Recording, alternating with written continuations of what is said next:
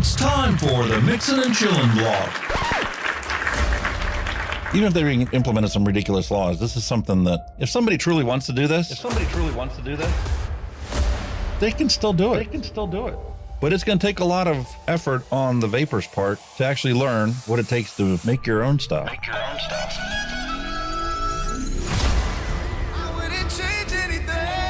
I don't know what the heck happened to the last hour of my life, but it certainly wasn't streamed on YouTube like I thought it was. Restrictive policies block progress towards smoke-free world. Many people incorrectly think that very little nicotine content cigarettes are less carcinogenic than current cigarettes. This risk misperception by people who smoke could reduce motivation to quit under a nicotine reduction policy. That's a bit of a problem. Someone who specialises in helping people kick the habit is Dr. Colin Mendelsohn. He joins me now. Look, vaping is a far less harmful alternative to smoking for adult smokers who just can't quit, and that's actually the majority of them. The road to quitting smoking is paved with candy. Double chocolate clear from TFA. Published in the Vaping Post, we have long-term study. Vaping increases odds of quitting heavy smoking. This is Kenny Thompson, the Vaping Heed. He's got a YouTube channel. He's been on here a lot longer than I have. I'm not going to stop until this is legal and available for everyone. You know, I cover things from all around the globe, but that's because science has no boundaries. I mean, you know, the FDA and everything would know that vaping is safer than smoking, but they'll have the pressure off the tobacco companies or the states that are in the MnC and all that. It's just a financial thing, and unfortunately that takes precedence against everything. And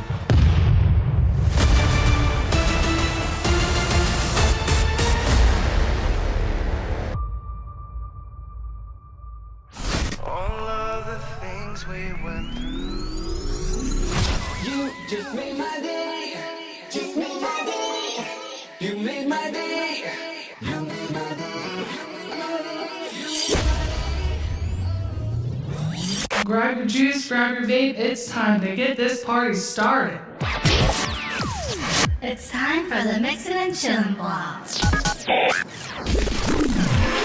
Long-term study. vaping is safer than smoking. It's time for the Mixin and Chillin blog. And everything would know that vaping is safer than smoking, but they'll have the pressure off the tobacco companies or the states that are in the MnC and all that. It's just a financial thing, and unfortunately that takes precedence against everything. And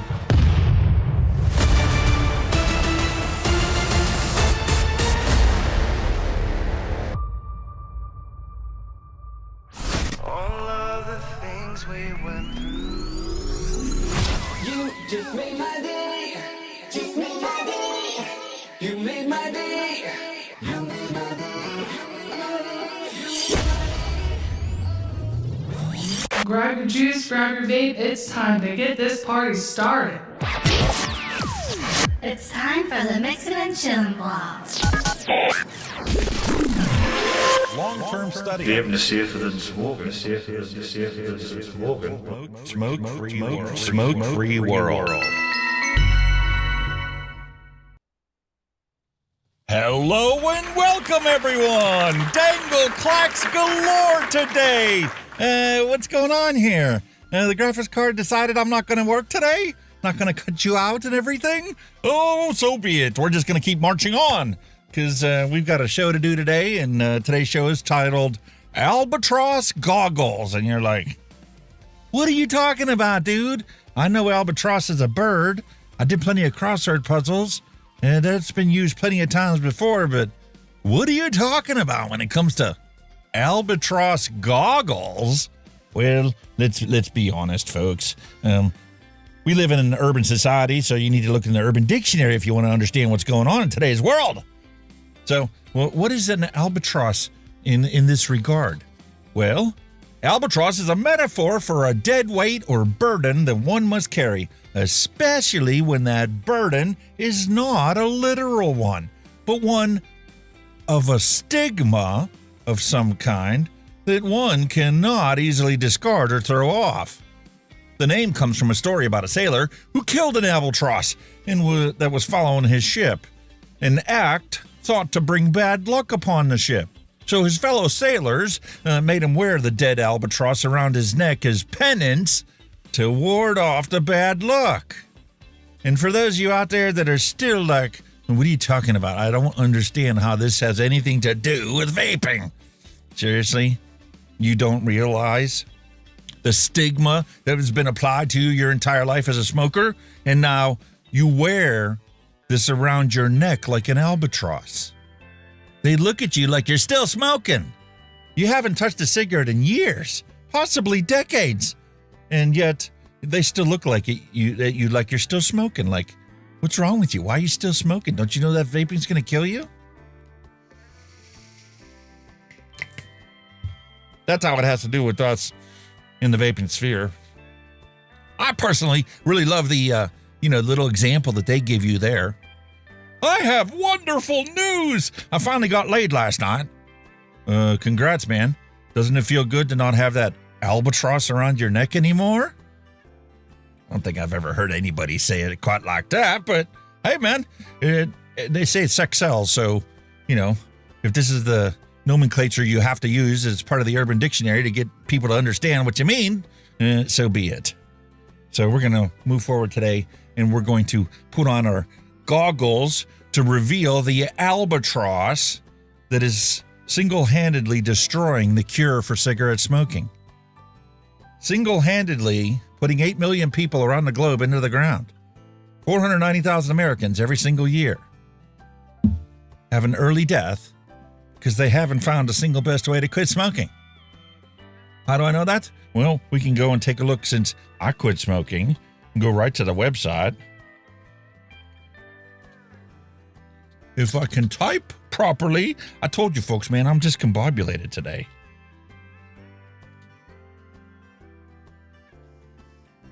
Holy moly. I have been 2,391 days without a cigarette. But people that see me vaping still think I'm still smoking. And completely disregard all 2,391 days that I haven't touched a combustible analog tobacco cigarette. No tobacco. I make my own e-liquids. This beautiful slurricane that I've been chomping on as my all-day vape for the past at least month or so. Every time I pick this up and take a chuff on it,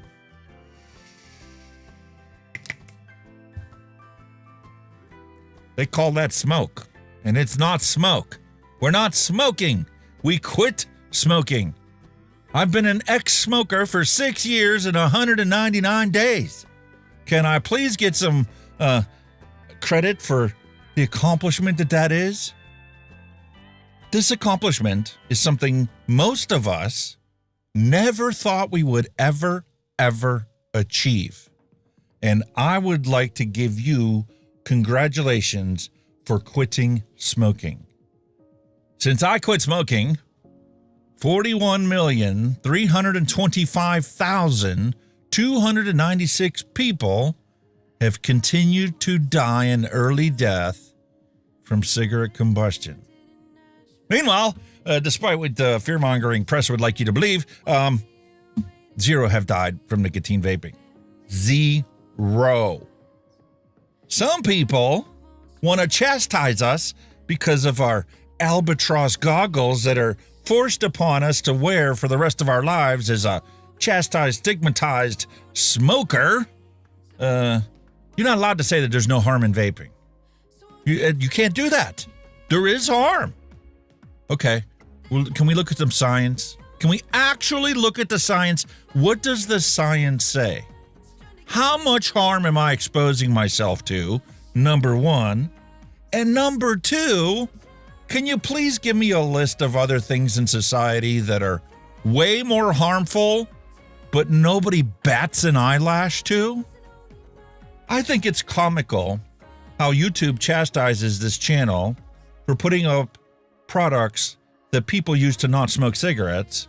Meanwhile, they have zero problem with us doing a flavor explosion and consuming alcohol on the show, which when you only look at things scientifically is more harmful for your health than you using your vape. That is a scientific fact that cannot be denied. There is more cancer risk potential in a single drink of an alcohol than there is of you vaping. Because what were you doing before you were vaping? You were a smoker. You were already on your way to an early death. The choice you made to switch to this only improves your health. And the continued use of this is healthier for you than you taking one drink of alcohol per week, based on all the science that I have read. And that's why we continue to cover this topic and continue to bring the science out there, because even our own people on our own side want to oversimplify everything and say, you can't say that vaping is harmless. Really?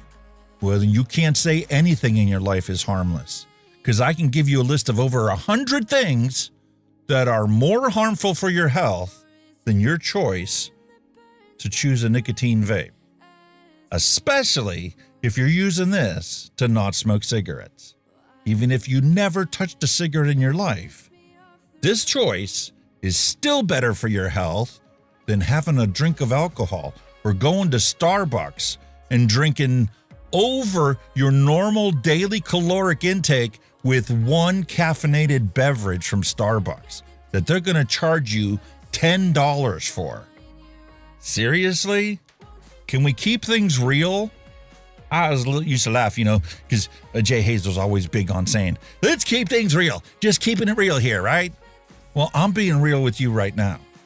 That's the absolute fact. And if anybody tells you otherwise, I can give you science to tell them to go pound salt, because they're lying to your face. Don't believe it for a second. Keep choosing this instead of a cigarette for the rest of your life, and you will live longer than had you have stayed smoking cigarettes. You may not be financially better off with all the taxes and prohibitions going on, but, what do you expect in a 1984 world?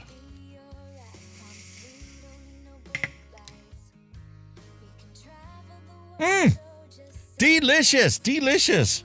That's all that's left of my Slurricane. Another 120 ml bottle's gone. So, on the Flavors Diary on Friday, we decided we were going to make our own Super Sweet. We're tired of having to pay $15 for a, 120 ml bottle of Super Sweet.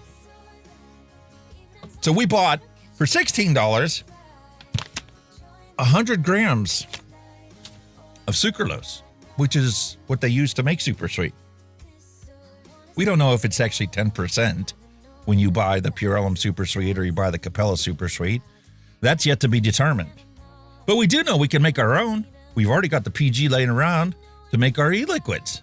So why don't we just use that PG and some pure Sucralose, mix it up at 10%, and guess what? Now you have your own Super Sweet. And we can do that with other sweeteners too, like we did the week before on the Flavors Diary. We did Neotame. We made Neotame because all the scientific studies I've read so far, when they analyze these cheap Chinese disposables, guess what sweetener they're using inside of there? Neotame. And the reason they're using Neotame in there is fundamental. It's fundamental basic science. Neotame is 6,000 times sweeter than sugar. Sucralose is 600 times sweeter than sugar. Neotame is 10 times sweeter.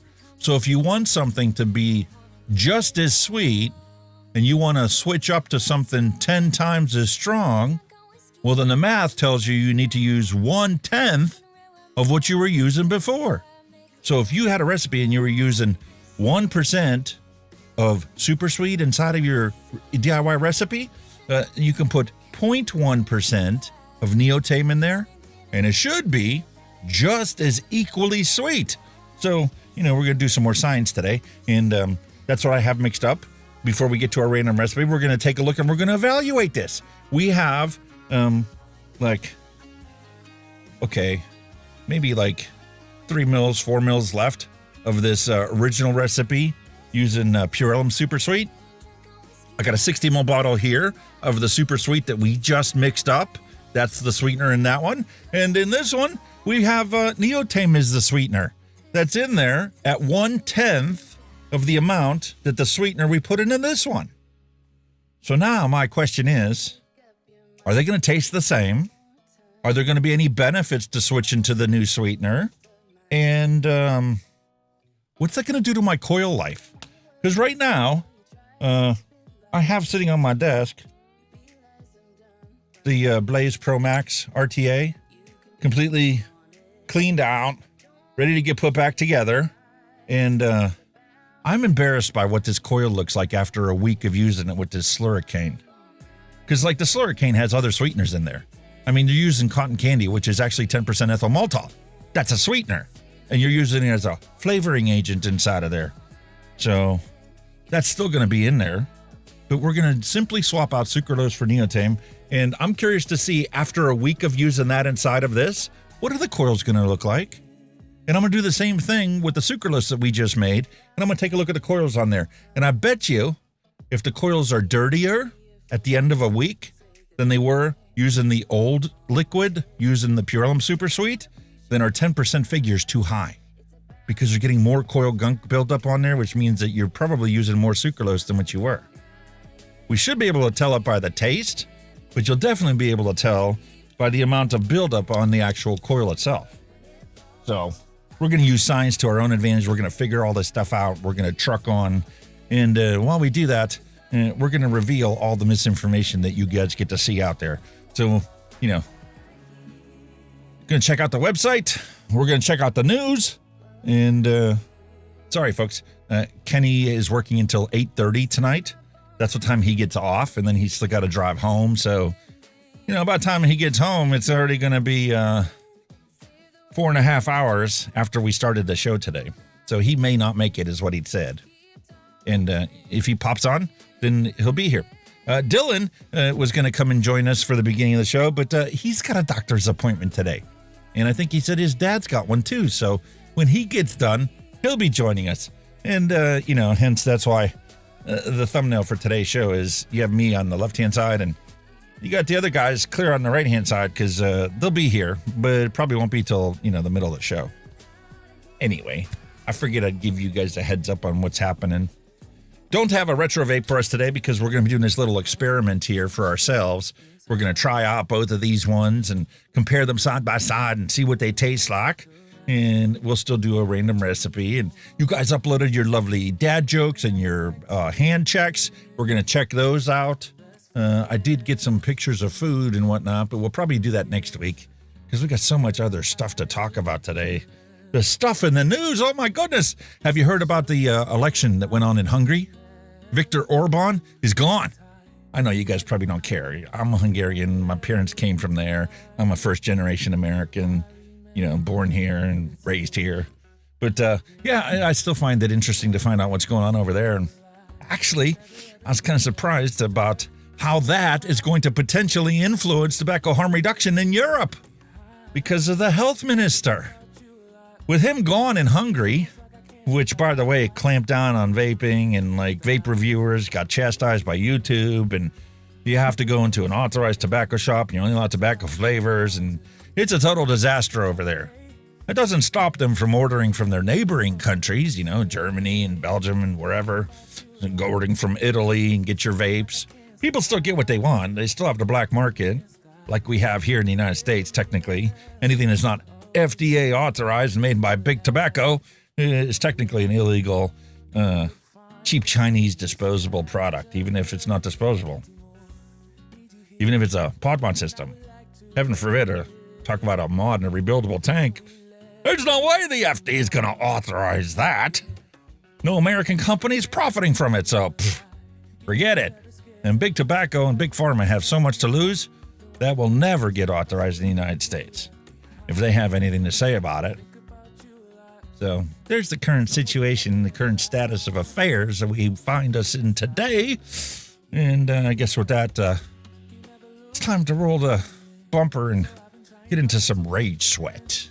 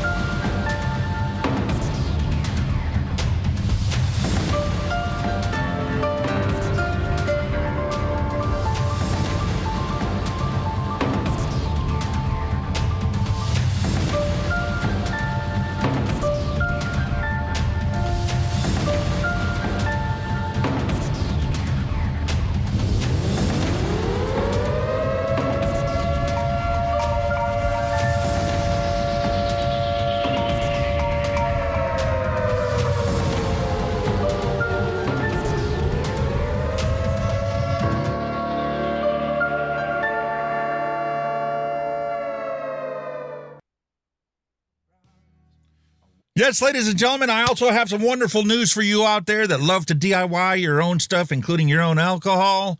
The U.S. Appeals Court has declared that the 158-year-old home distilling ban is utterly unconstitutional. So guess what, you moonshiners out there? You're technically not breaking the law for, making your own moonshine at home for your own personal consumption, because the government never had the right to tax the products that you make for yourself. And thank goodness we do have people that fight for our rights, even when we've completely dismissed them and brushed them off to the side like, things are the way they are. Big tobacco's going to win with vaping. There's no point in trying to be an advocate for this stuff. I just be grateful that I can get hands on stuff I need to not smoke, and whatever happens, happens. I'll follow it in the news like everybody else. Well, guess what?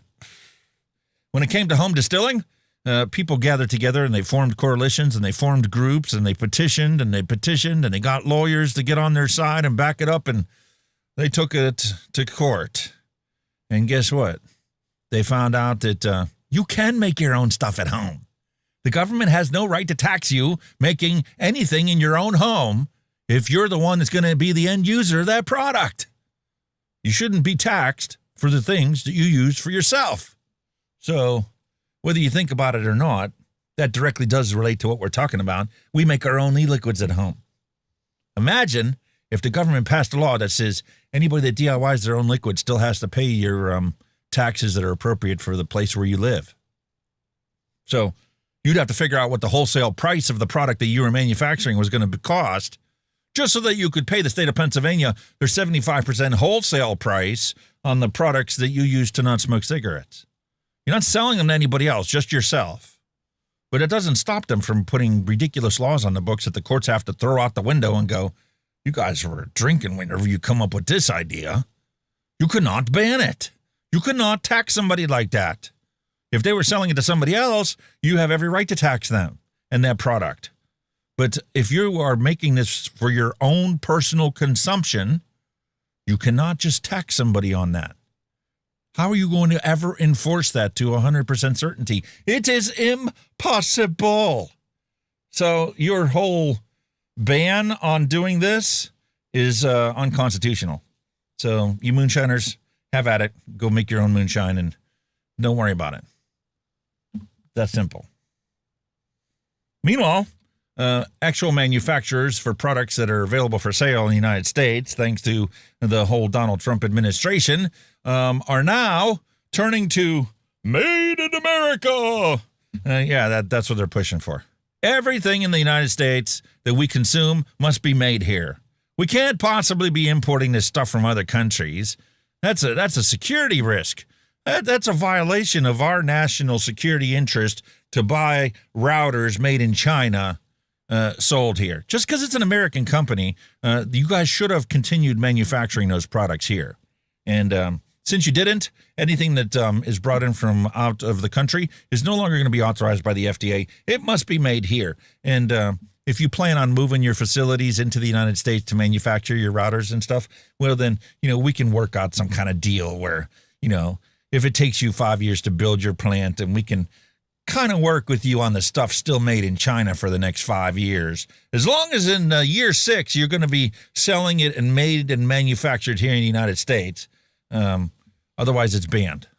Oh, and not only is it banned, but you're not allowed to put out security updates for it, which is the whole premise to put that law on the books, to protect you.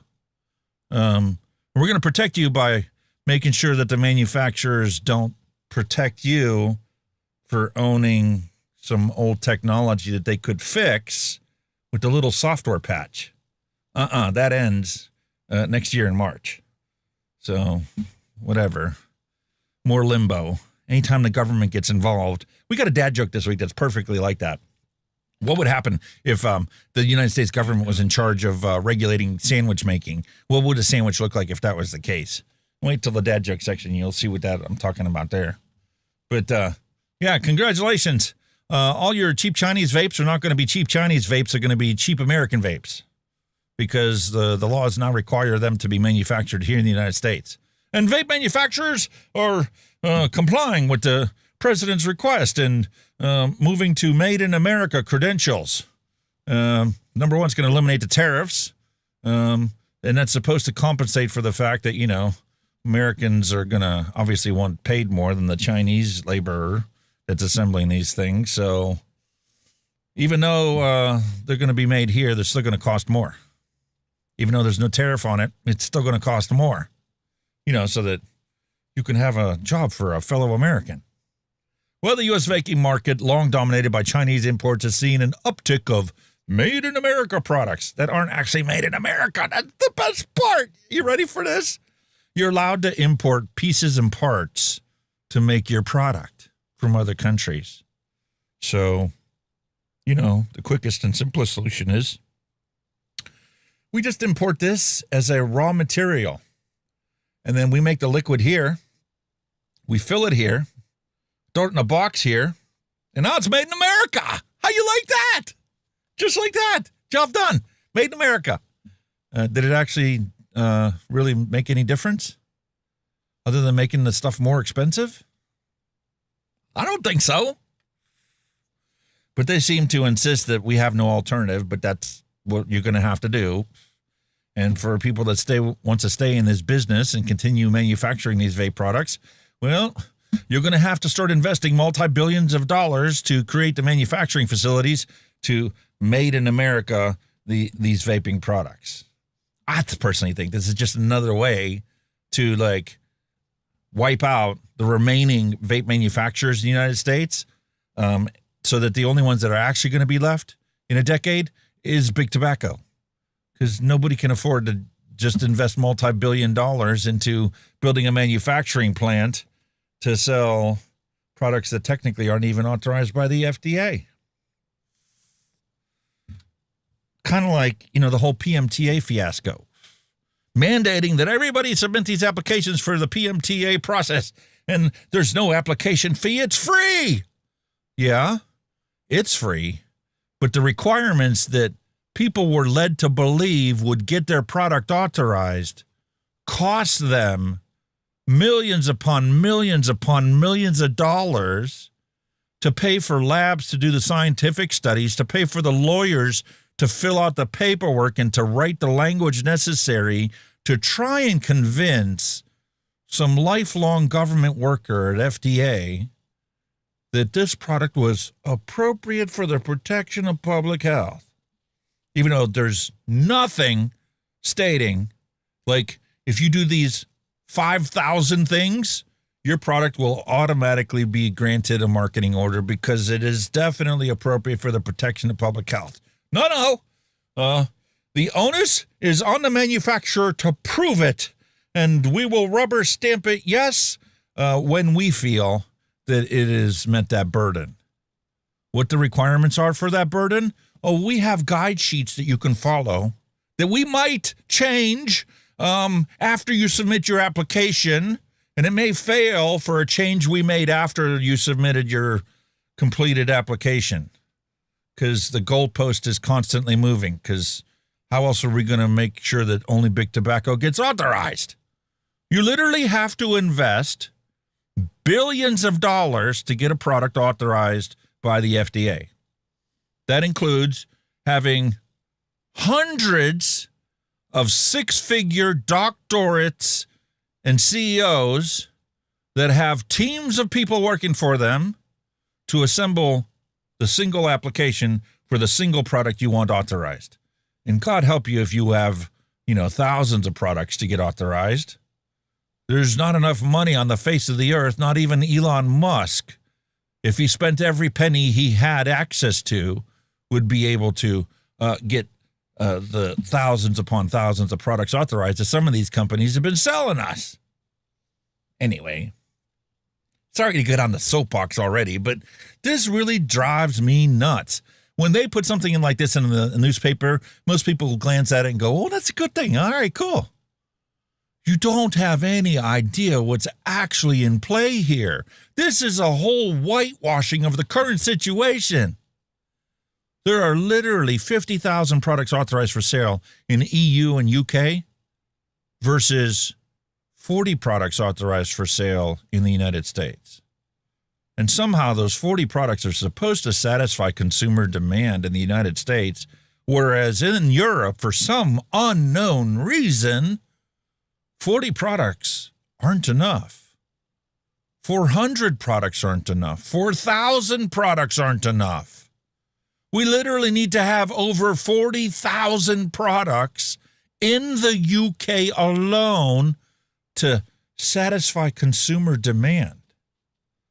But somehow, miraculously, the FDA thinks it's appropriate for the protection of public health to only authorize 40 products for the United States. All 330 million of us, all 33 million smokers in this country, and all 20 million vapors in this country, or 25 million or 28 million, depending on who you ask. According to some statistics, the use and purchase and consumption of nicotine vaping products is going to overtake combustible analog cigarettes in the United States in the next 5 years. Some people say it's going to be as early as 2 years. Because despite all of the bad-mouthing and the fear-mongering and the scare stories, people don't believe it. People are trying it for themselves. You know, that actually does taste pretty good. What else you got? Ooh, that apple pie, that's real good. Reminds me when I was a kid. On Sundays, my mom would make us an apple pie for dinner. Wow, I really like that. 6.5 hours later, wow, that apple pie is really good. Damn, I haven't had a cigarette in 6 hours. I wonder if I can do this for 24 hours. That apple pie flavor is real good. Don't seem to miss that cigarette much. Wow. Next thing you know, you're a non-smoker. So it doesn't matter how much fear-mongering and lies the government puts on TV or how many of these body part organizations pay to shield their misinformation in the mass media. Once people try it themselves and realize, wow, a week ago I couldn't get up that flight of steps without having to take a break. And now I made it the whole way up to the top. And I carried the laundry basket downstairs. He didn't stop doing that either. Wow. Man, this news stuff is all lies. In which case, you know, the academics in society are going, oh man, this is the worst thing that we could ever do. Public trust in the government is at a record low. Maybe we should do a podcast and tell people the truth. It's too late, man. You missed a freaking boat. Yeah, your podcast is going to right some wrongs, but there are so many wrongs being committed in today's society that there aren't enough of you out there to tell the truth, let alone the confidence and consumer belief that what you're actually telling them now is the truth. I think maybe Grim Green is right. I think the whole goal isn't to make you believe it's bad for you. The whole goal is so that you don't know what to believe about anything anymore. Anyway, here's the lovely story that we're talking about. The United States is the world's top market for vapes, coveted by major tobacco players like British American Tobacco, which estimated that the market was worth $12 billion in 2024. I think that they're underselling themselves if that's all they think it's worth. I'll show you half a dozen websites that we've covered in the news that show it's worth 3 times that. Most vapes globally are produced in China. I would be pretty confident in saying almost all vapes are manufactured in Shenzhen, China. The pieces and parts are manufactured in other cities in China, but that's where the actual final product comes from. In one city in China, including the big tobacco products that have pieces and parts manufactured in other facilities or filled in other locations or packaged in other locations.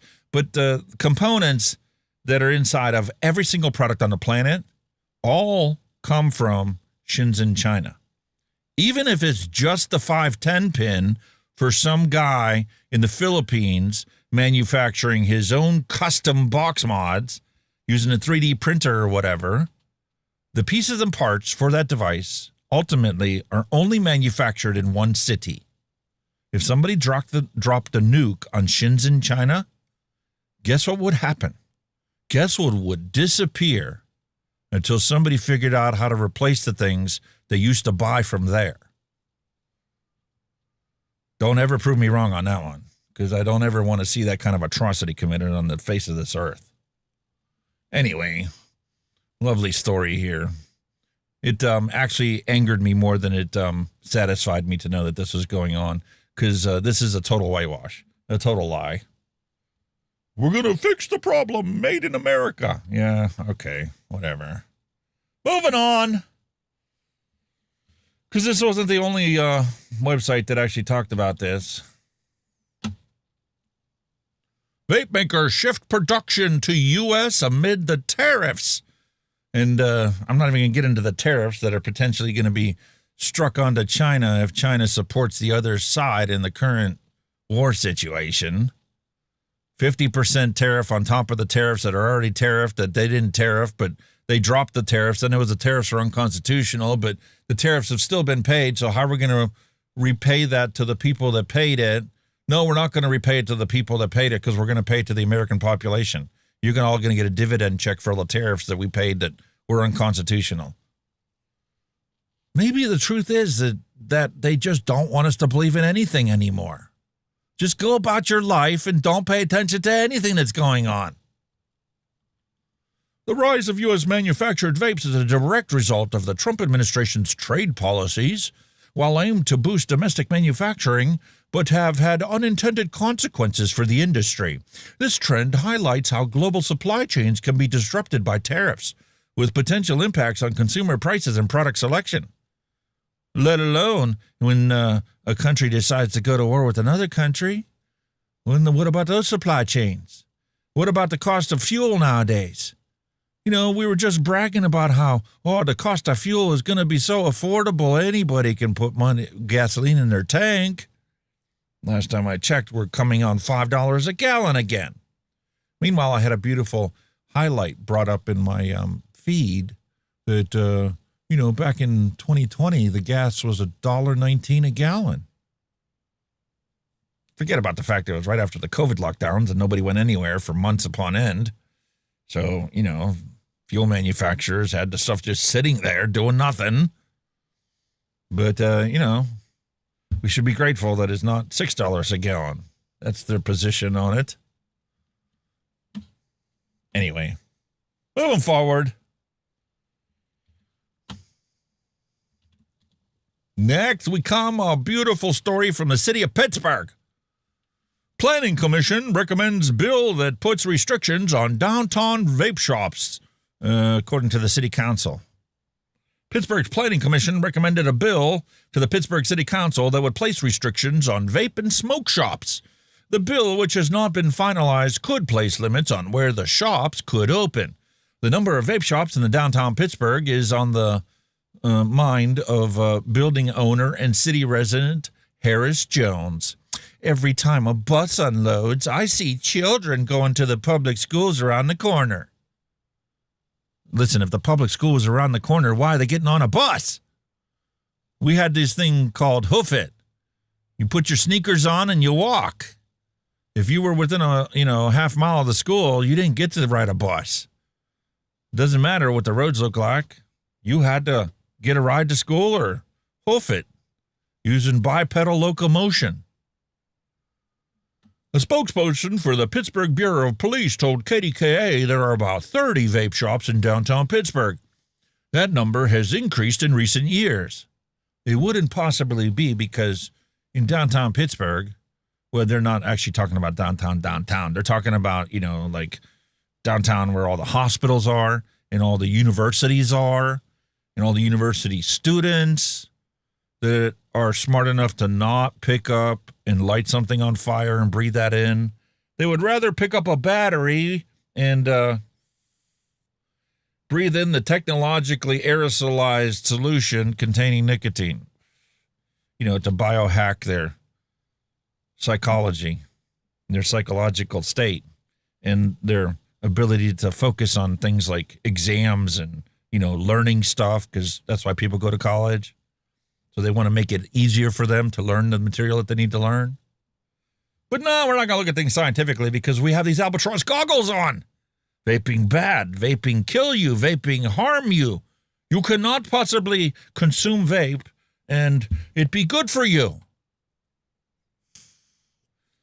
But, they say that while they're sitting there drinking their mocha latte, triple shots of vanilla and caramel and, God knows what other flavors, loaded with whipped cream, more calories than a normal human is supposed to consume an entire day in their caffeinated beverage. But, hey, it makes perfect sense when nobody tells you the truth without the Albatross goggles on. This has been going on now for 6 months.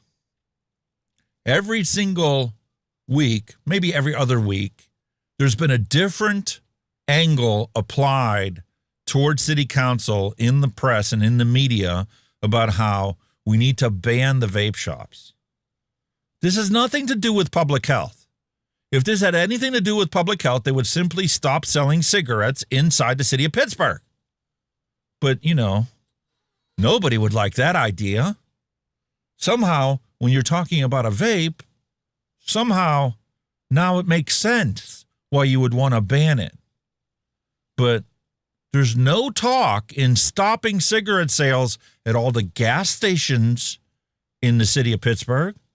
Only the vape shops that are literally smoking cessation clinics for people to not smoke cigarettes. That's the honest to goodness truth. But they have got the public so buffaloed with the Albatross goggles on to convince them that this is a good idea. Drives me nuts. The number one priority for us are the vape stores, Jones said. I ask you to move quickly on this ordinance before the public realizes that you're literally doing the equivalent of shutting down hospitals. For the people who smoke in the city of Pittsburgh, you are literally doing the same thing as if you shut down UPMC and Allegheny General for the good of the public. Because that's what we need to do. Don't you know all those sick people? If we didn't have those hospitals there would be no sick people in Pittsburgh. Don't you know? Well, that's where they go to get better. Just like when people go into a vape shop, they go there so that they don't die from cigarette smoking. This is not rocket science. Stop lying to the people. Give people the informed information and let them make the choice. Oh, wait a minute. They already are. It's called fundamental economics. There is more consumer demand than there are shops satisfying that consumer demand. So new shops keep opening up left and right. If they have enough customers to be a viable business, that indicates that there's more consumer demand than has been known. Because once consumer demand is completely saturated and satisfied, then the market is saturated, and it will get to a point where stores will have to start closing because they do not have enough sales volume to stay in business. But see, the problem is more stores keep opening up, and they have more customers than they know what to do with. Because everybody wants to quit smoking cigarettes. They just didn't know how to do it until this synergistic piece of technology came to fruition. And now they're crying the blues because there's too many vape shops. Right. We're not talking about, cocaine shops. We're not talking about LSD shops. We're talking about smoking clinics where people buy the products to not smoke cigarettes. Meanwhile, in the state of Pennsylvania, we are the brand newest state in the United States to adopt the PMTA registry bill. So the only products in the state of Pennsylvania that are going to be legally authorized for sale are the big tobacco products. And, it was a Freudian slip of the tongue, but it's true. Lethally authorized for sale. Cigarettes are lethally authorized for sale everywhere. There are still pharmacies you can walk into to buy a pack of cigarettes when you pick up your medication for your COPD. I think they should mandate that every cigarette smoker out there get a prescription for their cigarettes, and they should only be allowed to buy them in pharmacies. And then all the places that, used to sell cigarettes can now sell the cure for cigarette smoking. Job done. Close shop. FDA tobacco can go away. We can save all that money. All that money that you get from the cigarette sales can actually go, to HHS to take care of funding the science and the research necessary to treat the smoker's ailments. Because, that's what it's supposed to be. Brian Ferguson, thank you for the amazing super chat. Let's not let big tobacco ruin our vape experience. We're not going to. We're not going to. Robert Lawyer did point out an interesting factoid that, once all 50 states have PMTA registry bills in place, then somehow miraculously there will be a tipping point at the FDA where they're now all of a sudden going to realize that all vape flavors are appropriate for the protection of public health. So for those of you out there that got to quit smoking with a mango jewel and have had to endure the nasty tobacco flavors that are authorized now, you'll be able to enjoy your mango jewel again and finally divorce yourself from that tobacco taste. Because the only thing that when you authorize tobacco-flavored vapes do is indoctrinate the new generation to tobacco flavor. Otherwise, they would never have it. They wouldn't even know what tobacco flavor is. Imagine if only non-tobacco flavors were authorized by the FDA. And then there would be an even bigger deterrent for anybody to go to analog combustible cigarettes, because we all know what they taste like. They taste like crap, especially your first drag of one. Like the mouthfeel was disgusting. Some people don't get green and throw up because of the nicotine levels that they get, although that probably contributes to it. They get it because of how nasty that flavor is. I don't care what brand of cigarettes you light up and breathe in, the flavor is horrible. And if the only thing that they ever had before that was a vape, and then they lit up an actual cigarette and tried that, they would do whatever it took to get a hands on a vape again and never touch actual dried leaf tobacco to light on fire again. I guarantee it. But that's not appropriate for the protection of public health, because public health needs big pharma and big tobacco to make lots of profit, so that the stockholders get their fair share every quarter. When it's time for a distribution or reallocation of funding. Well, state of Pennsylvania has to say goodbye to vape shops. Starting next year, I don't see how they can stay viable. If you're only allowed to sell the 40 products authorized by the FDA, that's not a viable business when you can only sell the same items that are also available at every Sheetz and Get-Go and Sunoco and take the pick. Any gas station sells these FDA-authorized products right next to the other big tobacco products that literally kill half of those people who use it as directed. So you won't need this ban on Pittsburgh vape shops because they'll all technically be illegal in a year. Because they're going to be selling products that are not FDA authorized. Will never be FDA authorized unless Big Tobacco buys them out. And by Big Tobacco, I don't mean China Tobacco, because China Tobacco technically is the biggest big tobacco in the world, and that's who actually manufactures your current devices that you use to not smoke. It's essentially R.J. Reynolds, Altria, Philip Morris, that whole clan of companies that is forcing the government to choose them over the Chinese tobacco company, which is still the biggest tobacco company on the planet.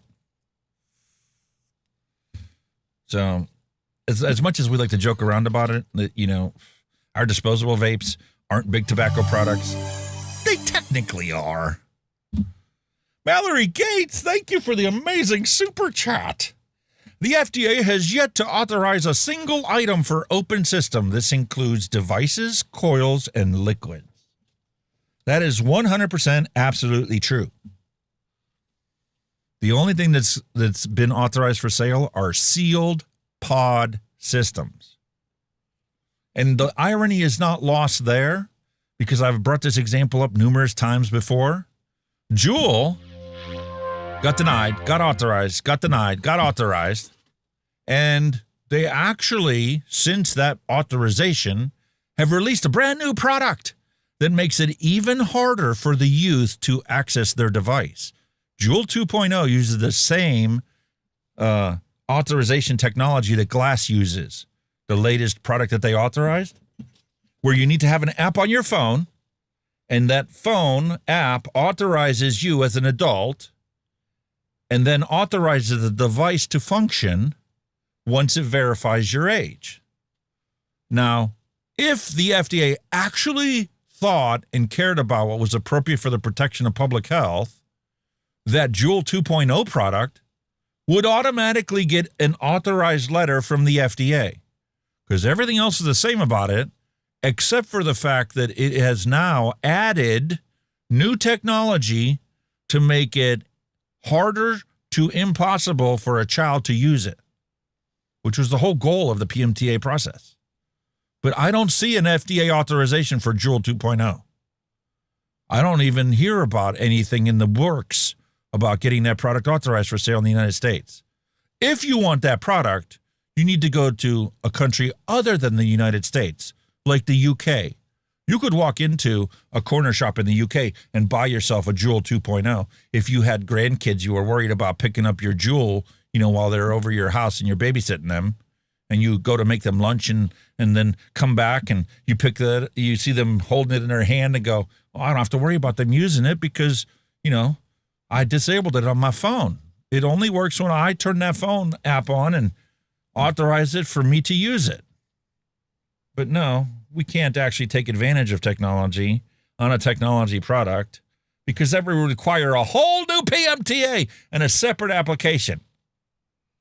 Like this makes any sense whatsoever. It certainly does not. But, you know, that doesn't stop the Attorney General in the state of Pennsylvania from enforcing the new law that the governor signed into full fruition.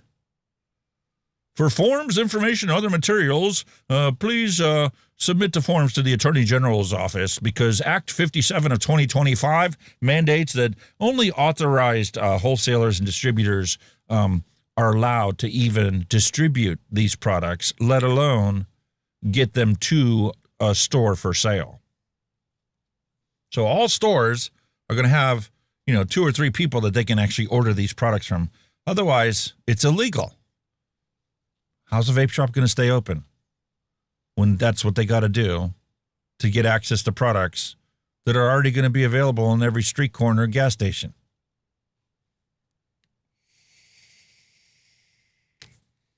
Meanwhile, most people don't even know this law passed, let alone went into effect. I'd be surprised if you walked into a vape shop if they actually knew that this was in place, in the works. Maybe that's something I ought to go do. I've got so much other work to get caught up on, and, you know, this is tax season. Wednesday's the deadline. Tomorrow's the deadline to file your taxes, and Naturally, somebody reached out to me and said, "Did you finish my taxes?" I'm like, "You didn't submit any paperwork. I can't do them without. What am I supposed to like mentally read what your IRS withholdings were and what your stocks that you exchanged this past year? I mean, oh no, man, I need my taxes done. Well, you need to give me your forms. Nothing like waiting till the last second. They're due on Wednesday, and I got a show on Tuesday, and I'm missing the show to do your taxes. You should have sent me 3 months ago. Anyway, I should do that as a project one of these days, is go around to the local vape shops and ask them if they even know about this act. What is their plans to continue operations or to fold operations in lieu of Act 57 of 2025? I guarantee you most of the shops are going to be like, what's Act 57? What is that? How does that affect me? I'm a legit business. Well, everything in your store is illegal because you don't have any big tobacco products in here. What do you mean? It's not my job to do the due diligence to, for you to run your store. Sad reality. They don't have a clue what the heck is even going on. But they're happy to, be able to put food on the table at the end of the week. But here's the direct link for the Attorney General's memo. E-cigarette and vape manufacturers are now required to be certified. With the Office of the Attorney General, with Act 57 of 2025 now in effect, thousands of Pennsylvania vape vendors are going to be closing shop because they may only purchase products from certified manufacturers who testify on a piece of legal document to the state of Pennsylvania that their product has been or is in the process of being authorized by the FDA via the PMTA pathway.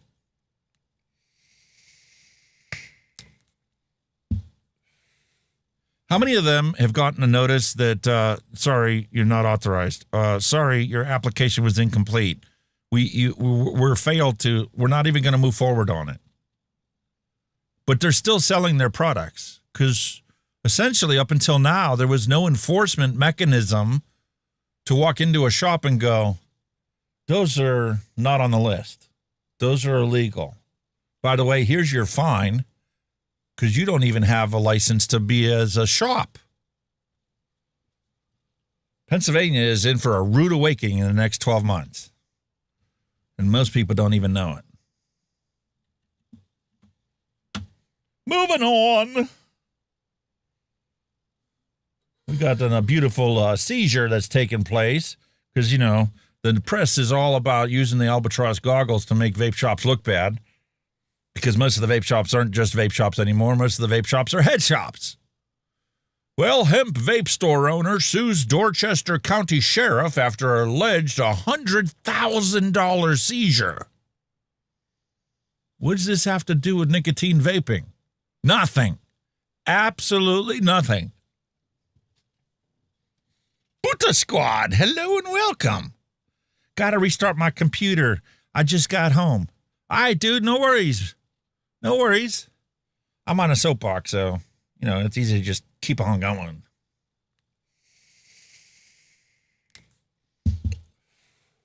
Our Dorchester County hemp and vape shop owner says the law enforcement seized about $100,000 in cash and product from his businesses, prompting him to file a lawsuit against the sheriff's office.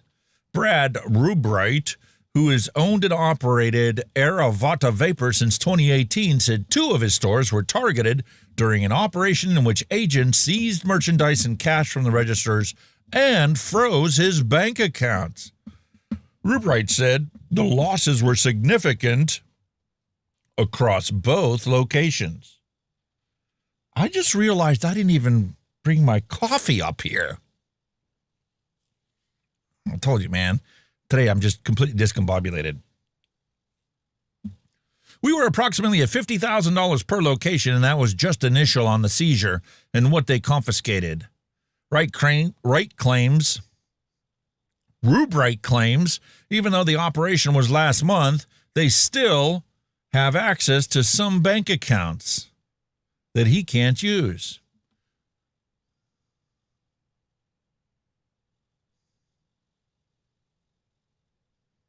And I love how this story that's here has nothing to do with the article we're reading. Even after the loss of thousands of dollars in cash and product, he still has to pay employees and keep the lights on and pay the rent. It's been tough because we're trying to take care of our staff. We take care of them in every possible way that we can, business-wise and personal-wise. It's been a struggle, but we're still doing it. Rubright said that the experience went beyond financial damage, describing what he said happened when officers entered one of the stores. You never expect yourself to be treated like a drug dealer when you're trying to do legitimate business operations. Rubright said officers locked the doors and took employees' phones. They basically sat them down and just tore through the place, which is a scary situation. All right, man, give me a second. I'll be with you. I got to switch a bunch of scenes because I ain't there yet.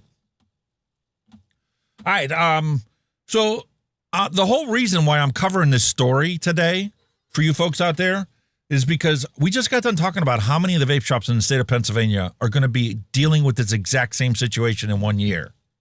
Not because they were selling hemp, but simply because the state of Pennsylvania passed the PMTA registry bill, and I would be shocked if even 1% of the product in their stores is FDA-authorized products. The Attorney General will be sending the state police in to these stores in a year to start doing this exact same operation. Some poor 24-year-old kid is going to be working the register that day by himself. The owner's going to be doing whatever he's doing, probably at another store or, placing orders or managing the book somewhere else. And the state police are literally going to shock that kid to death, having him sit there while they confiscate and shut the whole place down.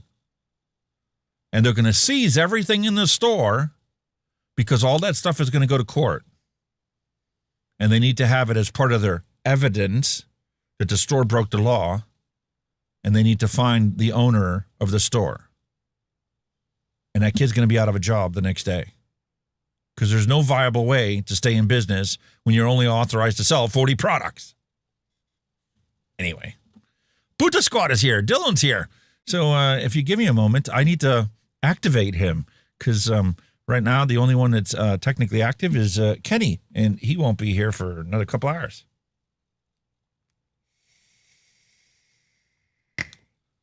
Let's see if this works, dude.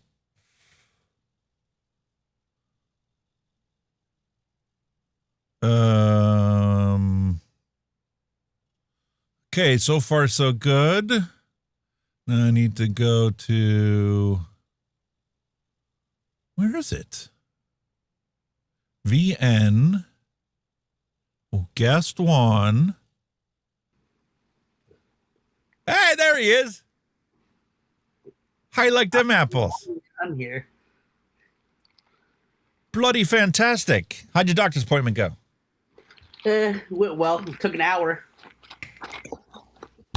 See, I told my wife that's how long it's going to take, and she's like, nah, man.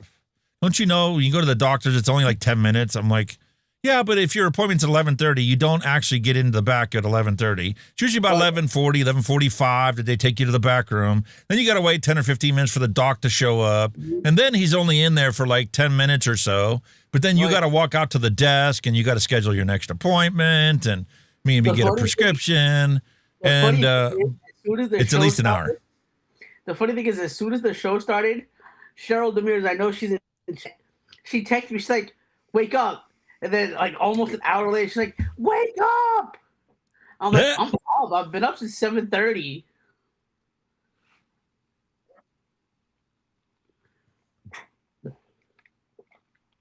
OPS still has some problems with this new sizing thing that they got going on. They did fix a little bit of it the last update, but right. When I click on studio mode, it's a full screen setup right now. When I click it on studio mode, it like drops down below the full screen size, making it bigger than what it's supposed to be. Right. Something's not right. It shouldn't change size. Yeah, it shouldn't. Yeah, so the state of Pennsylvania is now PMTA registry state. And the Attorney General is now getting ready to enforce it. And places that we used to laugh at for getting busted for selling weed or selling stuff that is not actually weed, but the cops busted him like it was, is not going to become a reality in a year for the, regular nicotine vape shops that are not head shops here in Pennsylvania. Oh, okay. Nuts. Crazy, man. So what else is new with you this week? Nothing? What have you been up to? Just taking care of my father. How's he doing? He's all right. He's in the other room.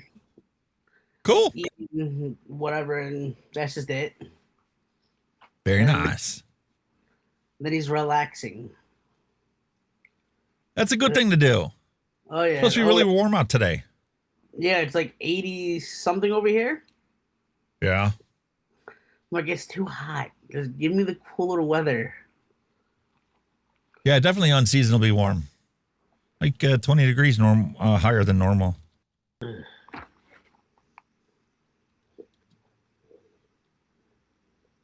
Next.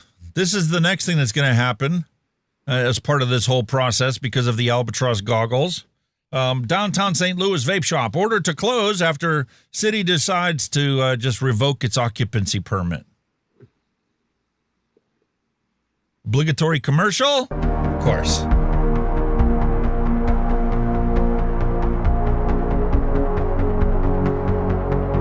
St. Louis vape shop at the center of a First Alert 4 investigation has been ordered to close after a hearing yesterday.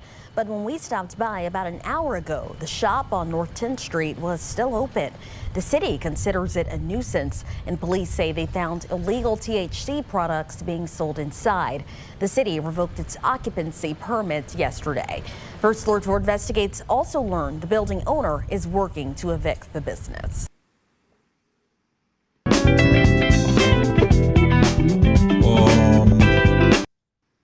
That's loud.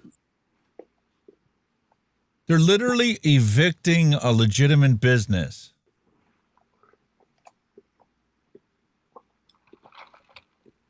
For whatever they reason. wonder why things are the way they are, man. The Albatross goggles started to look down on vape shops. Vape shops had harder and harder times to get access to products, so they had to diversify. So they started selling head shop products to appease consumer demand because they realized a great percentage of the people that are using nicotine vapes also use cannabis products. Oh, yeah. So even though they can't sell legally the cannabis, they can sell glassware and other hardware and other devices. And they got away with that for a long time. And it's half these states are either revoking the permits like they're doing here, or they're just raising the prices for rent, which is forcing all these places to close down. Or city council decides that we're just going to, ban any new vape shops from happening and slowly, squash the ones that are already there. Because they're going to plaster a brand new law into place where, if you're within so many feet of a university, a school, a hospital, a church, you're not allowed to sell a vape. What? Why? But they're opening up all these different dispensaries near hospitals and stuff like that. Exactly. And all the gas stations that are close to those same locations that sell cigarettes are not being touched by anyone. So you're allowed to buy the stuff that kills you, but you're not allowed to buy the stuff that you can use to stop taking the stuff that kills you. Exactly. All right. Since they found a new way to bash vaping, are you ready for this one? You're going to love this. This comes from Cleveland. Okay?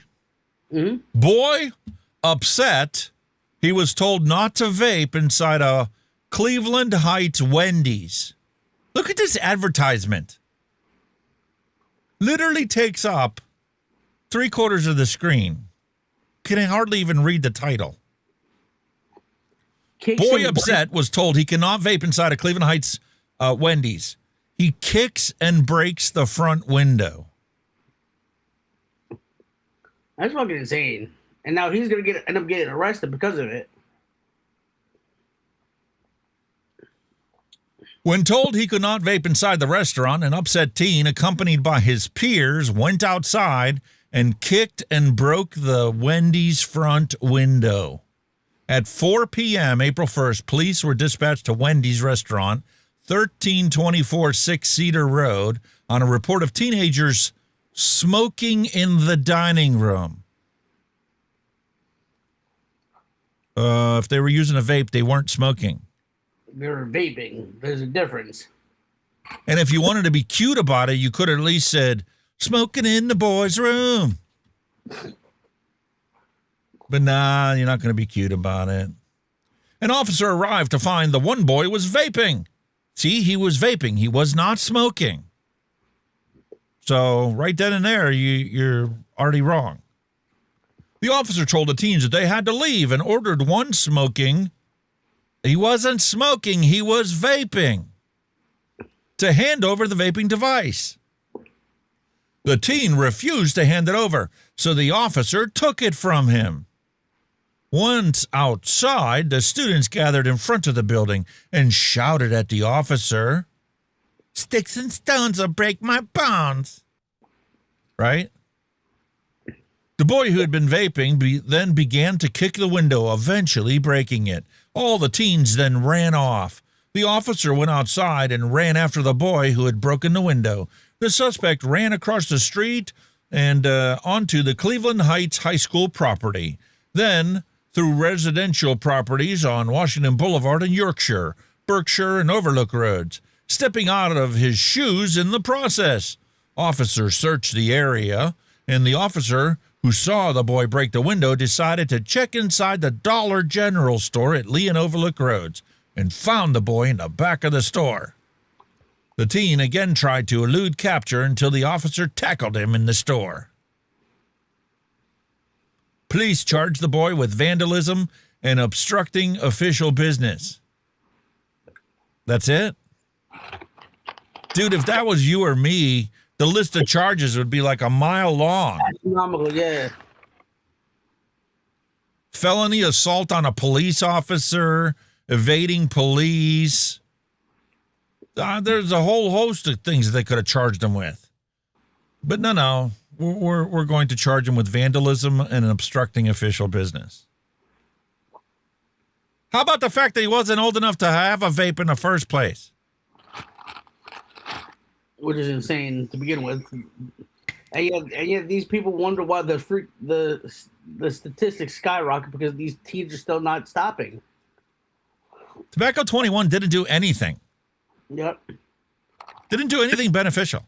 It just made these kids criminals. He was later released into the custody of his 61-year-old grandmother.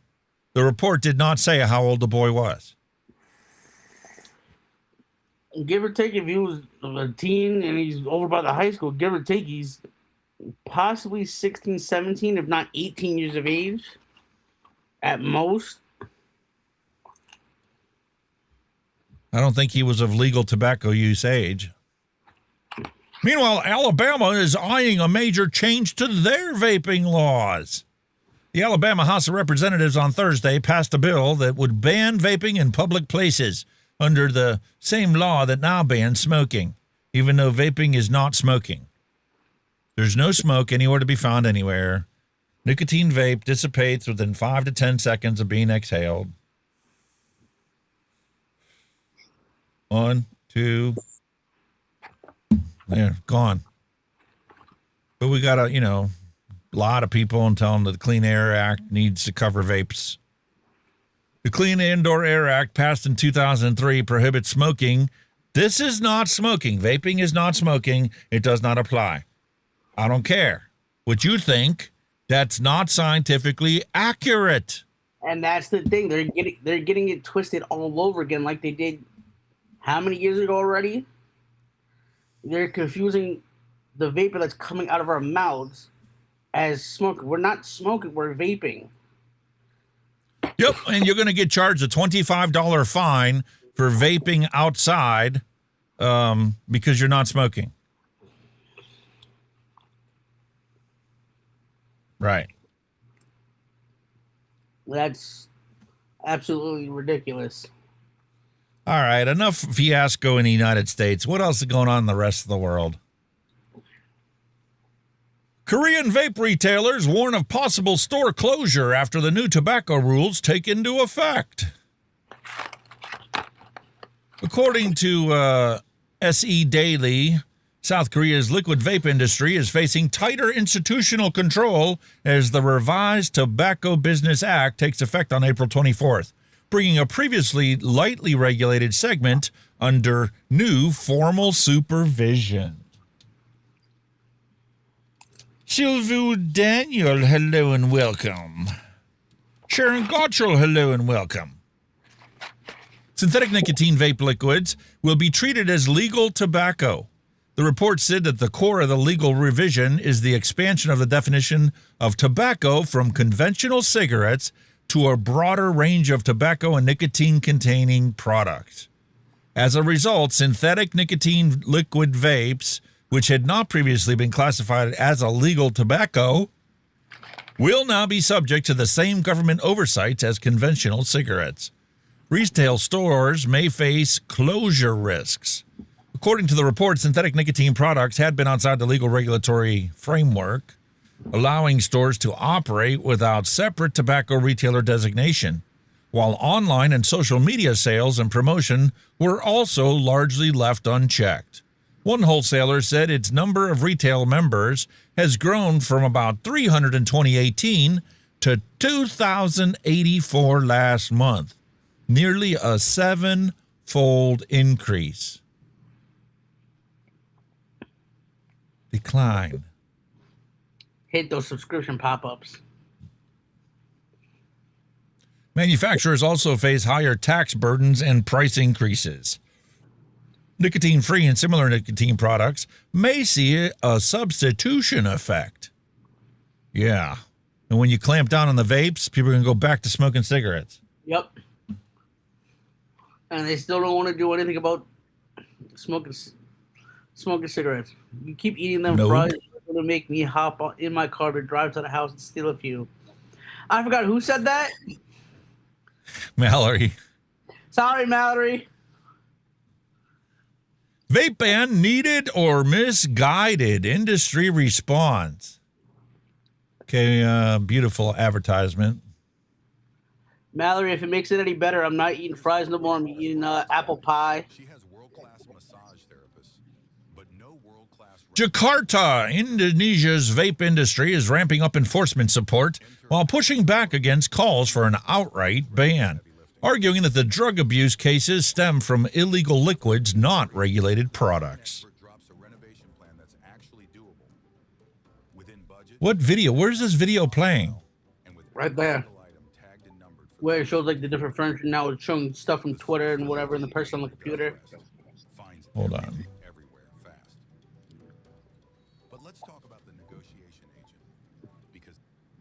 There, I muted it. Well, Fatuma Kurnia Firmashayan, chairman of Indonesian Vape Retail Association, said that the group has mobilized its community to help monitor the circulation of vapor e-cigarette products both offline and online as part of the broader law enforcement support.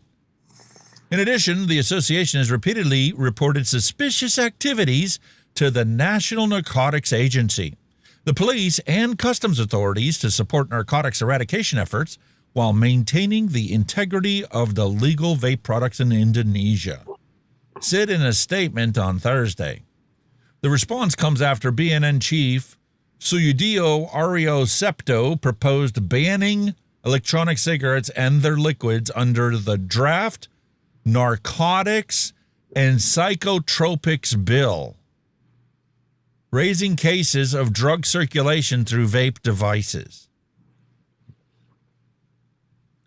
I knew this was eventually going to happen when they were pushing those Automodate vapes. Oh, yeah. Jean-Philippe Carton, hello and welcome. Sorry, I butchered. I can't talk French. Neither can I. Based on laboratory tests conducted by BNN on 341 vape liquid samples, we found highly alarming results. He said the test revealed that 11 samples contained, are you ready for this? Yes, synthetic cannabinoids. The The hell is a cannabinoid? Cannabis. Fake THC. Okay. One sample contained methamphetamine, and 23 samples tested positive for etomidate, an anesthetic drug used by paramedics before rapid sequence intubation, where they shove a tube down your throat. Yeah. They do that to paralyze you first. They had to do that to me one Tuesday, where because I had an endoscopy. It was bad. I don't even want to talk about all the times I intubated people. It's nuts. I don't want to. I was a medic for less than 2 decades.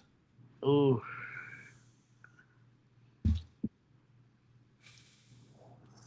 Vape is a legal product regulated under various policies. What must be eradicated is its misuse, not the products itself. He added the field inspections have consistently shown that licensed vape stores do not sell narcotic-laced liquids, suggesting stricter enforcement against illegal products would be more effective than a blanket ban. Oh, they must have learned something from Australia, where they just had another firebombing last night. Oh, Lord.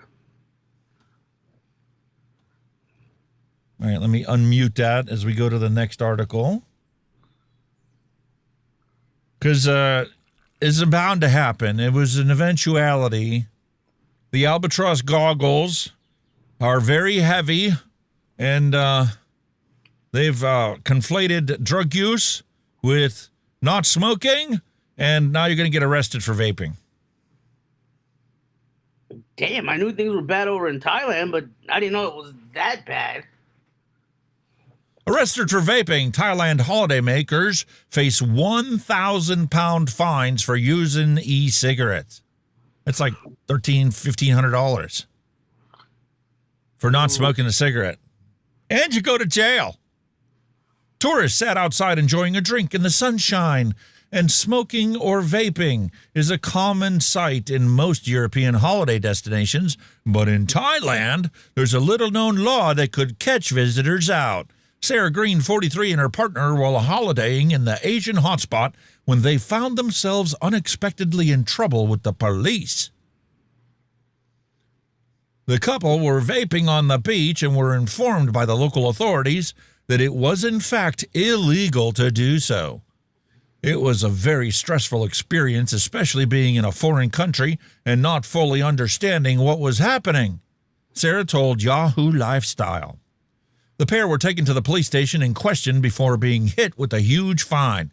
Sarah described the situation in the police station as intimidating, and it made everything feel much more serious. At one point during the questioning, the police revealed that they may keep Sarah's partner in jail overnight. But in the end, they were slapped with a 40,000 Thai baht fine, equating to around 926 pounds. The couple could have been fined even more if they hadn't reached the limit in their ATM withdrawals for the day. What? You need to pay us 1,000 pounds, or you're gonna stay in jail. So you walk up to the ATM and you max it out, and it's I could only come up with 926. Close enough. See you later. What? I thought the law said exactly what they had to pay. And if they couldn't cough it up, they had to go to the pokey. It seems like in Thailand, that 926 pounds probably isn't going to end up in the city coffers. Oop. The city coffers might see like 500 of that. And the 4 cops on duty are each going to get 100 quid before they walk out the door. What do you think? Damn. It's still insane. Model of not corrupt government.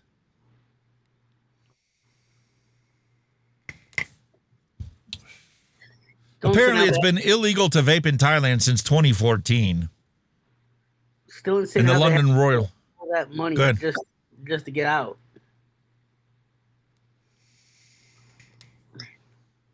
And you maxed out your bank card, so I mean, what are you going to do tomorrow? Right. How are you going to pay for dinner? Exactly. Can't use your debit to use card. a credit card. Exactly. Anyone found breaking this law by using electronic cigarettes or vaping in Thailand could be arrested and face jail time or fined several times the value of the illegal items. What? They probably only paid like $5 for that freaking disposable they had. Yep. Well, no, because now you charge them a lot more than that. In New York, I know it used to be 5, 10, 15, 20, all the way up to 25 just for disposables. Now all the disposables that are being sold in the bodegas and the vape stores are now 25 plus tax. You're lucky. In the state of Pennsylvania, you walk in, you're looking at $30 to $50 to $60. Oh yeah, some of them are even like that too over here because some of the vape stores they try to sell you at least like a whole giant 4-pack for $35. If I walk next door to get me a vape, it's $40 for one vape or $60 for two of them. Damn. Meanwhile, a pack of smokes is less than $10. Oh yeah. Well, over here in New York, pack of smokes is like $18 and change plus tax. Yeah, I remember last time I was in Niagara Falls. I about had a heart attack when I saw what the price of the cigarettes were in the gas station. I'm like, dude. The last time my father bought cigarettes or had me buy cigarettes for him, nearly $20 just for one pack of cigarettes.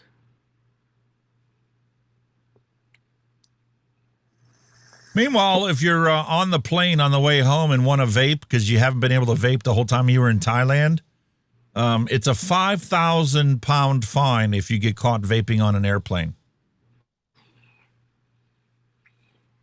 I don't even know what it's like on Amtrak nowadays. Meanwhile, if you get caught with a smoke or a cigarette in your hand, they're going to be like, get back in your seat. You know you're not allowed to smoke in here. And they call it a day. It's done. We handled it. If that's the Albatross goggles.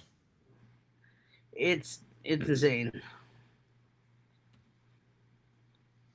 How about Ukraine? You know, they got a bad situation going on over there, having that war with the Russians, right? Yeah. So what's going to be in the news? 70 searches have been conducted in 5 regions. Illegal vape production has been exposed in the Ukraine. The total value of seized products is 30 million Ukrainian currencies. Law enforcement officers have exposed a scheme for the illegal production and sale of e-cigarette liquids that has been operating in Ukraine since 2023. This was reported by the Prosecutor General, Ruslan Kravchenko. According to him, more than 200 people were involved in the organization of the illegal business, providing a full cycle of nicotine-containing mixtures. This group manufactured and sold flavored e-liquids that were banned in Ukraine. The products were sold through an extensive sales network, physical outlets, and online stores. As part of the special operation, law enforcement officers conducted more than 70 searches in Kiev and 5 other regions. During the investigation, tens of thousands of products and raw materials were seized, including flavors, vegetable glycerin, cartridges, subsystems, and production equipment, as well as more than $70,000 in cash, computer equipment, and documentation. The total value of the seized property is about 30 million Ukrainian dollars. And it is planned to be seized. What do you mean planned to be? Would they just like leave the room after they throw people in jail? Where's chain of custody? It was seized or it wasn't? Illegal kiosks used to sell the products have already been dismantled by the authorities.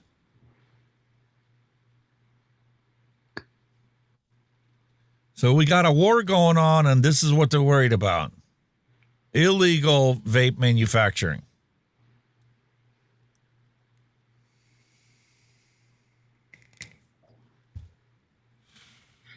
We're in the wrong line of work, dude. We really are. All right. time to change it up a little bit. Let's pull ourselves out of the picture for a little bit before we come back to vaping here. Because, being a Hungarian in my heritage, I found this story a complete laughingstock. And I am embarrassed for the Hungarians that had to endure this. But then again, looking at the government and how the government operates and how the EU works, this doesn't really surprise me. $1.5 million roundabout from nowhere to nowhere is the current state of the Viktor Orban economy. What? That looks like a fucking bird.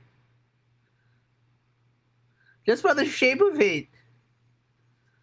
It's a roundabout. It has 4 intersections. 2 of them are like main roads. And you could like go to this business on the right or the business on the left. In the middle of a farm. That's what. To me, just to see that roundabout, it looks like a giant bird. I mean, Alex, look at it from my standpoint. You got the 2 wings, the tail, the body, and then the other side is the head.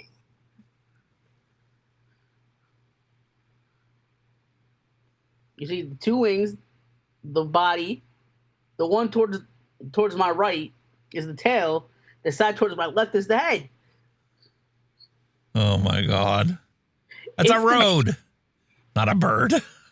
It's like a bird.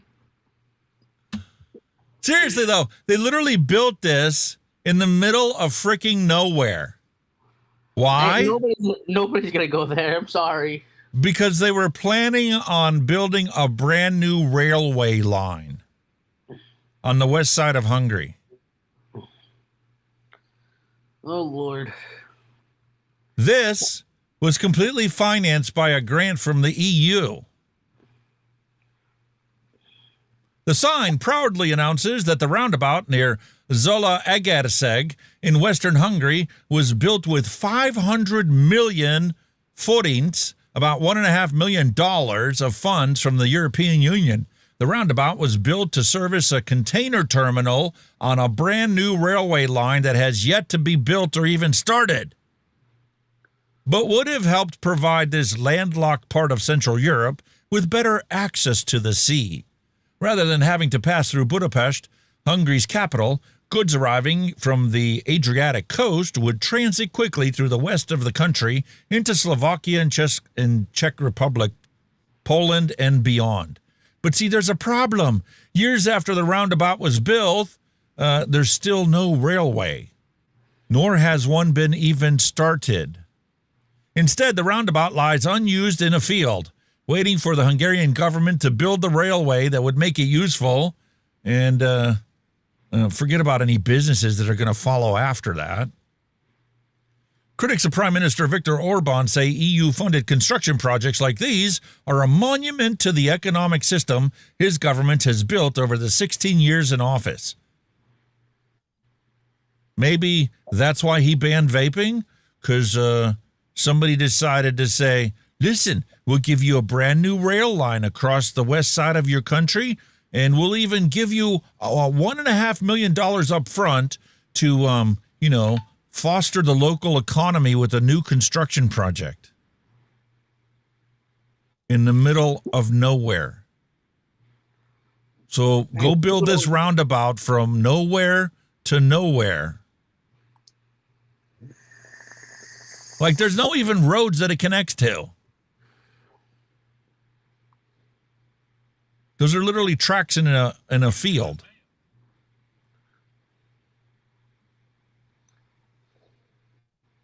Meanwhile, the rest of the world is talking about how, Viktor Orban and Donald Trump were buddies. And the fact that this political upset took place looks bad on Donald Trump. Looks bad on the midterm elections here in the United States. And Orban's defeat shows what Trump's opponents keep doing wrong. Because this guy won, and he's not a lefty. And that's the issue. He's just not an isolationist like Trump and Viktor Orban were.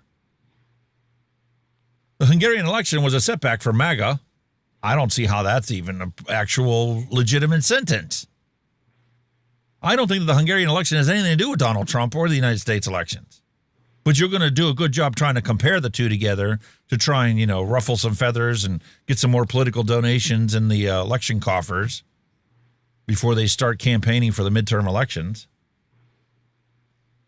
Oddly, it's not the Republicans, deeply invested though they were in Orban as a fellow traveler. There's no question that Orban's downfall is a loss for the MAGA-style politics. Okay, I can see you bashing the political ideology of, not being being a nationalist and not being an internationalist or a global member of society. I get where that's coming from, but that's about where it ends. The rest of this is nothing but nonsense. And that's just all it is nonsense coming from these people.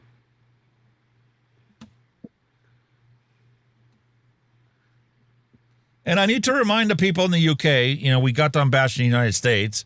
Now it's time for us to bash the UK because they want to achieve a smoke-free 2030 goal, right? But it ain't going to happen because they're going to be passing brand new taxes. £2.20 per milliliter tax, 10 mil tax. So for every 10 mils, it's $2.20 extra. £2.20, 20 pence.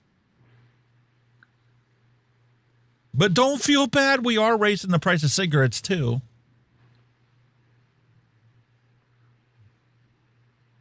It's nuts, man. This is going to legitimately foster a brand new whole black market in the UK. This is to keep the price difference between cigarettes and vapes as the new vaping products duty is introduced. We're raising the price of a pack of cigarettes because we're just now creating a £2.20 per 10 mil tax for e-liquid. And, when you combine that with value-added tax that they have to pay over there, this could raise the price of a standard 10 mil bottle from around $6.60 to it raise it up to $6.60 or $6.70 from $4. It's a 30% increase. What about the short fills? What are those going to cost? Oh, What about the premium liquids? If it costs you $20 for that liquid today, after this tax goes into play, what are you going to be paying? $45? All I know is it's going to be very expensive.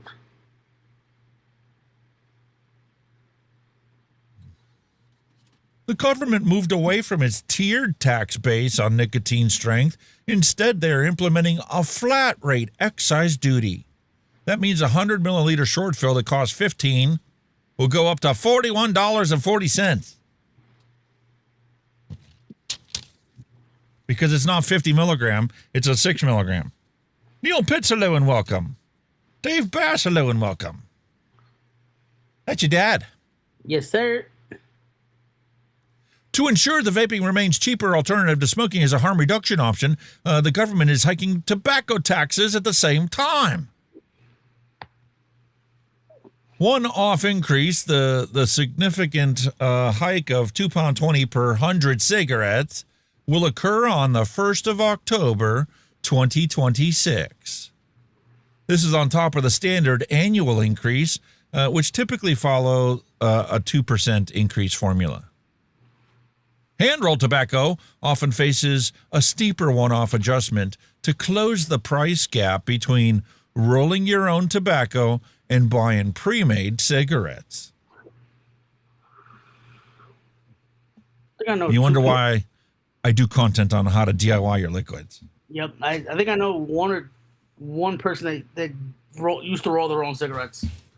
She said that was supposed to be a lot healthier than if she was to constantly go out to spend a ton of money on cigarettes every day. Attention everyone. According to Neil Pitts, when will the first tobacco wars start in the UK? That is all. Tobacco shop fire bombings? I don't know, man. I think that's already started.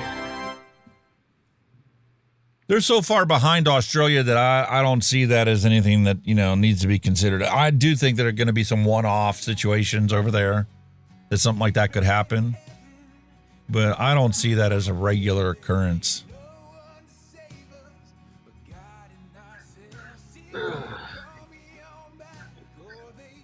What do you think, Dylan? It's just crazy with how things are still turning out and everything. You live in the great state of New York. They already bashed the hell out of vaping. They already banned it. They already taxed it and banned it again. What's next? And guess what, bro? They got their man Donnie's already sitting there saying he hates Trump, all because of something not even related to vaping, all because there was an accident on the subway line, and it wasn't even Trump's fault. Like, what does a subway accident have anything to do with him? Exactly. It has nothing to do with Trump, and yet man Donnie's sitting there like, I hate Trump. This is why I want to get out of New York so bad for all the stupidity going on. I think you're mad at Trump because Donald ordered McDonald's from DoorDash and DoorDash the White House. Did you see that? Yes. I just need that. And my father he said that the only reason he DoorDashed McDonald's to the White House is so he could brag about his no tax on tips because he gave her a nice $100 bill for his tip, and he knows that wasn't going to get taxed.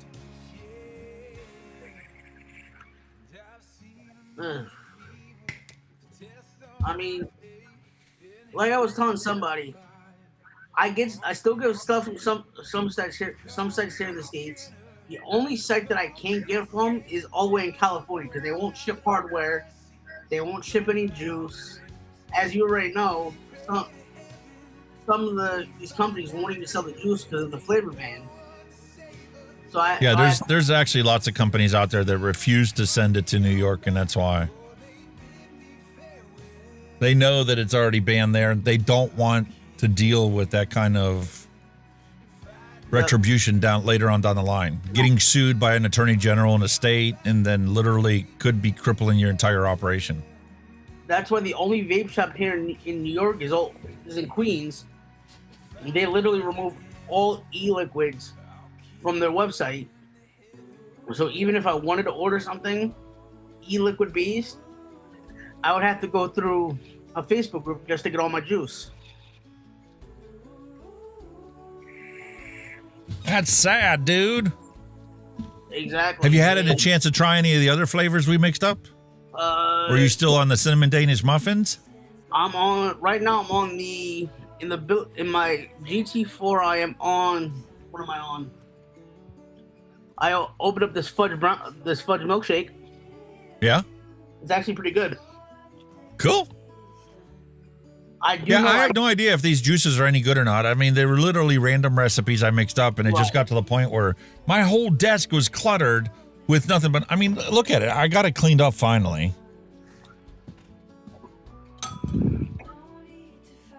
So it's at least looking half decent now. But I finally got a package off to Cheryl, and I got a package off to Barb, and they're on their way there. So now I'm at a relatively clean state. I know I tried that bottle of nerdy green apple juice that you sent me as well. I tried it. I taste more green apple than the other flavoring that's in it, but it's just way too icy for me. I'm like, this shit is fun. Don't feel bad about dumping it down the drain. Turn the faucet on, pour it in the drain, and rinse it out. If you don't enjoy it and you don't know anybody that would use it, don't feel bad. I know somebody who's going to end up using it, so. Cool. That's even better. I have a friend that would vape that. They love all fruit flavors, so they would vape that. There are people out there that love it no matter what it tastes like because they have like an affinity. Like we talk about Dimitri all the time. He's an ice freak. He can never get enough WS-23. Like he's had to swap a bunch of, cooling agents out simply because he loves the ice that much. Yep. I mean, I don't really care for it. I like the ice, but if it's like to the bare minimum, because I know it's a potent thing, to put in your juice, but it's only for the bare minimum where I can do it. Yep. I have a feeling I'm going to be doing the same thing with this Neotame sweetener, because I was trying to make this bottle, the 60 ml bottle, and it was literally 3 drops to get it to where it needed to be. Right. And then I waited a couple seconds and then it dropped back down. So it was like, oh, I still got to put another drop in. So I put that extra drop in. It went way over what it needed to be. And I'm like, I need to go use the 5% solution, not the 10% solution, so that I can actually get it to the point where 1 drop is going to be within 10% of what it needs to be. And the ironic thing is, I was watching your show that you did, the DIY Diaries. I saw that you had the sour watermelon candy. I was on ELR last month, and there was a recipe that had that had the 1-on-1 sour watermelon candy and another watermelon flavor. I was like, that sounds so good. Oh yeah. There are some really good ones, and I was really shocked myself because I went from trying the actual flavoring, doing a simple 1-drop knuckle test, and hating it, to adding VG and going, oh, this is actually pretty good. And then once I put the sweetener in there, that I'm like, oh, this is definitely what it says on the label. Yep. But until you actually add it to the VG and you add sweetener to it, it won't actually taste like a candy. Candies have to be sweet. Exactly. So now I know most of the candies that are out there, whether it's the actual candies that you eat or vape, some of the candies are actually pretty sour. Yeah. Which is pretty good. That's what I like about this Slurricane, because it actually does have sour added to it. So you get a sweet and sour thing that plays off of each other. But unfortunately, I have that same liquid inside of here. And inside of here, when I vape this thing, because the coil's starting to go bad, it actually tastes like, you know, when you leave wine out in the summer, you don't refrigerate it, or you leave it out overnight, then you go to take a swig of it, it's just like half vinegar, half like nasty. Yeah. That's what that one tastes like. I'm like, I don't get it. Did I add another liquid to it? I fill it the wrong one? The funny thing is, I was giving a root beer float. Mr. Brent Whitney, who's normally in the chat, made it for me. He put root beer. I think he said he put like a touch of cream soda and everything in it. I told him, I said, dude, I'm getting like that toothpaste feeling aftertaste to it. He's like, there's no mint in it or anything like that. I was like, it's not the minty aspect that I'm tasting. I'm getting that sticky toothpaste taste in my mouth. Like, I've mixed up some POG liquids before, which is passion fruit, orange, and guava. Right. And it tastes like soap. Straight up tastes like soap. Ew. I'm like, well, maybe the percentages are too high. Maybe I need to cut the percentages back. I cut the percentages back and it still tastes like soap. I was like, oh, no. I just can't use those 3 flavors from those 3 companies. It just doesn't work. Yeah, it's always a hit or miss for me. You never know. That's why Mr. Stevie Marquez, who sponsored my channel and everything, makes an amazing Dubai chocolate. Oh. Yeah, you had mentioned that last week. I can go for some Dubai chocolate right now. Just to vape on it. Yeah.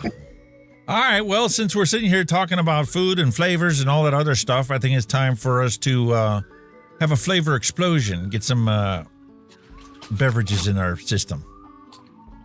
You good? Yep. My father just stopped by the room.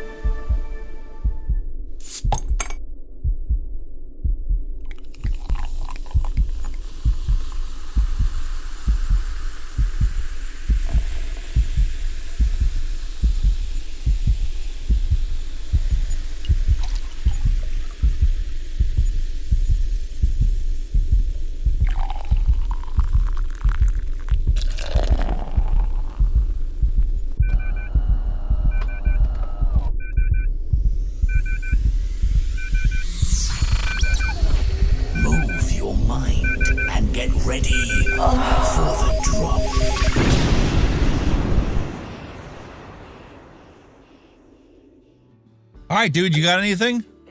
While you're sitting there chomping on your French fries? Well, I'm eating the rest of my father's fries because he couldn't finish them.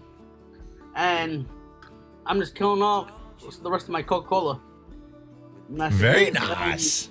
And since I didn't put my vape stuff in the Discord, I'm vaping on. We'll get to that.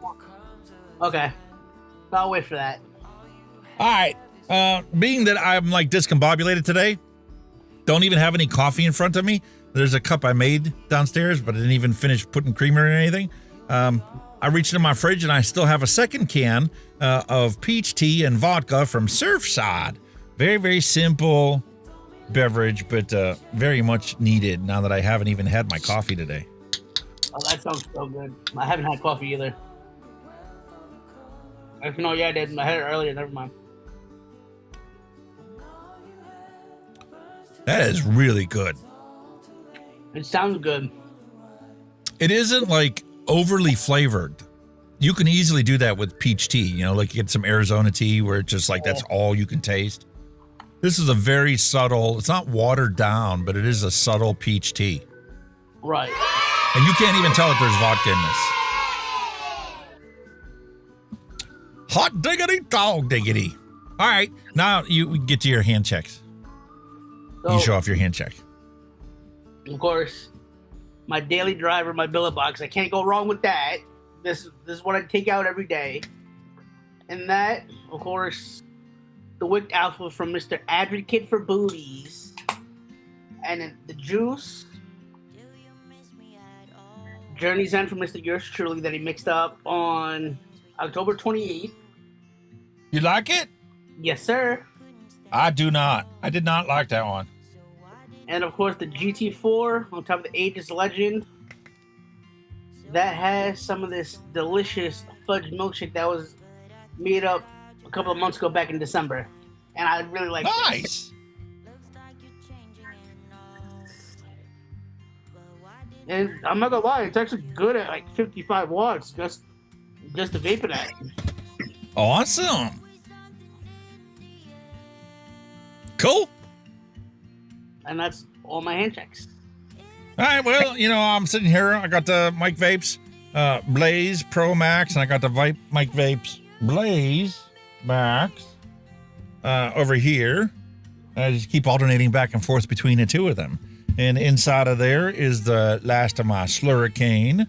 I still have to get to, I feel bad, this is taking forever, the Recoil R3. Now, is that the original one or the Team Single Coil one? Dual coil. Okay.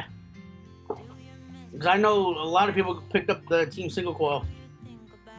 I do have the Team Single Coil. It's actually sitting in my bedroom. Ah. And, you know, other than the little flavor ones I got here, that's pretty much all I got.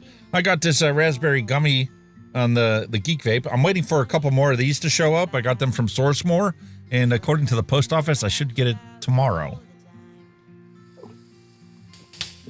I've never ordered anything from Sourcemore. And that is the raspberry gummy candy recipe that was made for Advocate for Liberty show that we use as our random recipe. And that's pretty much all I got there. I mean, I still got my J&R disposable vape. Right. The Stellar C. I finally killed 2 of the pods. That's all the liquid I have left of each of those 2 flavors. And that's it. Nice. Yeah, I finally got most of the stuff cleared off and cleaned off of the desk here. I still got some things that are clean and need to get put on the shelf. But finished putting all that stuff together. The ladies got their packages sent out yesterday. So they should both have it by the end of the week. Right. I think Cheryl's going to get hers first. It was weird when I went to get the shipping for that one. It was like a locality upcharge. Like, I don't know what that's for, but okay, whatever. It costs what it costs. Yeah. And then it was weird because when I went to send Archimedes her box, it was the opposite. Not only could I send it UPS ground, but they had a UPS ground saver where UPS actually delivers it to the post office, like Amazon packages. And then the post office delivers it to our house. And it was like 30% cheaper for me to do it that way than it was to have UPS deliver it to her front door. Yeah, that's weird. You know what? It's a big box. Oh, I'll save the $5 and send it this way. See how it works out. So, yeah, Cheryl says that she's getting hers tomorrow, and Barb will have it on Friday. Cheryl's yours is coming directly from UPS because I didn't even get a saver option. It was straight everyone. up UPS delivery. According to Neil Pitts, have you been hit with any extra fees or duties ordering from Source More? That is all. No. No, they sent it. Somebody in California got it through the Chinese shipping company, the 17 Save or whatever the heck the thing is. And then they actually put it into the post office for delivery. But they sat on it for like 2 weeks after they got it. Supposedly they already had it, and they just now sent it, and it's going to be here tomorrow. That's what happened with my GT4. I ordered it from Vapes by Nushi. Sat in Chicago for like a good week, almost 2 weeks. And then they shipped it right then and there. Yeah, and once they actually get it moving, it's only like 2 days. It drives me nuts when they do stuff like that. I understand that the original agreement was you were going to have it in like 17 to 20 days. But like, why are you sitting on it? Like, exactly. If it didn't get to California, I could totally understand it. If it legit took 2 weeks to get to California and then it took them a couple days to like get the mailman to pick it up, okay, fine. But according to the tracking information, it's been sitting in California for 2 weeks. Like, that wasn't the way it was when I first got the product. You literally emailed me. I gave you my address and said, I don't care what you send me. I will be happy to review it. It was in my house in 3 days. Right. Now, because I purchased it from their website, now it's regular, normal courier service delivery or whatever they use. Right. And it's like 3 weeks to get your package. Well, that's what happened when I contacted the company who made the 6 RBA. I contacted them. I said, hey, your Boro ticket that goes in the billet box isn't opening. I said, I've done everything. Put it in the freezer, put it in the water, everything. Still not opening up. They sent me another one. Came in like 3-4 days. I did have a problem this week with the Blaze Pro Max RTA when I went to screw the tank back onto here. The O-ring in the bottom pinched up, and I didn't even realize it when I did it. I just put it together, and I used it in the evening. I came back into the studio, I turned the light on, and I'm like, what is that little black thing sticking out of the bottom of the tank? I'm like, oh, that's the O-ring. So I just had to flip it over and take the deck out, pull it out, and like work the O-ring back into the slot. Right back. And then tighten down, and now it's working. It never leaked, but it was like, this is not going to become a problem. I'm going to have to replace that O-ring in the next week Attention everyone. or two. According to Neil Pitts, ordering from Thundercloud, it takes like 9 days from them to me. That is all. Yeah, same for me. Same for me. I ordered directly from their website for the products I've reviewed so far. So, like the Hyperion, that's about how long it took. I may have a retro atomizer you might like. The Saker's tank, which is a sub-ohm tank. I had that. Oh same yeah. Issue. I had the same issue that you had with the Pro Max, the O-rings popping up. I just don't use it. I just keep it on the shelf. I'm like, I can't even get the glass open. So yeah, it's not even worth it. Not even worth it. All right, well, let's take a look, roll the bumper, and see what everybody else submitted for this week.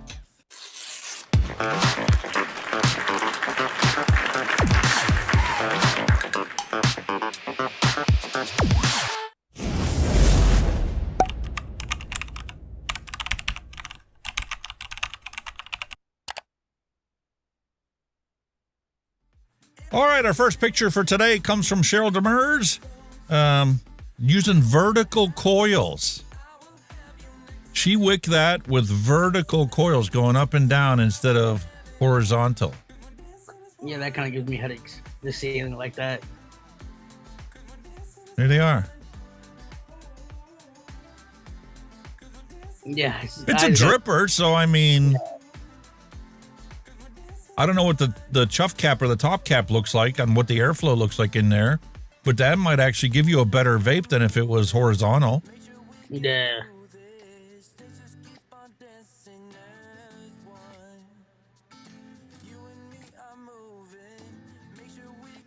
What do you think?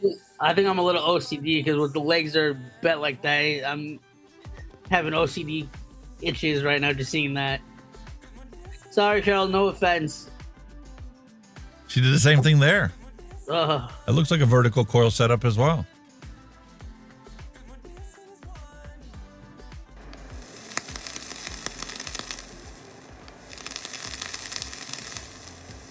Seems to work just fine. Oh, yeah.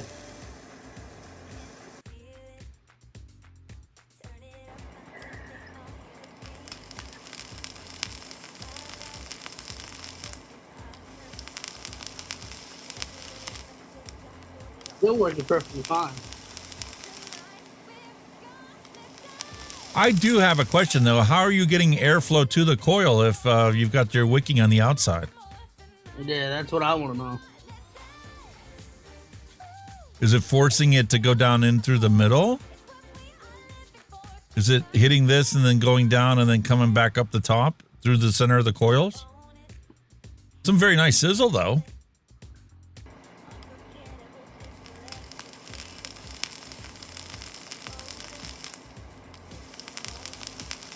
I'll have to give that a try. I've never done that before. I've had plenty of stock coil stuff that did that. Yeah.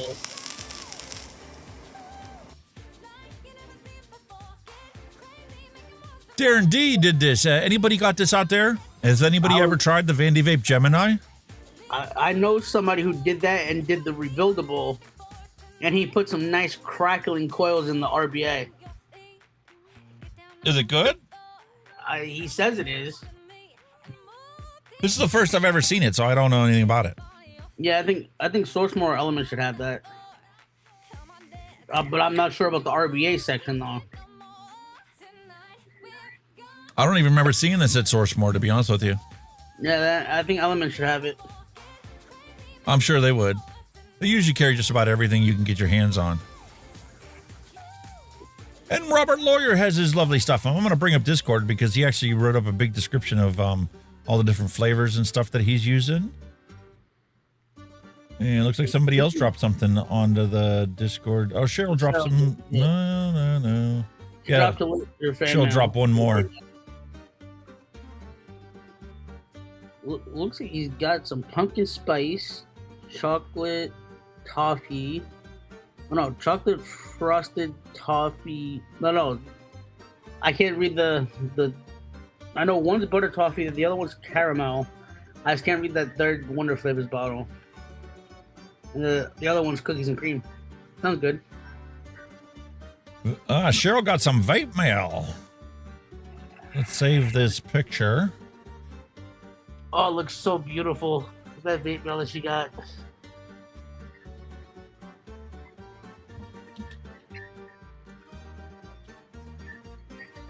Okay, we got them saved. Let me mark that I lock them so that I know they were downloaded.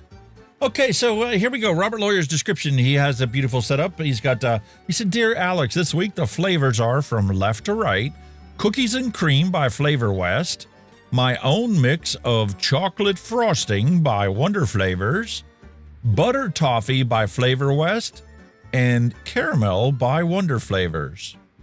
The chocolate butter toffee caramel is my first attempt at compounding my own DIY liquid. I'm quite pleased with the result. The setups are the same as the last few weeks. Left to right, we have the Guar with the Osiris, the Drag with the Troll X, and the Lost Vape with the Pyro V4, I believe that is. That sounds good. Very nice.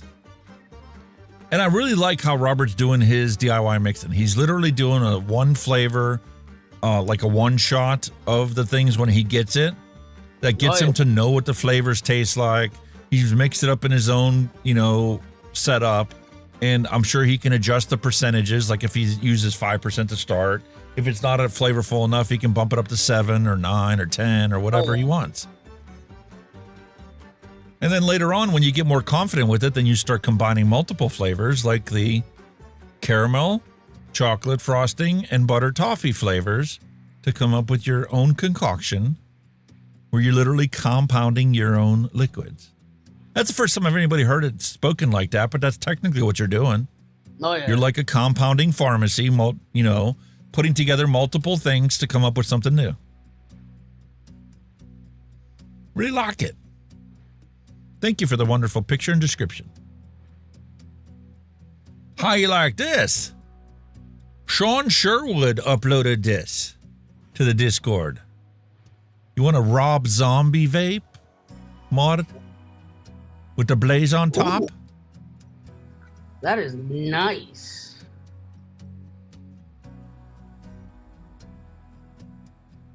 How you like them apples? Gorgeous.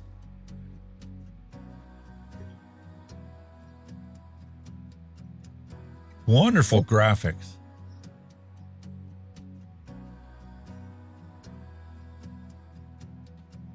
Rob Zombie. Six-pack kid, he's always got some nice fancy stuff. Oh, yeah. And you gotta love his titty Betty wraps. Titties! I like the drip tips myself. Look at them.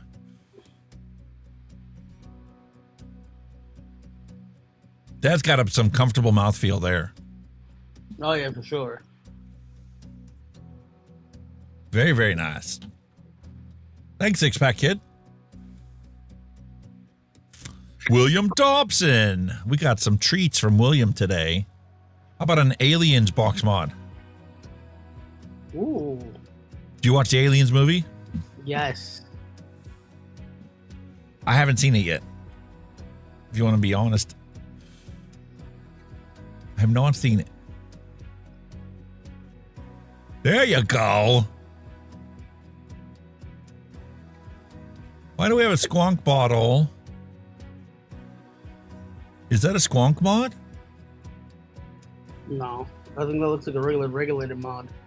I think he's regulated dual 18650 battery mod.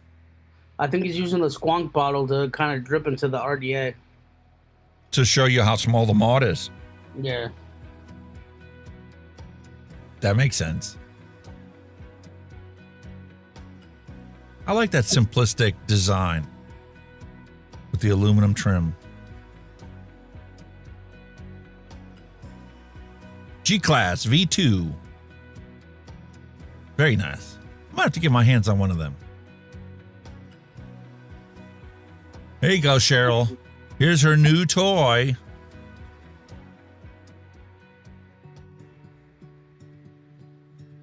What do you think? That looks nice and pretty.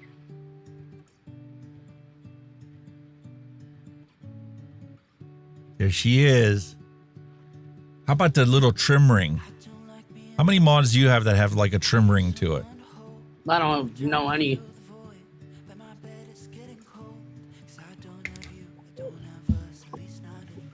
You know, my wife was really big into making those epoxy things, epoxy cups and whatnot. Right. If I made a form, I could probably start making, mech mods like that. Like the old Pulse. The original one that they first came out with. Yeah. It was a very simple mech mod because it only had a strip of brass around the outside of it. Right. Had a fire button that actually made the contact with the battery. All you really need is the 510 connection on the top. Very, very nice. All right, man. Time to move forward with some dad jokes. Yes, sir.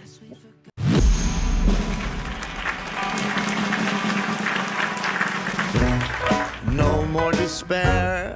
I have paid more than I owe. Now what you see is what I give you. If a vapor's been robbed, which detectives are assigned to the case? Sherlock Holmes and Dr. Watson. Yo, what is a vapor's favorite fantasy film? Cloud Wars, Episode 1, The Phantom Line. Hey, man, what do you call advice from a vapor? Drip tips. Hey,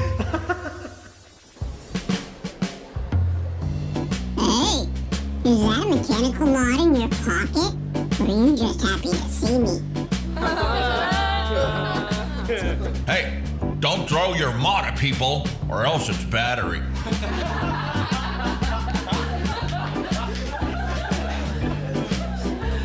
Hey, why did the vapor cross the road? To chase them clouds. And they told me vaping was cheaper than smoking. Nope, I don't care. What are you talking about? Did you hear about the guy who doesn't pay more than 1 cent per mil for juice? Shut that baby up! Yeah, we get it. You DIY or die. Gotcha. What are you waiting for? Let's do this. It's go time! You know, in America, you're 6 times more likely to be killed by a doctor than a gun. And it's not even by a handgun. It's just a gun. That's disgusting. Medical malpractice in the United States is utterly atrocious. Meanwhile, 6 years ago, the cost of a gallon of gasoline at Speedway by Cleveland Hopkins International Airport was $1.27.9. A gallon of diesel was $2.49. 6 years ago.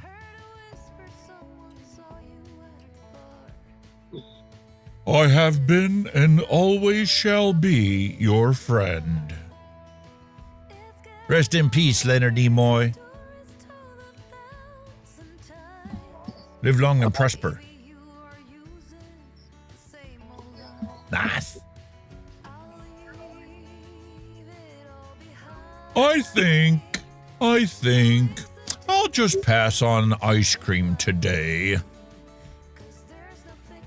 Especially when your choices are bubblegum or Butterfinger Blast. I think that's supposed to be Butterfinger Blast. Not Buttfinger Blast. Buttfinger Blast bubblegum. We need a lamp for the corner of this room. It's too dark. No problem, honey. I got this one covered. Yay or nay? Yay. You had to think about that one. Yeah. Like, I'm not that much of a Trekkie. U.S. ground beef price hit a new all-time high today. You know, but on the bright side, you can't afford to drive to the grocery store, so who cares what the price of beef is? You know, just seeing U.S. ground beef reminds me of the Arby's slogan. Arby's, we have the meats. Yeah. Not a fan of the new Harry Potter book. Herpes genitals and philosopher's stance. I caught on to that. What? It's supposed to be Harry Potter and the Philosopher's Stone. What?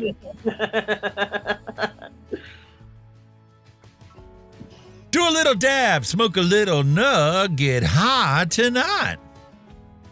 Do a little dab, smoke a little nub, get high tonight. Get high tonight. Get me tonight. Raspberries make great beards.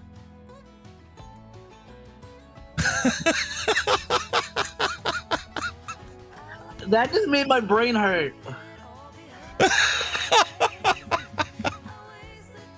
I'm sorry, now I have to laugh.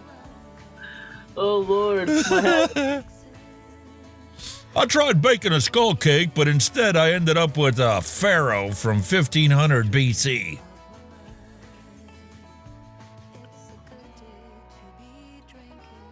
Wow. It's a new Halloween mask. Wow. You know, that's what you hand over to your friends that the dogs don't get along with. Make them wear it as a mask. The dog will be licking their face the whole night. Even though dogs are allergic to chocolate. Another day has passed and I haven't used A plus B squared equals A squared plus 2AB plus B squared. That just really hurt my... Wait, what? Oh, you never use algebra, do you? No, not on a daily life. Well, you can celebrate another day passing where you didn't need to use that algebra your teacher embedded in your brain. And I'll be happy. Meanwhile, on their way to cell block 1138, Han, Luke, and Chewie stop by the Death Star's food court. We've got Bantha Express, Ewok Filet, and Grievous. Lord have mercy.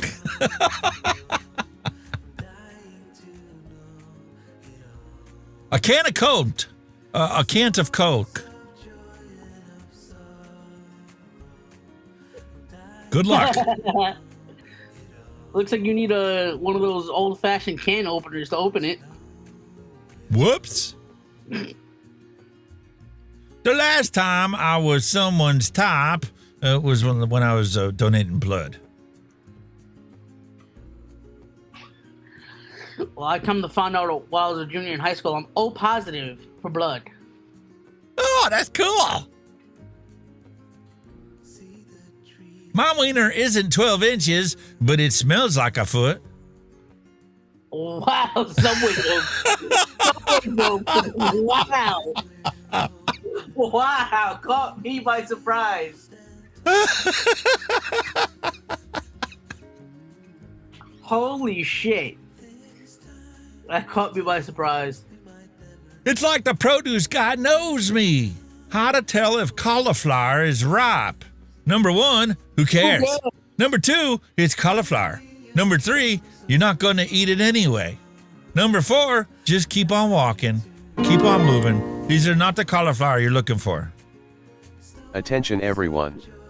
According to Neil Pitts, when you have had 5 kids from 5 different daddies, you're no longer a snack, you are at Arby's 5 for 5, you've had the meats.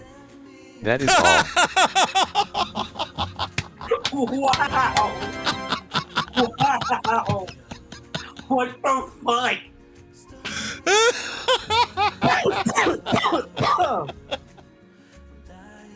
Wow.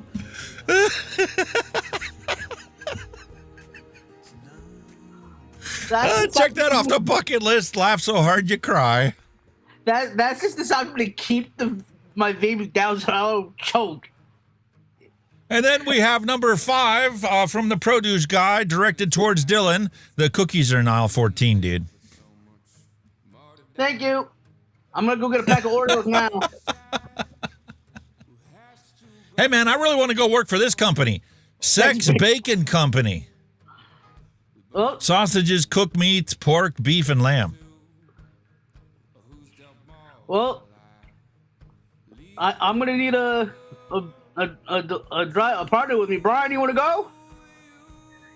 Actually, I think this is in England, dude. This is the Essex Bacon Company. Yeah, the door just closed it off. Hey, I'm not an expert, but I don't think Karen's gonna make it.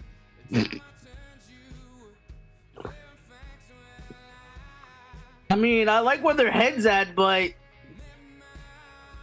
he's not gonna make it. No. That's one where I called the coroner. I got nothing to do here. Water main burst today. The guy who built this building versus the guy who built this pipe.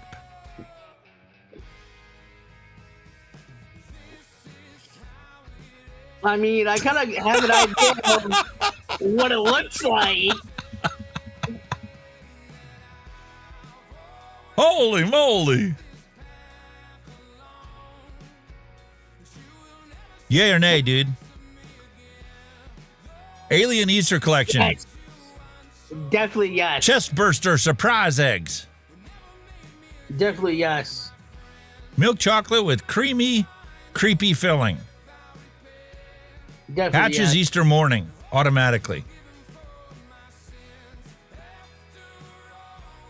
When things at work are actually going well for a change, that's a little suspicious. Shit's about to go bad.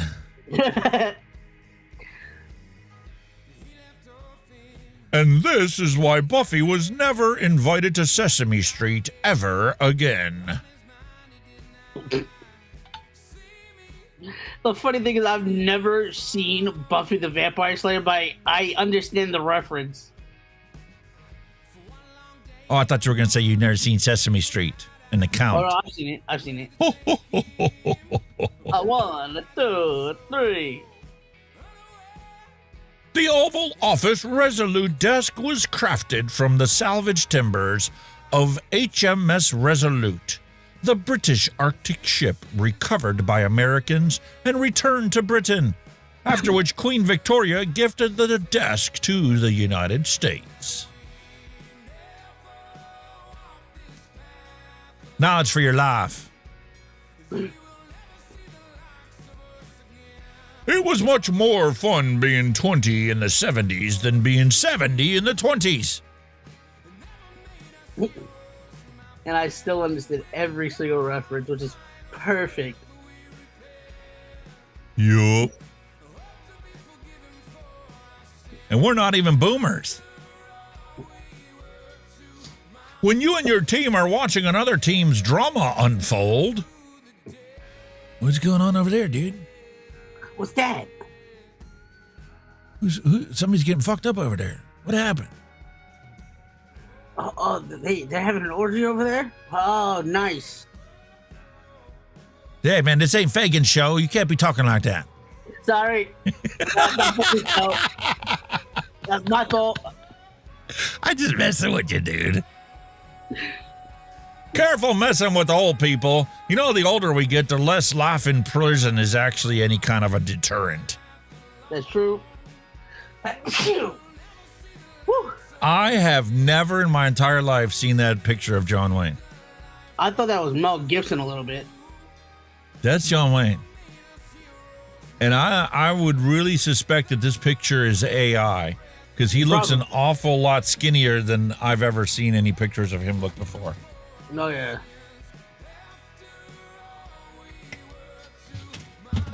That really does look like an AI generated image. Why in the heck do they keep installing roundabouts? Most people can't even drive in a straight line. You want them to drive in a circle? Yes. That is so true. Meanwhile, the price of gasoline, latest update, regular is going for about a kidney. Premium, you need 2 kidneys. And for diesel, we need to hand over your entire soul. Would you like to pay cash or organs? Cash. Definitely cash. Cash? Bacon is the definitive answer. It doesn't matter whatever the question is, bacon. But I'm not paying bacon for gasoline. No. Some of these places, they want $2.50 just for extra bacon. That's nuts, man. Longhorn's one of them. Yeah, I get that he had cancer at the end of his life and stuff, but I don't ever recall seeing pictures of him like that. He was never that skinny to my knowledge, even when he died. Happiness is knowing you don't have to set an alarm for the next day. Can you sleep in if you didn't have to set an alarm and didn't have anywhere to go? Can you actually sleep in? Yes. Enjoy that now, because that changes when you get older. Oh, there are times where on the weekend I'll sleep until like 12, 1 o'clock in the morning. Or not morning, but afternoon. I busted my ass last week to fix the wife's vehicle, which started out as a simple 2, maybe 3 hour job, changing the brakes in the back. It ended up becoming a 2-day project because I had to replace the wheel bearings. getting them out was a royal pain in the wazoo, and then you had to recondition everything before you put it all back together. But I was so freaking bloody sore after working those 2 days that it was like I could not get comfortable enough to fall asleep. My back hurt so Attention bad. everyone. It was just like, According to Neil nuts. Pitts, fake John Wayne only rode a horse. That is all. nah, man, he was in a boat. He was in a horse. He drove lots of different vehicles and stuff. I got a couple of his cookbooks and stuff, all about barbecuing and whatnot. When you hadn't slept all night, but you're still in a good mood, that's about what you look like. That's what I look like when I'm high, trying to get rid of the pain. And I'm all happy. When you're high, laying on the ground, watching the dolphins swim around the circumference of your room. We may not party like we used to, but, if we take a nap, we can stay up until dark.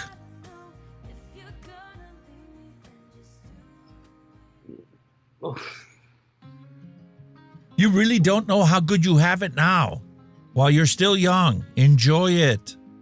That's what I'm doing Before now. you know it, you will wake up one morning and go, who the hell is that gray bearded old man staring at me in the mirror? Who is this old fucker? Wow, I've never seen an insurance company have a guy's back more than this one. And look at the gas prices. That picture's gotta be 6 years old. Oh, for sure. I just got a full tank of gas for $22. Granted, it was only for my lawnmower, but, I'm trying to stay positive these days. Oh, yeah. Fortunately, I got rid of my gas lawnmower. I use a battery now. A rare Marvel crossover moment as Robert Downey Jr. appears as Dr. Doom, alongside Hugh Jackman as Wolverine and Tobey Maguire as Spider-Man on the set of Avengers Doomsday. Wow. Holy shit. You into the Marvel comic stuff? Yeah, I'm big into Wolverine and stuff like that. Yeah. 45 years ago, the most underrated fantasy movie of the 80s was Excalibur, the tale of King Arthur's court. Wow. Did you ever see that movie? No, but I remember there was a Hell. I don't know if you remember. There was this. I think somebody who played the original Hellboy movie, right? They did a remake of it back in 2019 or sometime in 2020 after COVID passed. I went over to the movie theaters because they opened up an AMC movie theater over by our mall over here. They had just they were playing that Hellboy movie, the remake of it. They were talking about King Arthur and Excalibur. Well, if you've never seen Excalibur, it's definitely worth watching the movie. Like, I was big into, like, King Arthur, Knights of the Round Table, Guinevere, the whole idea, right? This was a fantastic freaking movie, especially for being made in the 80s. Right. Merlin the Magician. It was, like, right up my alley. Every once in a while, I still get in the mood to watch it. Remember, folks, the people selling you the panic are also eager to sell you the cure. Yes.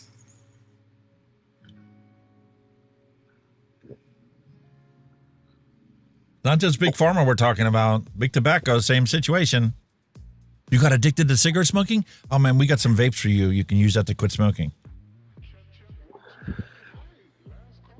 AI Microslop. That should be their new name. Do you hear they're removing some AI from a bunch of their apps now? No, I haven't seen anything about that. I didn't even know it was in there. Neither did I. I have no need for it. If I need AI, I go to AI and ask my questions. I don't need you there 24/7 monitoring everything I do.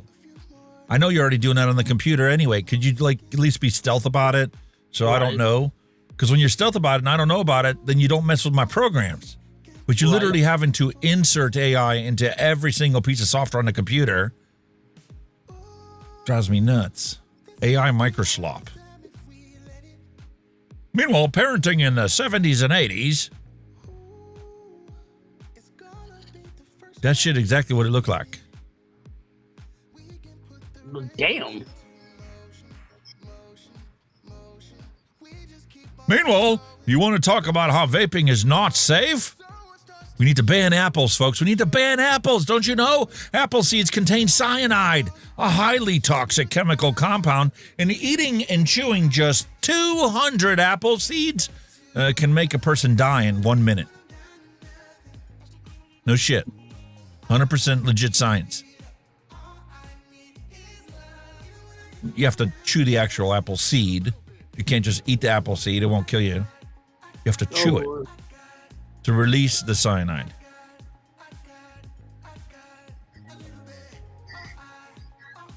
The wife suggests we spice things up a little bit and play doctors and nurses. So, in my infinite wisdom, I put her on a trolley in the hall and ignored her for 48 hours. I don't think that's what she meant. Nope. She hasn't talked to me in weeks.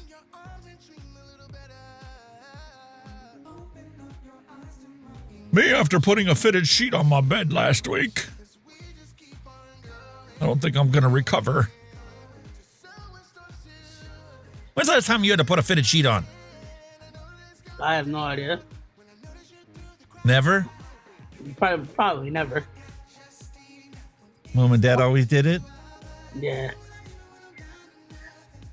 The Torin RDA Vortex 30. Fantastic. If you like a big, fat dripper. Flavor's okay, though. It's not fantastic. Dallas aired 48 years ago. Do you even know who these people are? Nope. April 2nd, 1978. Were you even born? No. Were you a twinkle in your daddy's eye yet? I have no idea. I was born in 97. I was 7 years old when this was on TV, and my mom and dad had to watch it. Every single episode.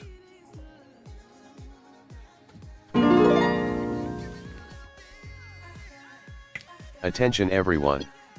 According to Neil Pitts, Dylan has rubber sheets. That is all. Don't gonna expose me like that, Neil.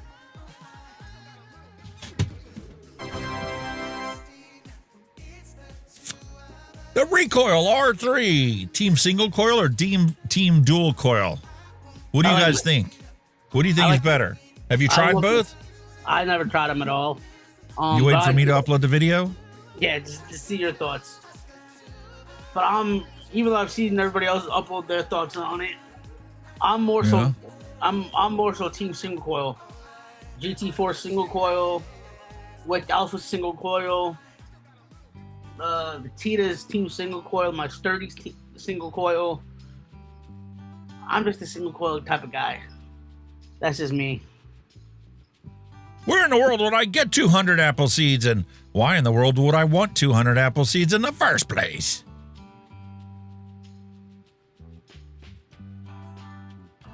Especially when you have hemlock growing in your yard, you don't need the apple seeds. Just use the hemlock. That takes you all the way back to Roman ages and Caesar. Meanwhile, I wasn't the only one remembering what the gas prices were like 6 years ago. A buddy of mine uploaded this picture and then had to remind me that he saw cheap gas prices 6 years ago too. Yeah, this price out here is like $4 for a tank of gas. Although, let's be honest with you, the last time I saw gas prices that low, other than 6 years ago, was when I first started driving. Damn. It was like $1 a gallon. $1.10, $1.15, something like that. Meanwhile, if you ever want to clean the vapor residue off of your windows or your vehicle, this is what you gotta go and get.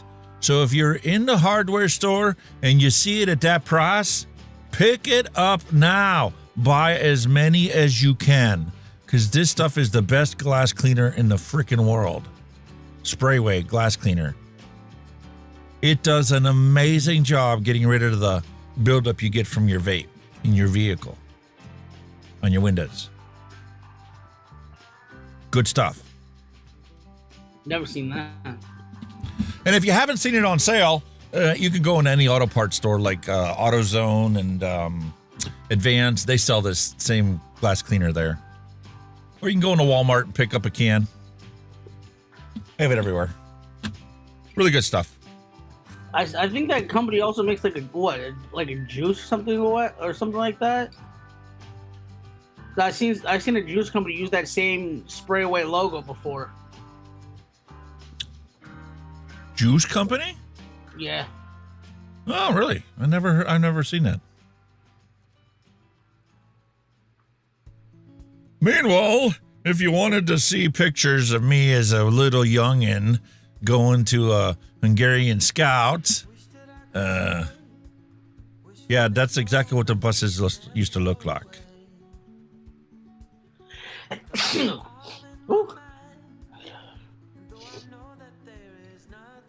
Anyone know how I can dispose of my brand new thermometers packaging without having to answer awkward questions?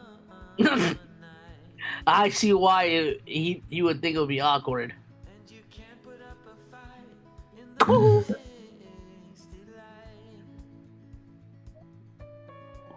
How science is performed. Data is collected and conclusions about vaping are made. Before, it's called research. People are stupid if they're taking courses like that to vape devices. Well, that's the best AI can do to sum up exactly how they come up with this science saying that it's really bad for you.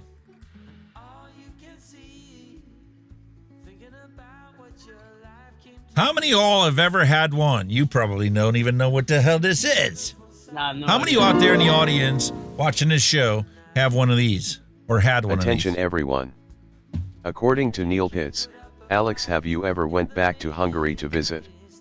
That is all. Went several times when I was growing up as a kid, but I haven't been there since my dad got buried over there. My father passed away and got buried. Excuse me. That's the last time I was there. But yeah, I've been there several times as a kid.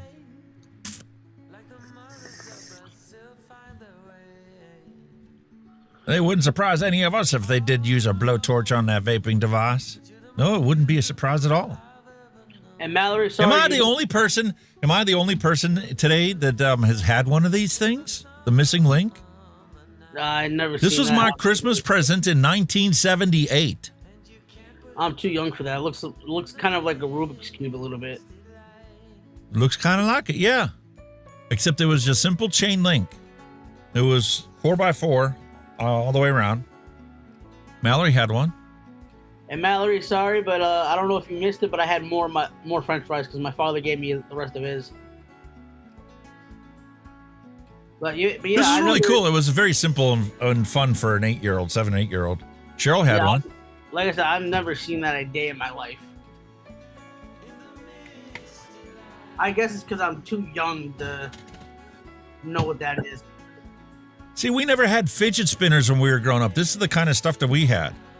Fidget spinners came out, what, like 2018, 2019? Yeah, I mean... I never grew up on that. That's a relatively recent thing.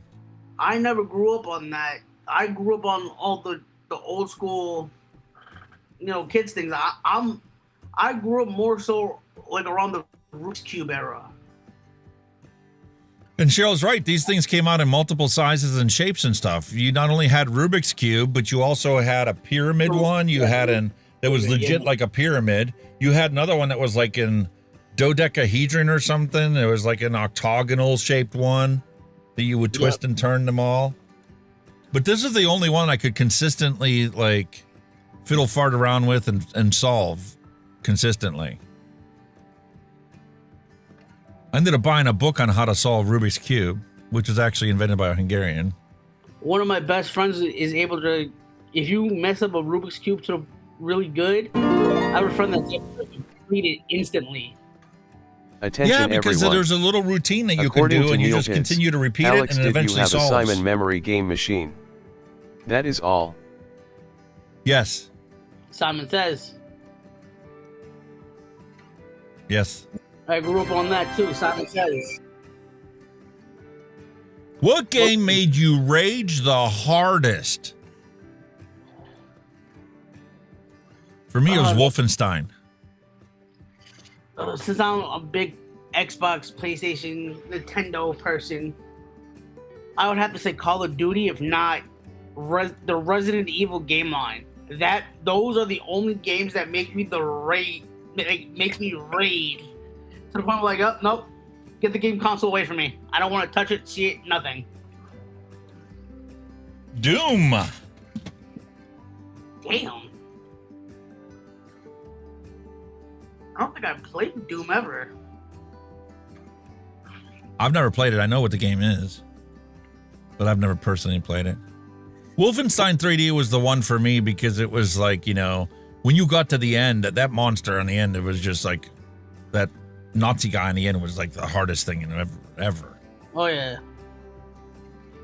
And the graphics after a while used to play tricks on your mind when you're going down these hallways, and it was the simple graphics, and it was just like, and then you turn to go corner and it's the same thing, and it's just, you go to open this room and some guy would start shooting at you. And Medal of Honor used to have some really good ones with the PS2 and the PS3. That is so true. Those were World War II games. Meanwhile, forget about gaming on a PC or building a new PC. This is an actual freaking price. Actual price on a product in the store. Vengeance, yeah. Corsair Vengeance DDR5 128 gigabyte is now $4,200 plus tax. Damn. So what is that supposed to be, like a speaker? No, that's memory for your computer. That's an LED strip across the top. That's DDR5 memory that goes into a motherboard for a computer. 128 gigabyte kit is $4,200. Oh, hell no. I've got a 128 gigabyte kit inside of mine of a DDR4, and it only cost me $350. Oh, hell no. So if you wanted to, you know, a comparison of what the tech prices are nowadays, this is all within the last 6 months because of the AI revolution.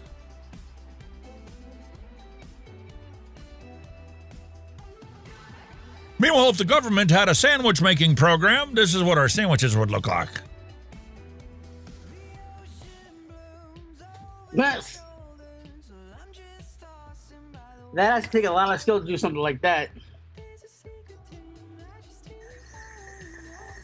That's the only appropriate for the protection of public health authorized sandwich.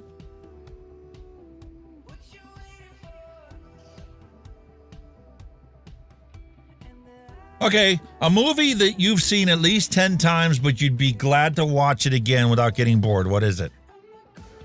A movie you've seen more than 10 times.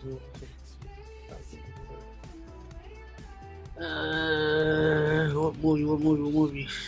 Yeah. Oh, 2004 classic dance movie called You Got Served. You Got Served. Yeah. Yeah, that's a good movie. I remember that one. Good one. Neil, they're not actually trying to prick themselves out of business. What they're trying to do is they're trying to make it so you own nothing and you're happy about it. If you want to have your own computer, you're going to have to rent it.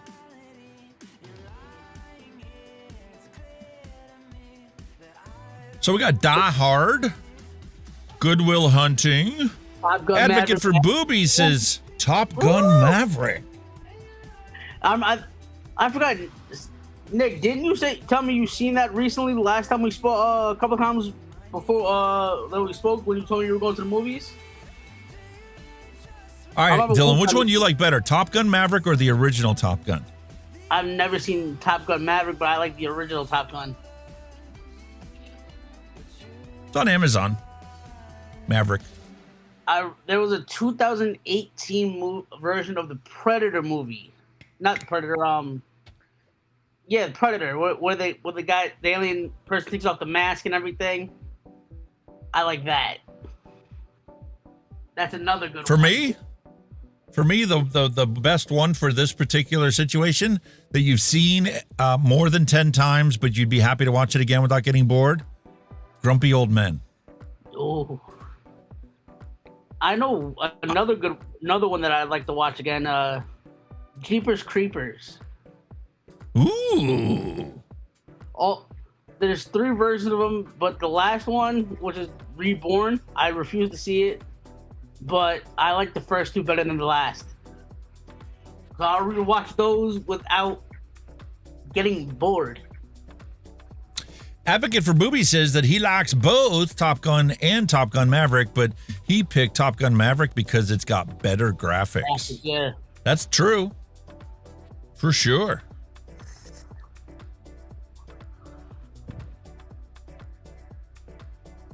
Today's kids will never be able to experience this kind of excitement. Oh, yeah. You know what those are, right? Magazines where it has like all pictures. The Pictures. Back when you had film cameras, you had to go to the store to get the film developed. And the day that you got to bring home all of the developed pictures was so freaking awesome because you didn't know if you got one good picture or 36 good pictures. Oof.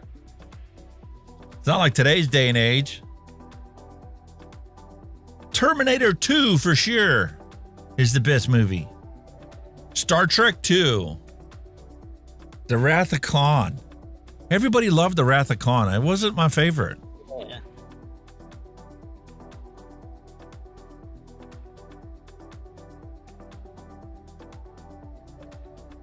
Yeah, the guy from the World Economic Forum about renting everything. Yeah, you will own nothing and be happy about it. When you visit a museum and you see the computer used in elementary school on display, elementary school? What are you talking about? We didn't have computers in our schools until I was in high school. Yeah, now all the computers are taking over everywhere. And our school couldn't afford an Apple computer. We had the Tandy Radio Shack POS. Meanwhile, I did have a Commodore 64 at home.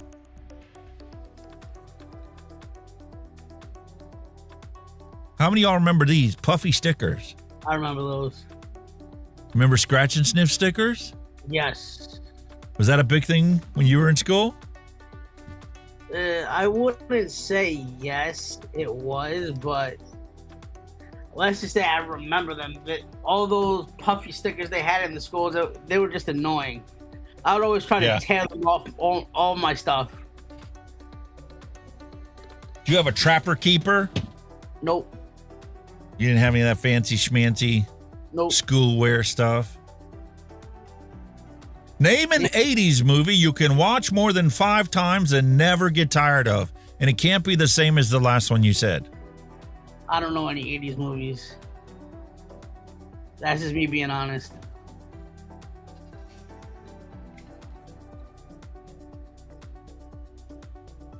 Well, I forgot, wasn't James Bond, the James Bond movies part of the 80s? Yeah, there was a James Bond. There were a couple of them that came out. Roger Moore was 007. Roger Moore was 007 back then. I forgot the Aliens movies were part of the 80s, and Mallory said it too. For your eyes only for you. Yeah, I would have to say that was a good Alien James 2. Bond movie. Alien 2 would be the best. Aliens is right. Aliens was an 80s movie. I think Aliens 2 might have been a 90s movie. Aliens 2. Both still fantastic movies. All right, since nobody's playing along with that one, here's a picture of what my car looks like as soon as it sees that, our credit card's getting paid off and we got a little extra money building up. Surprise! Surprise, motherfucker! Do you know what that is? No. But I have seen them around, but I just don't know what it is.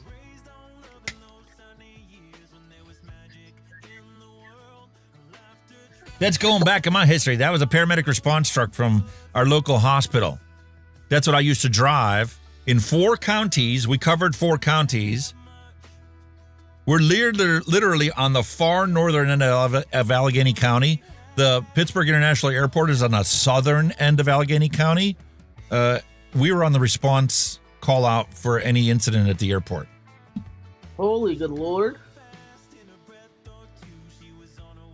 It was very rare that we got called there, but, you know, it's for a mass casualty incident. We had a big, massive wooden crate that was on a stretcher that was full of, like, IV bags and gauze and all kinds of stuff for a mass casualty incident. But, that's where I worked as a paramedic. Holy good Lord. Covering 4 counties.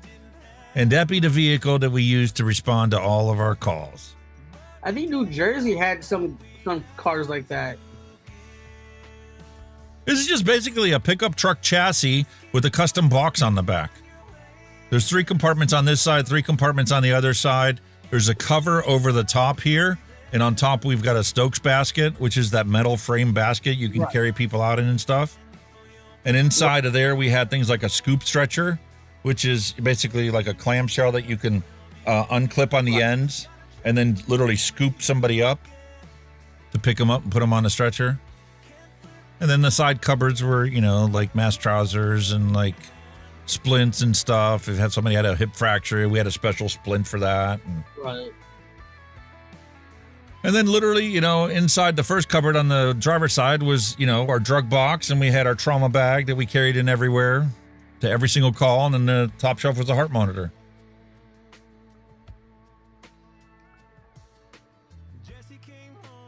You know, people really used to walk into a dealership and go, "Yup, that's what I want to finance for the next 5 years." You know how many of these I've had rolled over in car accidents? A ton? I don't know how many. Bunch. Oof. I remember my father had something like that. I think it was an Isuzu. I can't remember the model, but it was like one of those stick shift ones where the back was like all Velcro to the fucking body and shit like that. So I was helping my godmother, you know, finish moving in, and we were on the expressway getting off at one of the streets to make the left turn or whatever. As we were going to make the left turn, there was somebody driving down the opposite end to get on the expressway, and we didn't see him until last minute because the guy had no headlights on. And then all of a sudden smacked into him as we were making the left turn because he's speeding.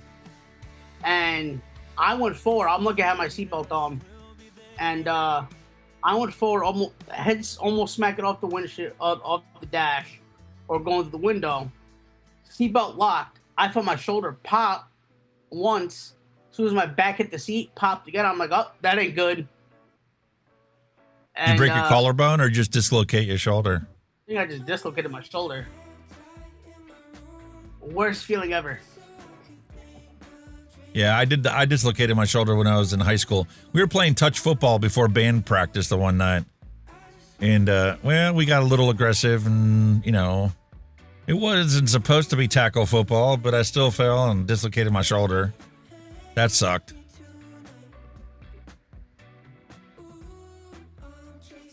In retrospect, I think Mom's vacuum cleaner would have been better wrapped in its box instead of by itself. Just saying.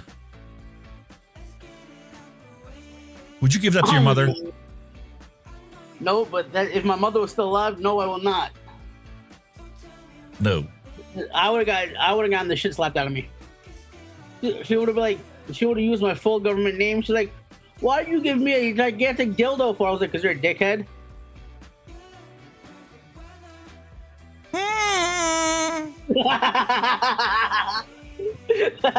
I'm just saying, I was like, but if you want to get technical, why don't you open it up and see what it actually is? Come to find out it's a vacuum. I would have got my ass beat.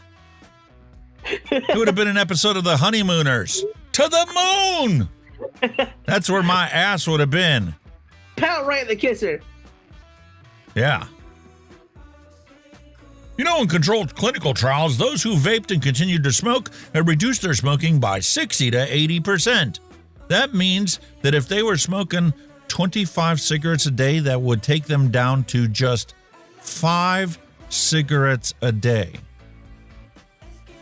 This is what they're complaining about for dual use, and why we shouldn't allow vaping because of the dual use.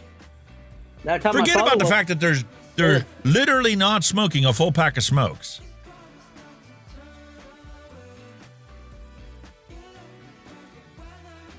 Got a hot date tonight. Got to bust out the good stuff. Did you ever use Drakkar Noir? Nope. No! You're definitely not old enough to use Polo. Polo was every 1980s girl's Achilles heel. Polo. See, brother, hold on. You're sitting on the topic of cologne. Same thing as Versace. Versace. But of course. That's all I use Versace. Yeah, I remember when Drakkar Noir was in the latest fad. Polo got pushed off to the side and Drakkar took over.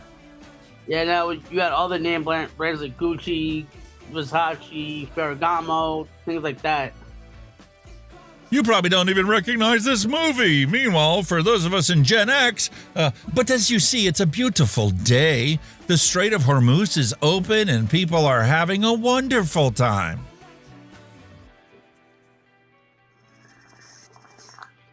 Neil Pitts, yeah. Jaws.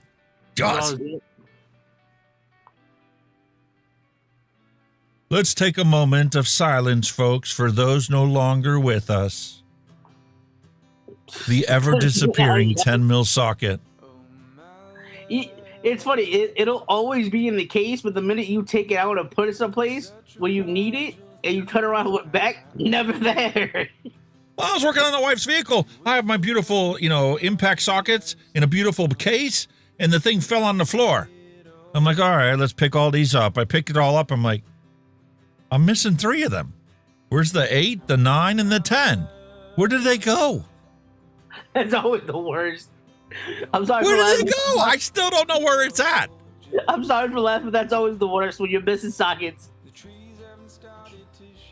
You wonder why I got 3 sets of each size socket, shorts and long. This is why I refuse to go back to work in a car dealership, because I'm afraid I'll lose the socket. They're legit on Amazon selling a 10 mil assorted size socket. You get a little one, you get a big one, you get one that's an impact gun, a big one, and an impact small one. And then they give you, in the different ratchet sizes. Because you've got the same 10 mil socket, but you get in a 3/8 and a 1/2 inch. Meanwhile, they're also bashing weed, don't you know? Man attacked by marijuana. Still think it's safe? We should ban it now before it actually takes somebody's life. Propaganda, dude. You believe it? Oh, yeah. Completely. You completely believe it, right? I doubt it. Meanwhile, for the Chinese out there, this is what it looks like. This is the current map of the Strait of Hormuz, or whatever you want to pronounce it, right? We've got the Iranian toll, and we've got the U.S. toll. But legit, they just slapped up a couple toll booths and says, No, we not selling it to them. Okay, go ahead. Keep passing. No, we're not selling it. We have nothing to do with U.S. Okay, keep going. Oof. You can deliver to Saudi Arabia. You can deliver to Iran. You can deliver to Iraq. I think this is a bad idea. Why would they call this that name for a ride? That's a bad idea. They should reconsider that name. It's got to be AI. You know, ever since healer Clara moved into our village, all the women stopped having headaches. We don't seem to know why. Oh, Lord. Smudge the cat, of course, had to be involved in this shenanigans. 3 million years of evolution, and seems we've only lost our fur. Nothing else has changed.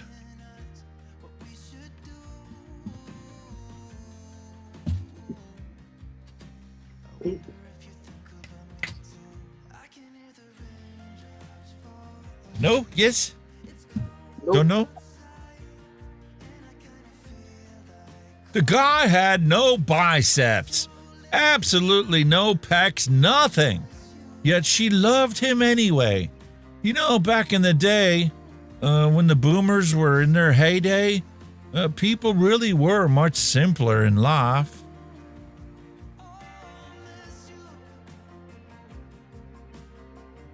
It was also before everybody needed Viagra.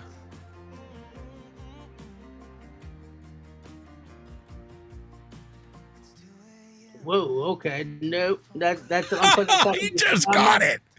He's like, what the hell are you talking about? Now I'm not gonna be able to unsee this. Elephant Man. That's not even Elephant Man. That's more so Godzilla right there. Hey man, this joke was supposed to be for Kenny, but I'm sure you'll get it anyway. Next time you feel like a chocolate, have a wank instead. Got on immediately. Oh, that was a good one. Age yourself with a movie you saw at the cinema when you were a kid. When you were a little kid. Was it Aladdin or something? No. Lion King? So, growing up, I used to be a big Pokemon fan. So, and I had to be Pokemon the first movie. Star Trek 2. I saw Tommy.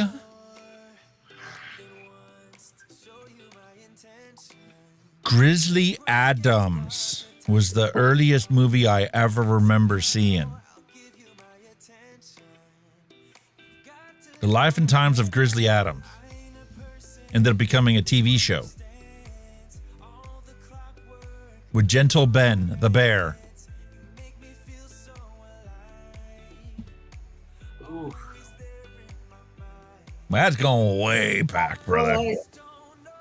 Fat man in a little coat. Fantasia? That's a nice movie.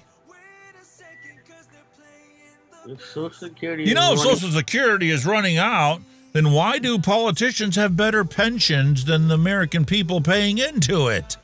That's what I want to know. We paid into it in our entire lives, and it's running out of money. But somehow the politicians don't have a problem with their retirement package or their health care. We don't. Why don't they give us the same health care and retirement packages they have?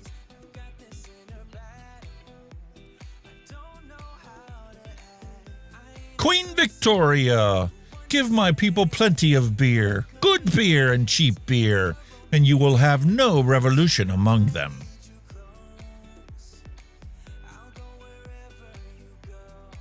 The money is still being used for wars. Meanwhile, as a reminder, we evaluated concerns about exposure to vaping-related chemicals in a vape shop. And exposure to flavoring chemicals were all below occupational exposure limits. In fact, many of the compounds that we looked for, we couldn't even find because it was below the level of detection of our instruments. We've known this for over 10 frickin' years. But vaping is bad, dude, because we just don't know. Liars, all of you. And there are two types of people in this world. Did you know? There are two types of people. People who think that the government is looking out for their interests and people who actually think.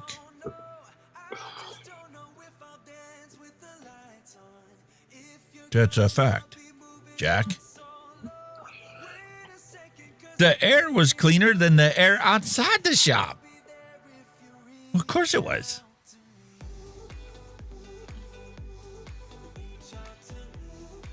We should give nuclear weapons to Japan. We did, twice. But the shipping method was too American. Next time, could you pack it a little more carefully? All right? Get it? They gave nuclear weapon to Japan twice. Bad shipping. Boom. Too soon? A little Too bit. old. Too old. Meanwhile, here's the relative risk hierarchy of 13 different nicotine alternative products, with combustion of cigarettes being on the far left at 100% harms. Then you were right, man. Your roll your own cut tobacco is only 99.53% as harmful. Little cigarellos. Did you ever smoke those little cigarellos? Yeah. Did you cut them up and put stuff inside them? No. What I used to do, because I used to smoke. I also used to smoke Black and Milds, which is cigarillos with the little mouthpiece. So what I used to do is I used to dump out all the tobacco in it. There was a little filter thing on the inside. So I had it roll in my hand just to loosen it up, get that filter out because it was a pain in the ass, and then just refill the leaf with the tobacco, and I used to smoke it that way. I didn't even know that there were filters inside the cigarillos. Yep, there are. Wow. I remember Social Security being sold as an annuity. Now it's an entitlement. Yeah. Exactly what it was supposed to be, as an annuity. Backwoods were my favorites back in the day. Oh, yeah. Yeah. I tried all them suckers. I'm not gonna lie. I'm still lucky about this. New Jersey actually has the flavored backwoods, not backwoods, Black and Milds. So I used to get like the apple flavored ones, and the wine flavored ones, because those were my favorite. Those were the two I could really smoke. Yep. So I'm like, okay, I'm fine. Yep, and then the old retired city chief who put me underneath his wing when I joined the volunteer fire company. Right. Showed me and trained me about all the different trucks and stuff. Saw that I was mechanically inclined, so anything that needed done around there, like packing the pump, you legit have this woven material that you used to put in there as packing for your pump, and it's supposed to drip like one drip like every 50 seconds is the normal amount of packing in there. For your valves and your pumps and your pellers. And he used to smoke cigars. So, I was smoking cigarettes, and then I would get the cigarellos, and he's like, dude, if you're going to smoke a cigar, don't be smoking those fake ass cigarellos. Yeah, let me give you one of my real cigars, and then you'll never go back to it again. I'm like, huh? And he gave me one, and I'm like, dude, this shit is really good. Yep. And the thing is, when you were working and you weren't chuffing on it or puffing on it, it would go out. But you would still get the nicotine from the actual wrapper on the cigar. That's a tobacco flavor I did like. Oh, yeah. Well, there we go. Here's a complete list and the complete chart. I think it's been up there long enough for people to see what it is. Cigars are at 41%. Dipping tobacco is 15%. Chewing tobacco is 11%. Heat not burn, which we tried on the show the one time, was 3.34% the harm of a cigarette. Snooze is 3.18% because it's pasteurized. Nicotine vapes are 0.24% the harm. 0.1%. Nicotine pouches are 0.22% the harm of vaping. Still say vaping is harmful? Still say that vaping is completely different than nicotine pouches? That's not what the science shows. Don't believe me, look it up. Here's the link.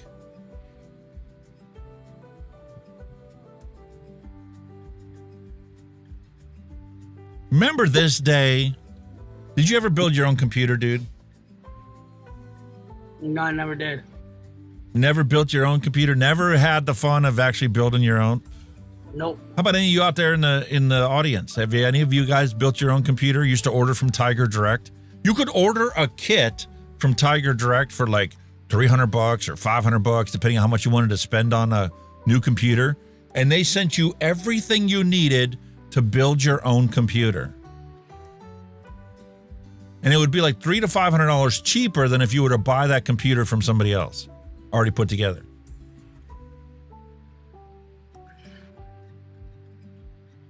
It's awesome. Meanwhile, just a couple years ago, they went out of business. Darren D's like, yep, did that, and went to computer shows. Like, you know how they have the boat show at your local, thing, and you've got all these other shows, gun shows. Well, they used to have computer shows back in the day. Oh. Vape shows wasn't a new idea. They just did the same shit that the other, specialists did.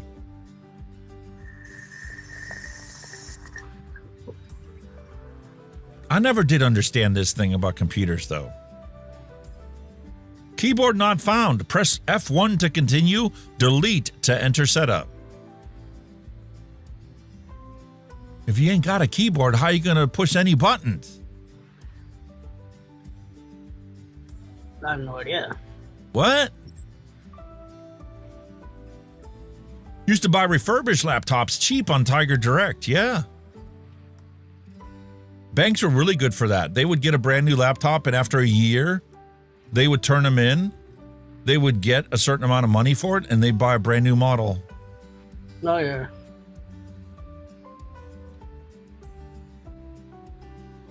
I have some questions. Right?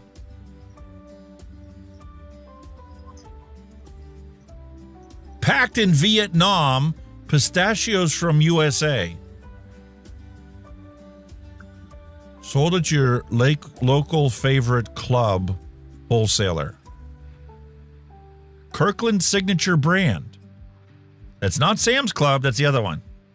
Oh, Lord, Costco.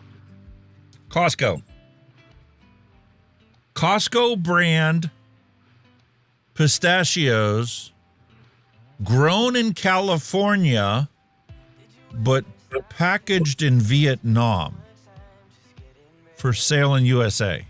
That's weird. Explain that logistics to me so it could make sense. I like the instructions on it. It says storage instructions. After opening, store in a tightly sealed container and refrigerate. Remove shells before consuming. Why would you stick nuts like that in a refrigerator? Who would on God's green earth eat the pistachios without taking the shell off? How could you eat it? You couldn't possibly chew it. Would you just swallow the nut with the shell? So many dirty jokes with that comment.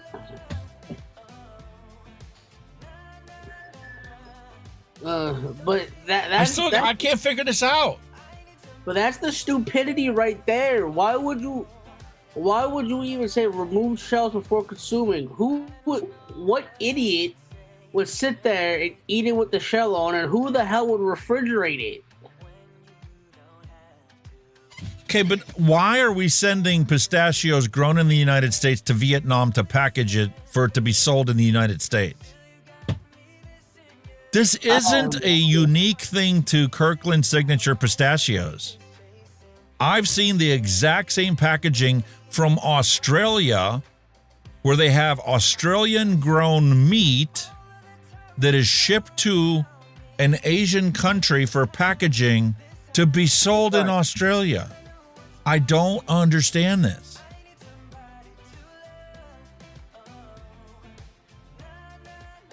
Neil Pitts is like, I freeze shelled pecans and walnuts to keep them fresh. Robert Lawyer's like, well, you know, that's the same way that people would chew 200 apple seeds. Lord Jesus, have mercy. All right, how many of these things on here have you done? Used a rotary phone, a floppy disk, a typewriter, a film camera. Yep. Listen to music from a CD. Yep. Listen to a music from a cassette. Nope. From a vinyl record. Nope. From a Walkman. Yes. From a boombox outside. No. A VHS tape. Yes. Sent or received a fax. No. Recorded music from the radio onto a mixtape. Nope. Rented a video from Blockbuster. Yes, I have with my cousin. Access the internet using dial-up. Nope, I haven't. My father modem. maybe. Use of printed phone book. Yeah, because my grandfather had one. Sent a postcard to somebody. No, I haven't. It used to be like the greatest thing when I was growing up as a kid. We went to Niagara Falls and you get a postcard and you send it to all your friends. Hey man, I was in Niagara Falls. I never did that. Oh yeah. Used a paper mat to get somewhere. A paper map. Yeah, but to get somewhere. I failed at that instantly. I got lost. How about owned a dictionary? A printed dictionary. Yes, I have. How about dictionary. owned an encyclopedia set? Have that too. Paid with a paper check. Yes. I've done all of them. And I just found out my father just said I sent him a postcard, so I have done number 16. Ooh, yeah, Darren D. How about go to AAA to get a triptych? Nope. They would actually have paper maps that they would put together showing you the route to get. It's like Google Maps, but it was in paper format. You would be a AAA member. You'd walk in, you say, hey, we're going to Disneyland in Florida. Okay, we'll put together a trip pack.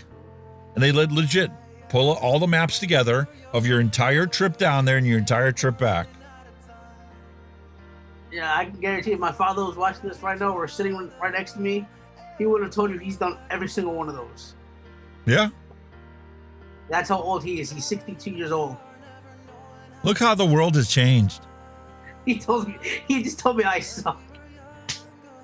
I used to have so many different maps in the glove box. My godmother's 82 and she's happy I got her and I help her with her iPhone stuff. I used to have to maintain the map book in that paramedic response truck. It was this thick. Oof. We had county maps for all 4 counties that we were in. We had city maps. We had township maps. And it was like when you got a call somewhere, you legit had to know how to get there, all 4 counties. So you had to be easily able to flip a thumb open to go, okay, I'm going to Clinton Township. I know that that's off 356 up in Butler County. So flip it over Butler County, Clinton Township, look on the index. Okay, grid here, there. I'm like, okay, here's 356. That's I got to take this road and this road to get there.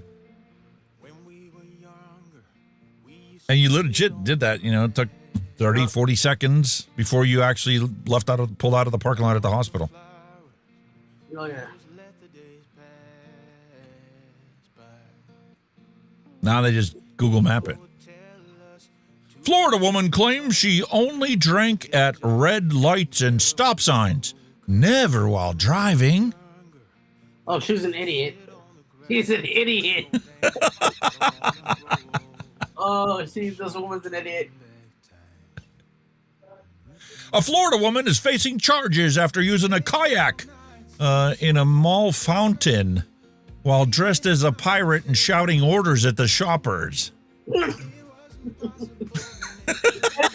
something I would do. You would do something like that, wouldn't you? Yes, I really would too. Only problem is all the stores have closed at the mall. Even Macy's is closing down. End of the month, I think. Yeah, Michael Kors in our mall just closed. Champs Sporting Goods closed. And I found out, because I remember I used to work in the mall. So I just found out Apple may be leaving the mall. And that's one of the biggest stores that we have in the mall where it gets all majority of the customers.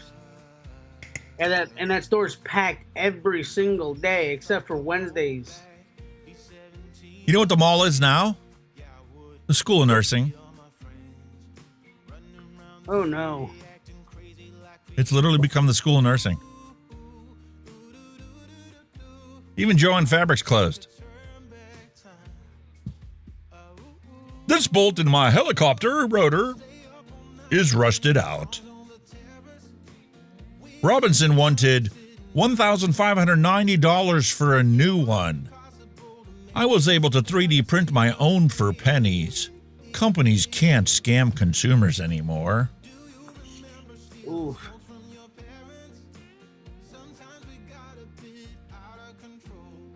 $3D print? The Jesus nut? Are you crazy? Yeah, that would have broke. But yeah, the technology that we have available to us now pretty much is going to make a lot of this price gouging stuff obsolete. I was legit on some website the other day looking for something, and they have these 3D laser scanners you can buy now. Right. You can hook it up to your laptop, you can hook it up to your desktop, and you can legit 3D scan an object and have it create a file for you to 3D print whatever it is. And even like in this situation where, you know, they 3D printed something that they can't actually use as the part, you could use that to make a mold to pour and cast your own replacement in the same metal that one is in.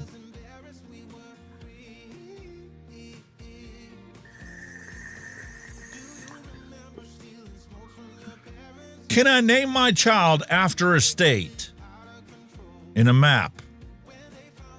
Virginia, yes. Georgia, yes. Those are the only two places. Or Carolina or Dakota. That's it. So Virginia and Georgia is perfectly serviceable name. Go ahead and call your kid whatever you want. You want to call your kid Georgia? You want to call your kid Virginia?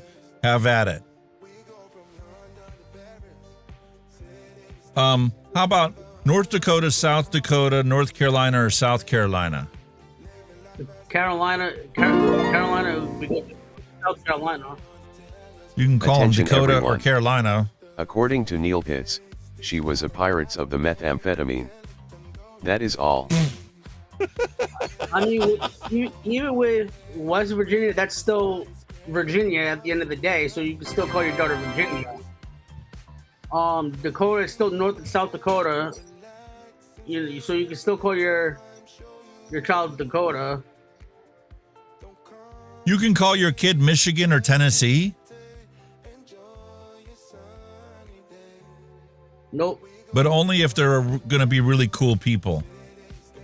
What? Pennsylvania, it just doesn't work. No. Ohio doesn't work either. Like, who came up with this map? I mean, seriously. I have no idea, dude.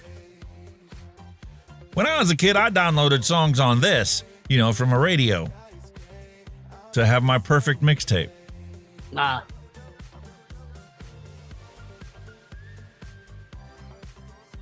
Big Pharma pays doctors, researchers, politicians, the FDA, med schools, lawyers, lobbyists, media, celebrities, and big tech. Do you see a problem with this yet? They pay everybody. And that's a big issue.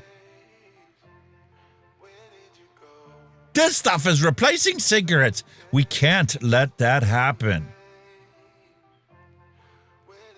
These flavors are not for sale in the United States of America. Thanks, Marty.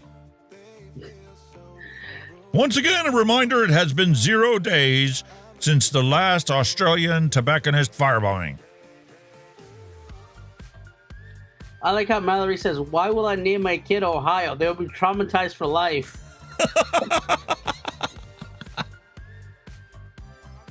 Just like calling your kid Michigan, Illinois, Iowa. Hey, what's your kid's name? Iowa. What? Is that a boy or a girl? It's Iowa. What's that mean?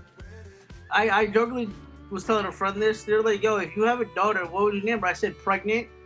They were like, why? I said, that way anytime a boy comes up to her, they were like, hi, I'm pregnant.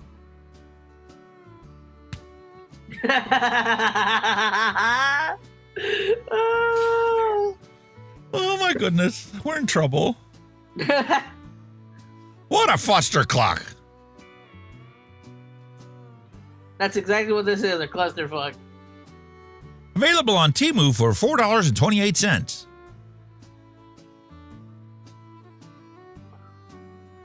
Meanwhile, spring is here. Spring is here. Beautiful picture of the tree out in front of my house. And the beast is alive. The beast is alive. The wife had to take my truck to work while I worked on hers. That's the end of it. That's the end of the dad jokes. I can tell you're so disappointed. Idaho. I'm sorry, I just can't get over Mallory's comment that she just put. Idaho? There you go, man. You can name your daughter Idaho.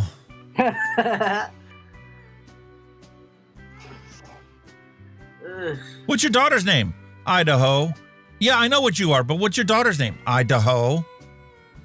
Listen, can you stop telling me what you are and tell me what your daughter's name is? Idaho. Idaho. I know you're a hoe, but what's your daughter's name? My daughter's name is Idaho. What's your name? Idaho. Pretoria. And you named your daughter Idaho? Oh, you totally wanted to embarrass this child for the rest of their life. Yeah. You walk in the first day of class, the teacher goes, okay, everybody, please tell me what your name is. Idaho. Hold on. I just have one question. Why are you doing it in a Chinese accent? Idaho? Idaho. Idaho.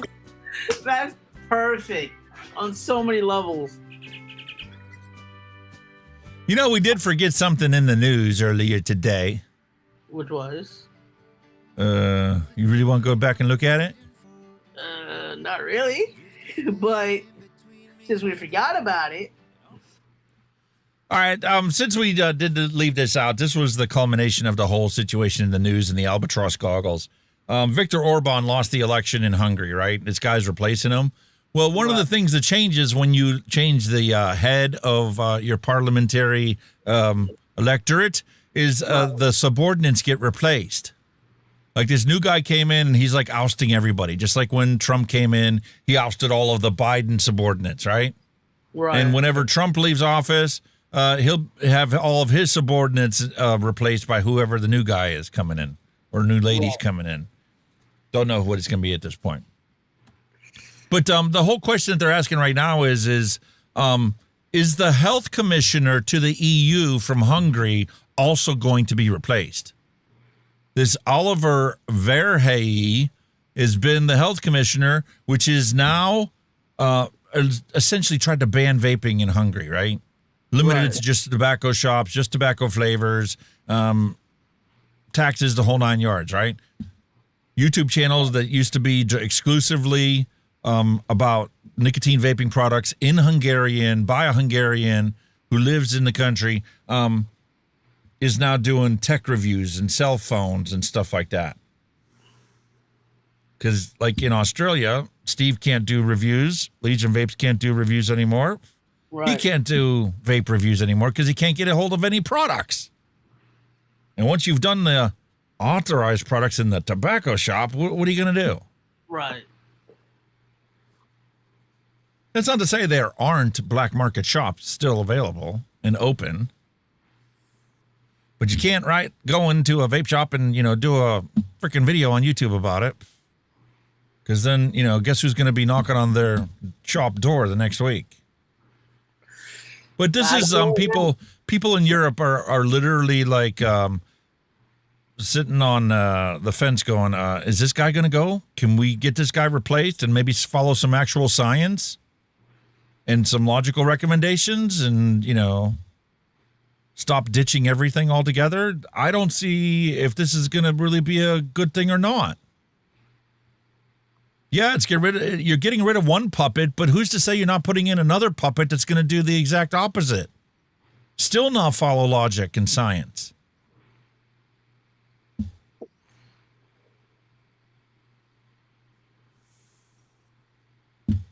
Anyway, there's a link to this if you want to check it out. Clearing the Air did a beautiful story on it. Sat there and read the whole thing, and apparently this guy, his Oliver Verhey's been part of some fucking corrupt organization, and there's a bunch of investigations that have already taken place with him. It's not unusual to have the pandering and the corruption in Hungary. It's always been a problem there. Right. But this guy actually got busted for it and was never ousted. Being part of a corruption ring. Profiteering from EU funds that were supposed to go to Hungary that never made it to Hungary, but it did make it to his friends and buddies and cohorts. Same shit happens in the United States too, but we never talk about it. And none of the news never talks about it either. But the people that published Clearing the Air is really, really looking forward to this guy getting replaced. And they don't have high hopes for changing nicotine policy in Hungary, but maybe we can get somebody that would follow the science if you shoved it in their face. Right. Does Hungary own cigarette companies? No. It's a parliament like Australia and the UK, and government doesn't own the cigarette companies. They do own tobacco shops, like in the United States, the state of Pennsylvania owns the liquor store. But that's the extent of government control over the trade. Will something change? Will it not? I don't know, but it can't be any worse than what the current situation is there. Yeah. Anyway, I figured I'd point that out for the people that are watching if you want something to look into. Go check out Clearing the Air website. You'll see it's their forefront article they're talking about right now. I was surprised and shocked to find people like CNN talking about Viktor Orban being ousted in the election in Hungary. I'm like, they never talk about Hungary. It's a little country in Central Europe. I mean, yeah.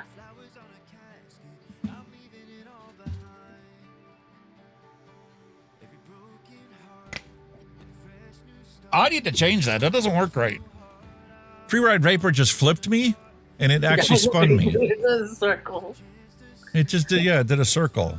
They did that last week. They did it to both me and Kenny, and he was flipped, and I spun, and I didn't catch on to it. That is changed. So let me make note of that for a moment before we move on to something else.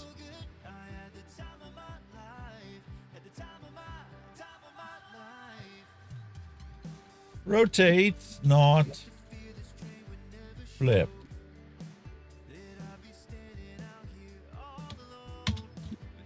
To-do list. I don't know how to handle today's show. I haven't had my cup of coffee here. Yeah, neither have I. So all I have is my alcoholic beverage, and that's it.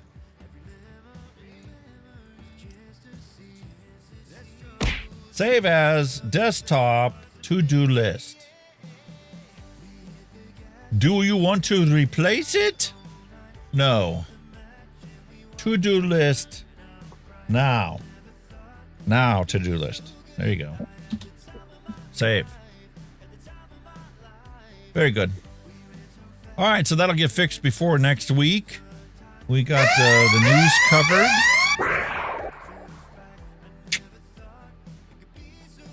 We did the hand checks. We did the dad jokes. We're only 3 hours and 42 minutes into the show.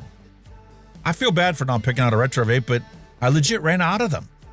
Right. Until the package gets here tomorrow, hopefully from Sourcemore, I don't have any more retro vapes to do other than pulling stuff off of the shelf and, you know, redoing them, which I can do because a lot of this stuff is, you know, 5, 6, 7, 10 years old.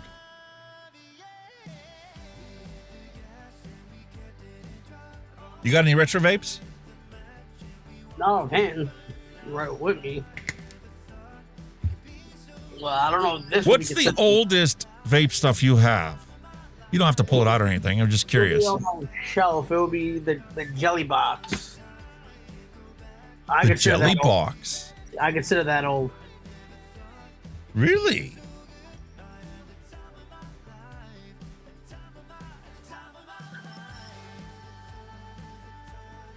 My phone is blowing up. I don't understand what's going on here.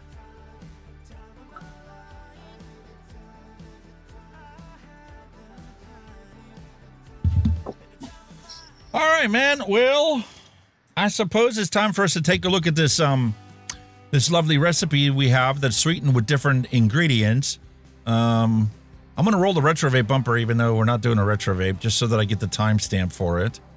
But let's take a look and see what happens if you sweeten something with sucralose and you sweeten something with Neotame.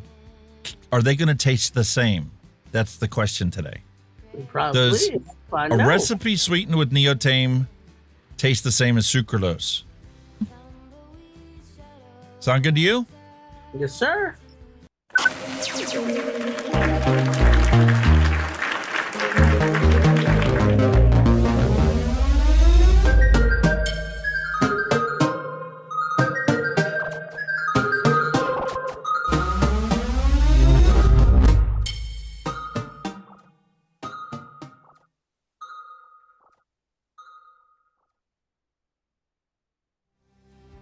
Oh, a long time ago in a galaxy not so far away.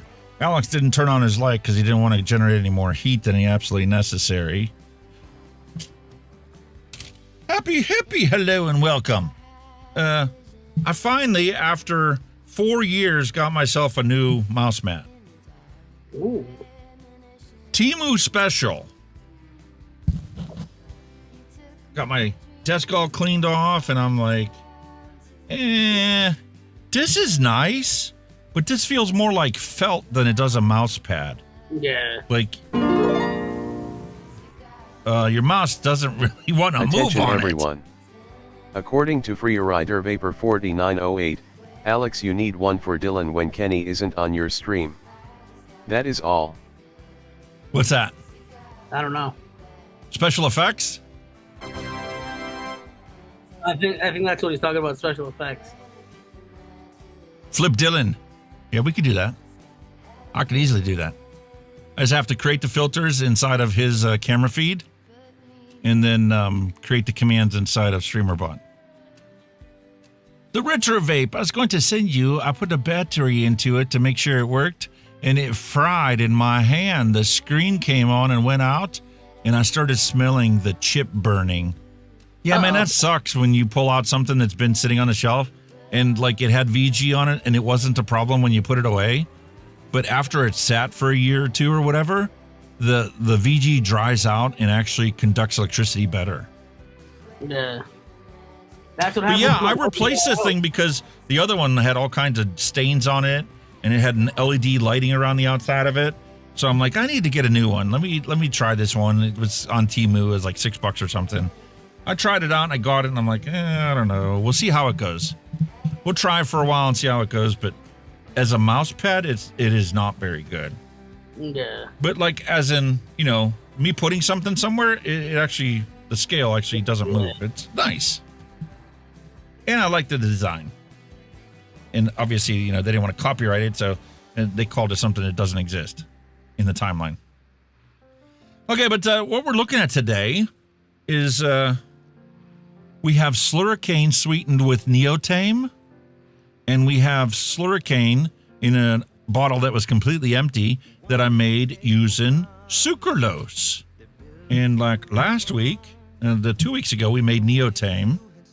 And last week on the Flavor's Diary, we made Sucralose. And they're both made at 10%. Now, when I tasted this on the knuckle and compared it to this, I think this is sweeter than this. Now that's... I'm wondering... Oh, that's Perlium. Perlium, okay. The Purellum Super Sweet is pretty close to the Capella Super Sweet, but I don't think it's 10%. Right. That's probably 5% at most, not a little bit less. That's what I'm wondering. That's what I'm wondering, if maybe the Capella one was maybe like 7%, and to make it cheaper, Purellum came with the same thing but only mixed it up at 5% to save a little bit of money, so we could sell it like $2 a bottle cheaper. Yeah. Although they're the same price now. But for that particular reason, and because Neotame is so strong, I also made a 5% solution of it. So when I'm mixing now, I'm going to use this instead. Now for that, you just had to use PG for that, and then the rest was... That's it. That's all we did, man.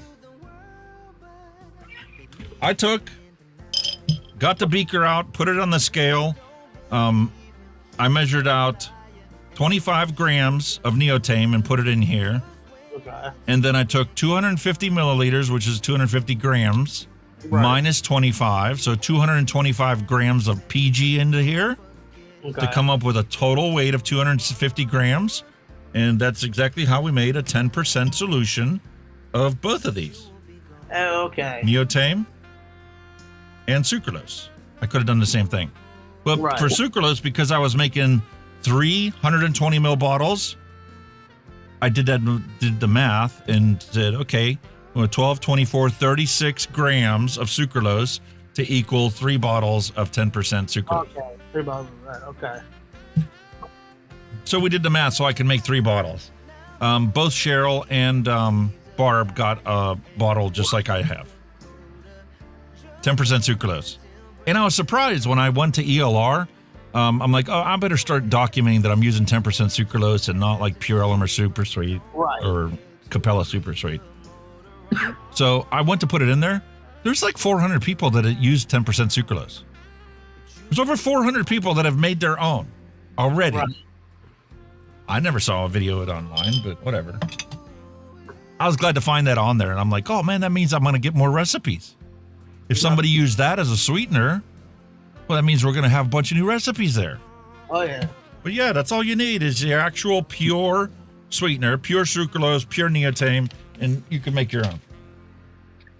So now the question is, I know that Sucralose is 600 times sweeter than sugar, and I know Neotame is 6,000 times sweeter than sugar. So I cut this down to 10% of what the sweetener is in this one. Are they going to taste the same? That's the real question. This is the Sucralose version of it.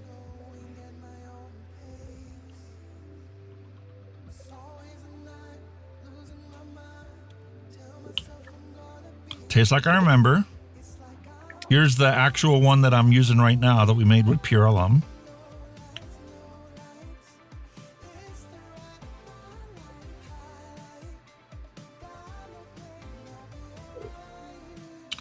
You know what? This is sweeter. That's surprising. I thought it was the other way around.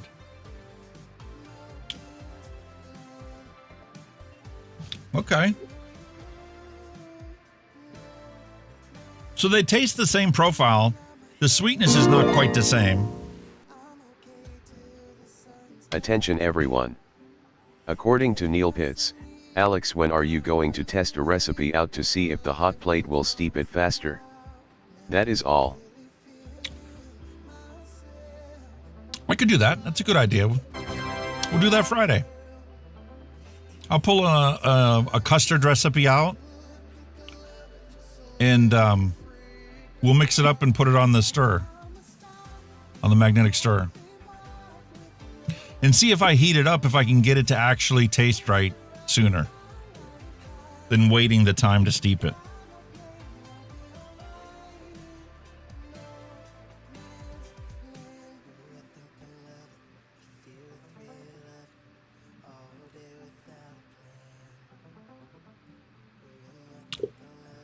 There's not as much sweetness in this one as there is in the original slurricane recipe. So the fruits are a little more pungent. The edges aren't rounded out as much. Right. So I really like it, but it's just different. Now let's try it with the Neotame that we made. Okay.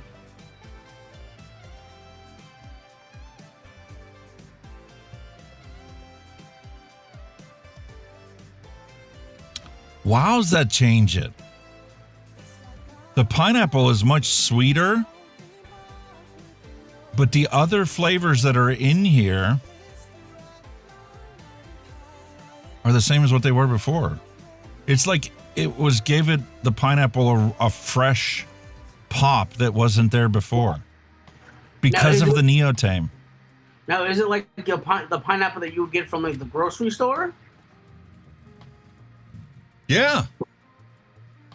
That's surprising right there. Like, I get that pineapple characteristic from the slurricane, but it's balanced with a bunch of, other characteristics. And right there, that was a punchy pineapple flavor right off the bat. Now, granted, this is 6 milligrams, so, doing a knuckle test like this, I got to be limited about it because I can feel that throat burn from the nick inside of it. So what I need to do is I need to get a dripper out and actually compare them to see what they actually taste like. What do we have laying around here? Dripper wise. Let's do the mini one. It's a cute little sucker. Ooh, that's a nice RDA. This is the Hell Vape Mini. Dead Rabbit Mini? Yeah. Dead Rabbit Mini RTA. Like, here's my typical, 510 build stand. Attention everyone. According to Neil Pitts, do you need to add nick before or after you use the hot plate? Will the heat affect it? That is all. I'm sure the heat's going to affect the nick. I would add that last. I would want to make the recipe, steep it, and once it returns back to normal temperature, then I'd add the nick.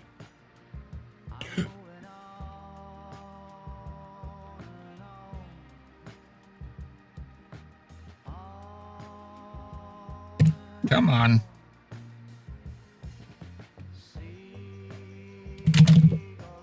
There we go. Beautiful little tiny single coil. Yeah, that's a nice single coil right there.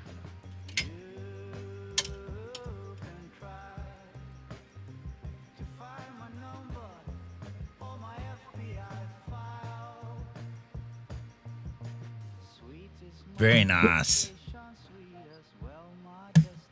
I think we're going to pull out the wicking that we got in that tank last week and just use that.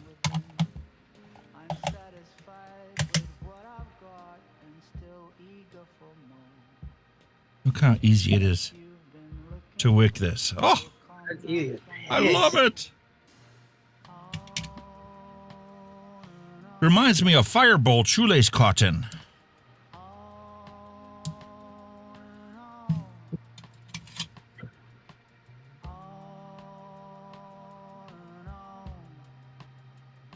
Just pick it up and drop it in. No need to wicking or anything like that. Who dropped in? Nick the 420 kid. Nick the 420 kid, hello and welcome. Currently, we're supposed to be doing retro vape, but we're not doing retro vape today. We're comparing making the exact same recipe with Neotame versus making it with Sucralose. That's the only thing we changed. He says, hello, Nick, the 420 kid says, hello, everyone. I did not get the notification. Somehow that does not surprise me. We know how much YouTube loves us. Oh, yeah.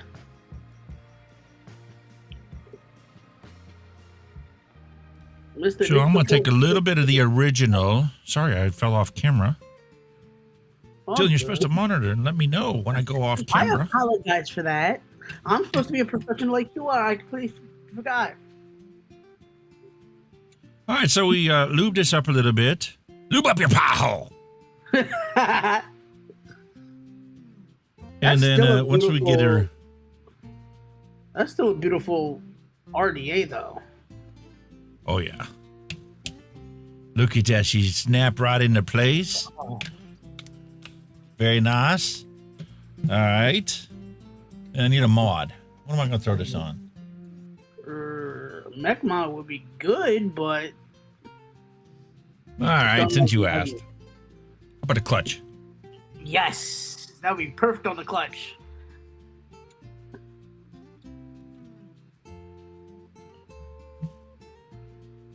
Only because I know Mr. Advocate for Boobies is a big mech time user, and he loves his mechs.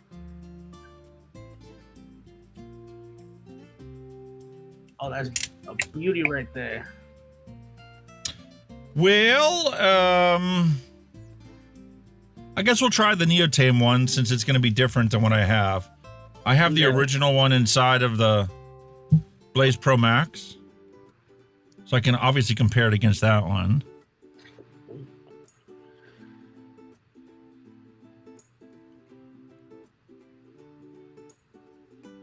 She's going to fire real nice. Oh, for sure. Beautiful.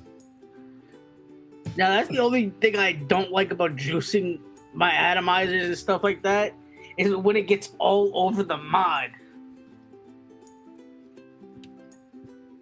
Yeah, you got to clean yourself up. All right, let's get the air hole open up.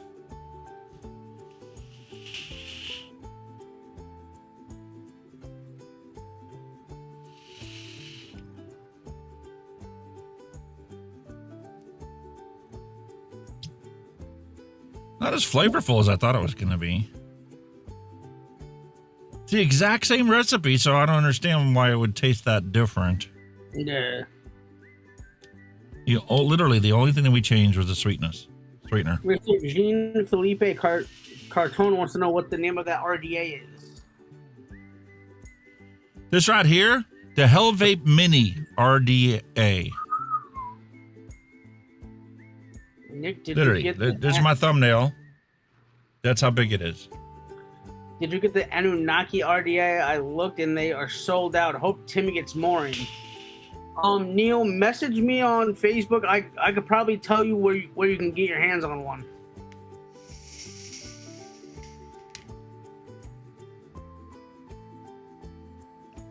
Because I know you won't be able to get it through Timmy's Facebook group. We'll put some of the Sucralose, the super sweet one, on there and see what she tastes like. See if that wakes up the flavor at all.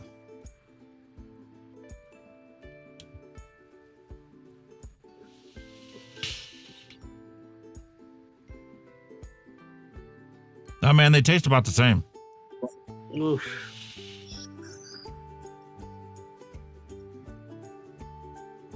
I really can't tell the difference between these two.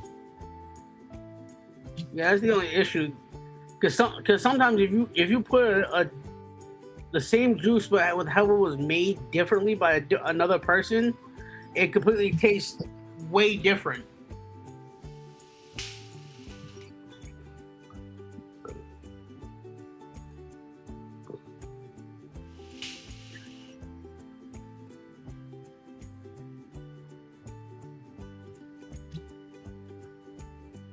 We'll try the sucralose again.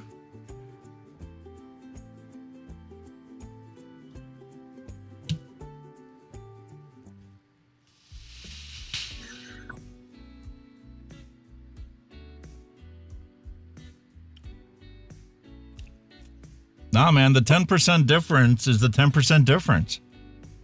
And in this recipe, it needs to go up more. The original one with the Purellum Super Sweet is sweeter than this one is.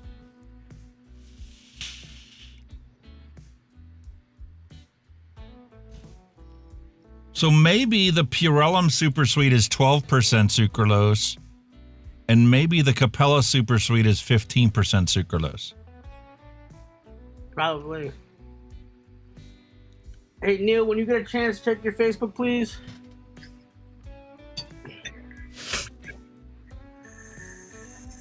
All right. We're making little clouds. So now I'm going to actually go and I'm going to start off with the Neotame one. I'm going to actually take and put that into a comparable tank. So out comes the original Blaze Pro, the Blaze Max. Yes, sir. And we'll compare that to the Blaze Pro Max. Same basic size. The only real difference is the airflow. Other than some minor aesthetic differences, this is the exact same tank. Yeah, so you already know how it tastes in the tank. The taste of the dry burn coils. It's going to take me a tank of liquid to get this to taste normal again. Like, I clean them, I dry burn them, I let them completely cool off. I'll usually rinse them again under some water. I don't have the Blaze Max or the Pro Max. I just have the RBA. I can't wick the RBA for the life of me. I keep getting burnt hits. Would you feel better with the Osiris? Probably. I would feel better with it. I'd probably be able to get the wick properly.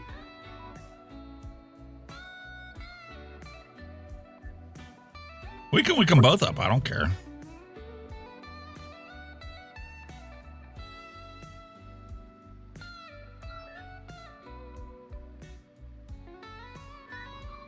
Music loud enough for you? Yep.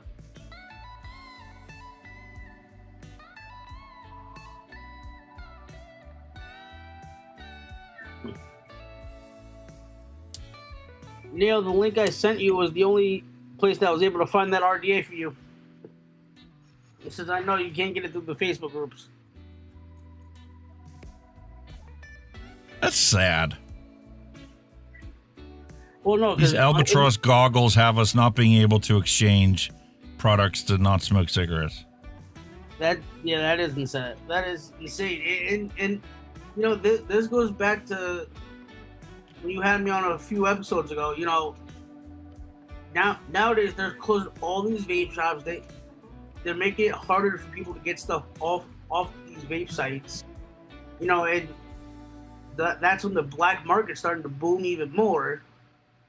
And then that's when they're gonna have to figure a way to shut down the black market. You know, it's just one thing after another. Robert's lawyer is right, though. I mean, once all 50 states have PMTA registry bills, you watch FDA automatically authorize a whole bunch of flavors and a whole bunch of pods from the big tobacco companies. That's exactly all they're gonna do. Sooner or later, you're just gonna get all Smock products, UWA products, Aspire pod systems, Vandy Vape pod systems. If they still make pod systems, you know, that's all we're gonna be able to get. Every other mod atomizer down the drain. This Jabo mod, the button on there is pretty damn sensitive. I was heating this thing up and didn't even realize it till my finger touched the coil, and it was just like, hello, that's hot. That's I'm like, why is it hot? I didn't push the button. That's when you get the burn hits, and that's where it was wrong. I gotta pre-singe the cotton, you know, keep the scientists right.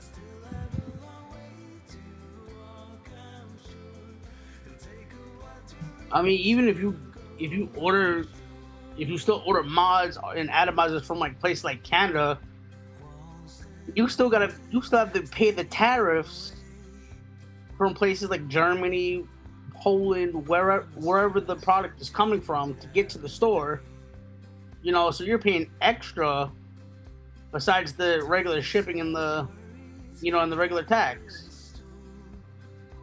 I need to get a hold of Mike Vape's address so I can send Steve this cotton. It's like, here you go, it's for Steve. You want to send me what? You'll never review my products again. Well, speaking of Blaze stuff, you know, I had the Blaze AIO since March of 24, right? It didn't start catching on fire until the summer of 24, that same year. I really burned that finger good. What the frick? Oh, that happens to me all the time. I haven't done it in a long time. Yeah, that just happened to me like 3 days ago. Which is right around when you had texted me to come on. What was I doing? Oh yeah, I was redoing my rewicking my GT4. Let's see if I pinch the O-ring in this one.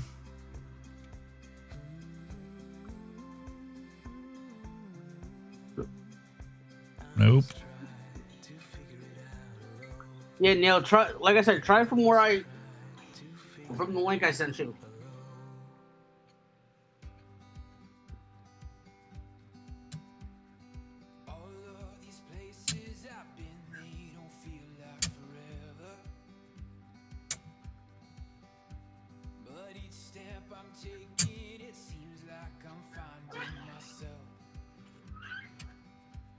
Very nice. Woo.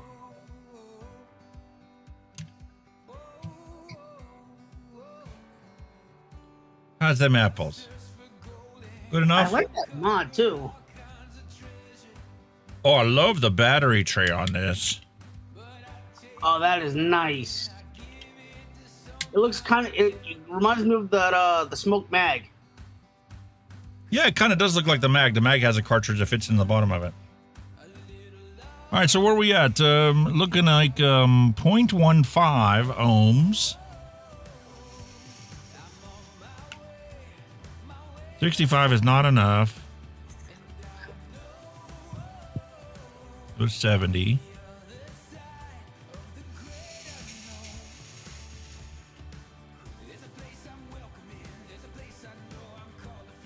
Freshly dry burn wick.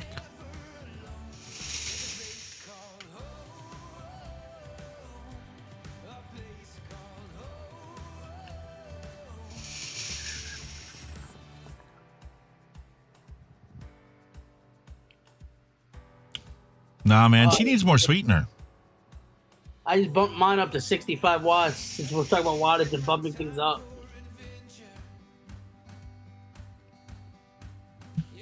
I'm getting that kind of sourish characteristic to it. I'm not getting a whole lot of the pineapple now.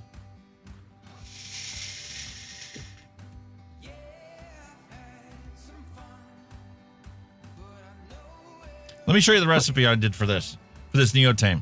You'll be shocked at how little sweetener is in this liquid.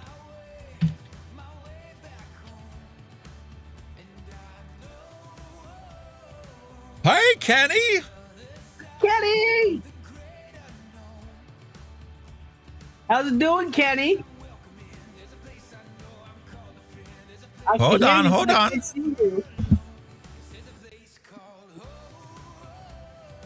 Oh, I see two of myself.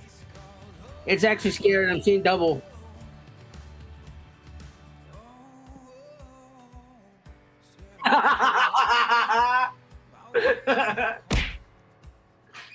There we go. Hi. How was work and stuff? Yeah. How was work? Busy. Very busy. Oh, God. The run that had me on the day just never stopped, man. I didn't even have time for a chuff. I had to freaking sneak off the bus and have a chuff. But you're looking like a nice cozy bear with some fur on you. Oh yeah, it's me little onesie hoodie toppy thing. Cause bloody freezing over here. Holding. Absolutely freezing. Where's that gone? Ah, it's there.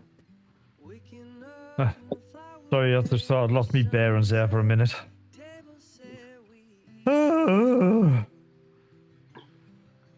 Kenny, I pulled out a new flavor there, Kenny. Oh, what? The fudge milkshake that Alex sent me. Oh, you lucky mother. Yeah. I was just telling Alex because he just put a fresh wick on the Blaze Pro. I had bumped mine up to 65 watts. Oh man. Hang on a minute, I'm just like getting rid of some shit here because it's just ridiculous. Get away, get away. No worries, dude. I'm still sitting here trying to get things sorted because I've been discombobulated today. I'm very discombobulated at the bloody minute with this. Get off, you get off. You can get off. You can go. You can go. You can piss off. You can piss off. And what about you? You can go the journey. You can go the journey. You can go the journey. Ooh. Ooh, ooh, ooh, ooh, ooh. Oh, my goodness. Is it way off? What? He's trying the same flavors, but with 2 different sweeteners in one. Here we go. HTTP.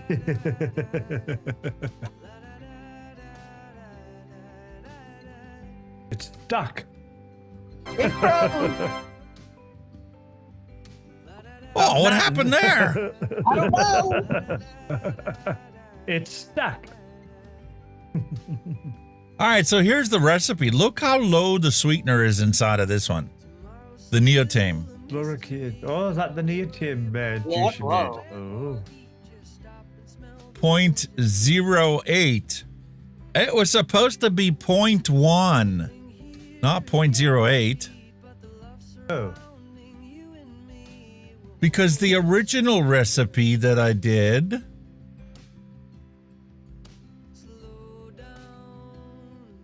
is recipe Slurricane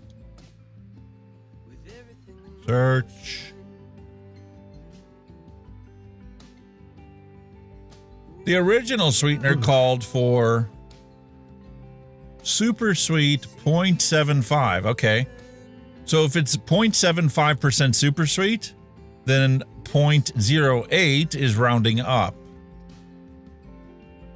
Right. Assuming that sucralose at 10% is equivalent to super sweet. I'm not sure that it is now.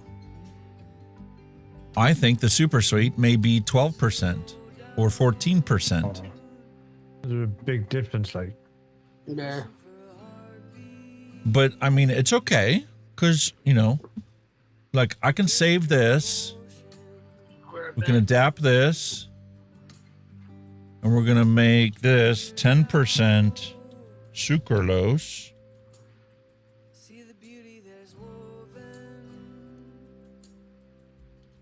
Where's he gone? Oh, I don't know. Where'd he go? Where'd he go? Oh, he turned his camera off. Oh, he's muted it. Oh, I was going to say. Jesus Christ. Okay, so here's the actual recipe that we're going to have. We got the 10% sucralose and then Neotame, 10% Neotame.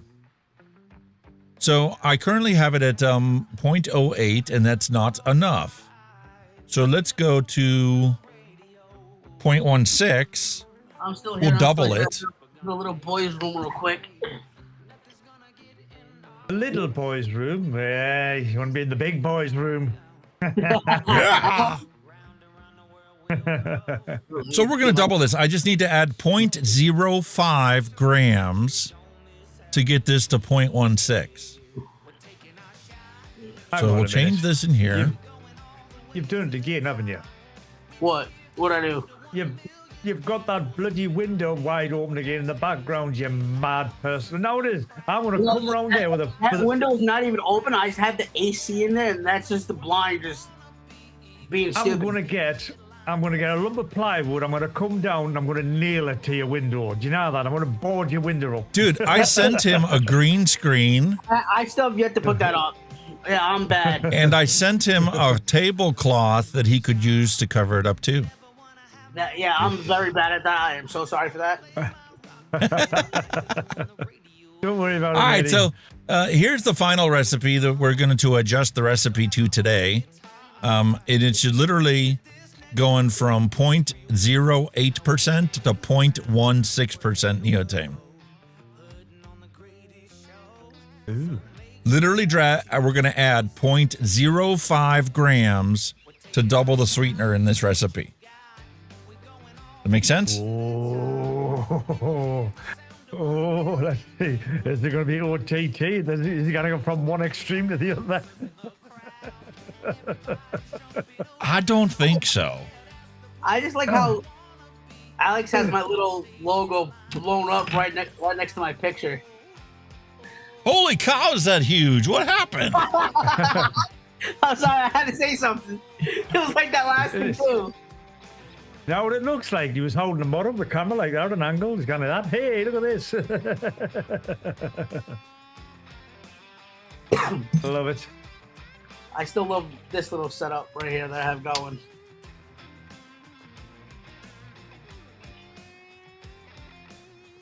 I don't want to muck up my mat, so we're going to tear that out. And let's get the Neotame 10% solution. You've been buying new mouse mats or new table mats? I did, mate. This one I last bought at 2022. What? She was filthy. And there was like LED lights that went around the outside. They were so dim you couldn't even see them when they're on. So this is a Temu special. Temu special. Boom. Hey, sorry, that. It is obviously the fucking, you know, it's a replica of his office, the Enterprise. Yeah. The only thing I don't like about it, this is like a felt. It's not like your old mouse mat material. All right, so 0.05. I think it's like 3 drops. 1. 2. You were tempted to go on 3 there. Tell the truth, you were tempted to go on 3. I was. That's how concentrated this sweetener is. 1 drop. Jesus. So now I'm going to take the cap off of this, and we're just going to pour the tank back into the bottle.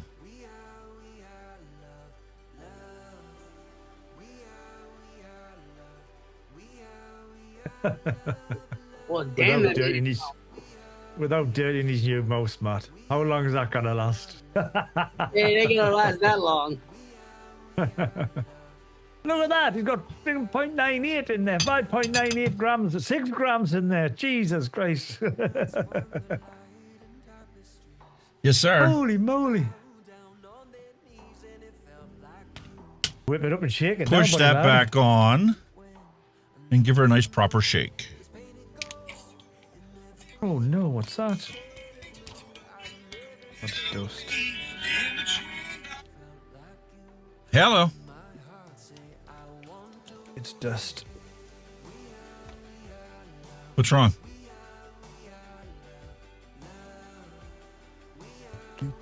Oh. Oh. So you had a nail in that tire. Uh-oh, puncture.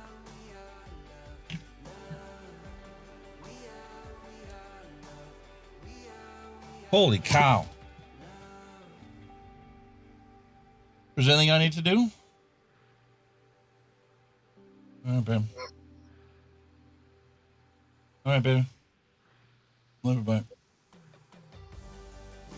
Well, that She got a sucks. puncture. Yeah.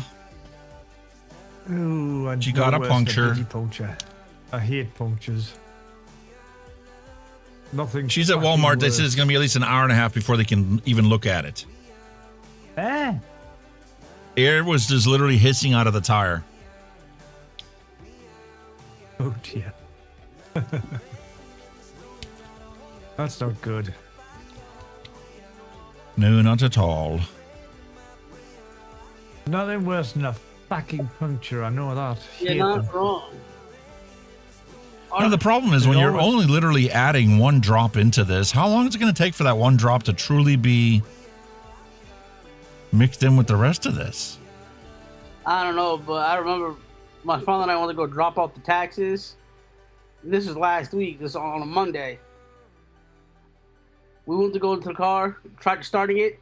Car wouldn't start at all. The battery was completely dead. Oh, man. no. And luckily, Alex, as you mentioned AAA before Kenny came on, that's who we had to call just for the battery to get jumped. Please tell a jump pack. I've got one in my car. I'll never go and leave home without it. We had jumper cables, but we didn't have the battery. You know, the portable car charger. You get these little portable packs now, man. They're about 40 quid over here. They're excellent, brilliant. Yeah, but now we probably have to get the whole battery replaced and whatever. Put it this way, this was that good, right? My friend at work had exactly the same one as me, right? Right. And there was a bus with a flat battery and it fucking started the bus. That's how good it was. Cranked the bus over. Yeah. All right, it's pretty good. I gotta work on my dad, so I gotta get two things, but he wants to take it into the Ford dealership, but that's gonna be a pain in the donkey's ass. That's going to be not expensive. cheap either. Oh yeah, tell me about it. They're gonna charge him like $100 and something just for labor, plus whatever just for the part. Stealership, they call them here in the States. Yeah. The Jeep dealership I worked at, they charge people $150 just for labor, and whatever amount of money just for the parts. Wow. I think the average cost over here for a garage is the hourly labour rate's about £50 an hour, roughly. That's what it is. Ours is $150 an hour. Ow. Yet. Not cheap. Yeah, then they end up saying, oh well, your grand total, mind you, if it's something that takes like 4 or 5 hours, they're like, oh yeah, your grand total is $15,000. Yeah, buy another car for that. My language for the show, because they said my dick, I'm not paying $15,000. They're Hell no. mine. $1,500 maybe, but Yeah, take a zero off and I'll think about it. yeah, exactly. What the fuck? Come on. And it's okay, around here we have those like third-party mechanics too. Yeah. It's the same thing. They're charging less for labor, and it still comes out towards the same price. Yeah. Cannot win, man. You cannot win. You can't at all. Oh, Senor Alex is pondering over 2 flavors here. This one is still sweeter. Really? Well, that's the one that you just made, or oh no, that's in the one. The original one. Nah. That's odd. After 6 grams worth of that juice. Yeah. But you also have to take into consideration, I literally just put 1 drop into that entire 60 ml bottle. It's going to take a while before that is completely equalized throughout the entire bottle. Yeah. Like, I moved it back and forth to try and, like, dilute it down into it, but Right. 1 drop versus 60 mils, It might take a couple days before that's equally sweet throughout the entire bottle. That's a thought. Well, this is something now that we've actually mixed up on here. I've got a tank of that. I've got a tank of this. I need to vape an entire tank through here to get the coil taste to go away, so that I'm literally comparing apples to apples. And I'll report back on Friday on how we deal with the sweetener situation. If the 10% is a little weak, I don't have a problem with that. Because I'm literally using 1/10 of the strength in my recipes. If I had turned out and I find out that I need to use a fifth or a fourth of the amount, then that's what I'll just use from this point forward to get the same sweetness. You know what I'm saying? Oh, yeah. Because the flavors are identical in it. I mixed both bottles exactly the same recipe. The only thing that changes is the sweetener. And I'm trying to compare it against the Pure Elm sweetener, which I can literally do a knuckle test on.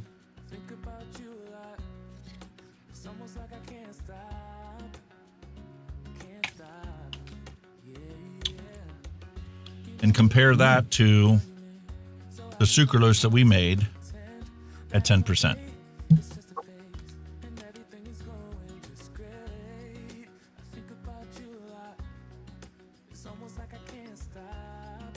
Yeah, it's not as sweet.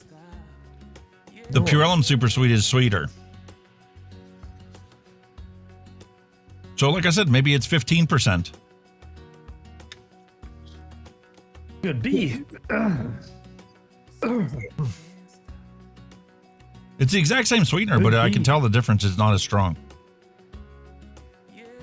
Ah.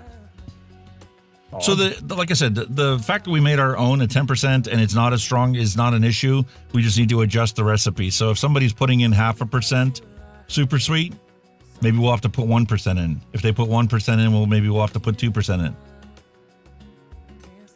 If it's not twice as much, maybe you can do a little bit less. But as DIY, I mean, you have to adjust the flavor recipes to your taste anyway. If you got a sweet tooth and you are always putting in a higher percentage, then that's what you're going to do with everything. It's part and parcel. So it's still useful, but it's not identical. It's not a one-for-one swap out like I thought it was going to be. No. Crystal clear, though. When we first mixed this thing up, the solution was as white as the label. People said that the solution looked like horchata when we first mixed it up. But once we heated it up, it's crystal clear. So is the Neotame. That's awesome.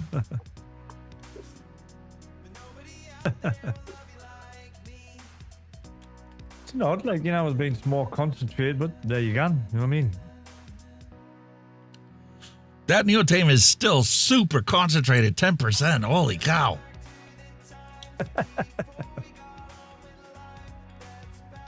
We went from something being less strong as our current sweetener, Super Sweet, to something that is way, way, way, way stronger than our current Super Sweet. Ouch.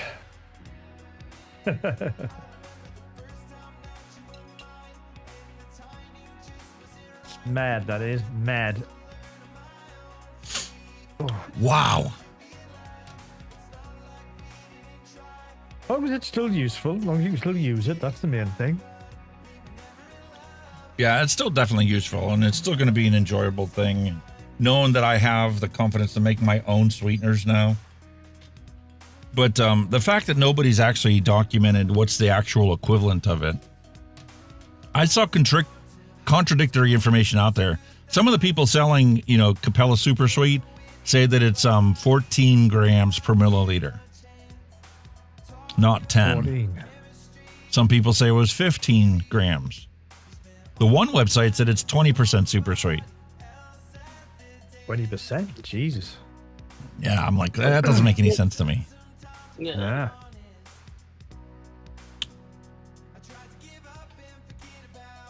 Oh,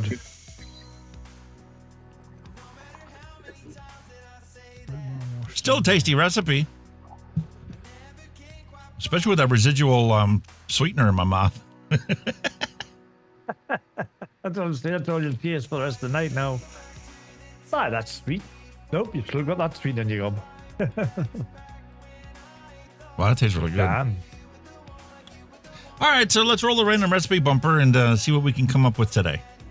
Pick a new recipe.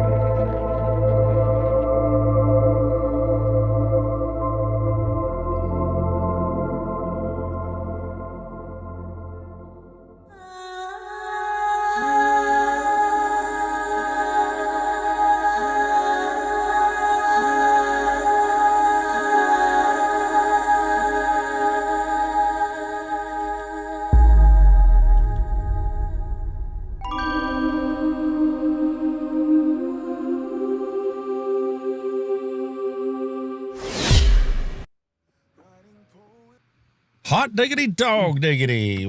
Kenny decided to take a whiz or something.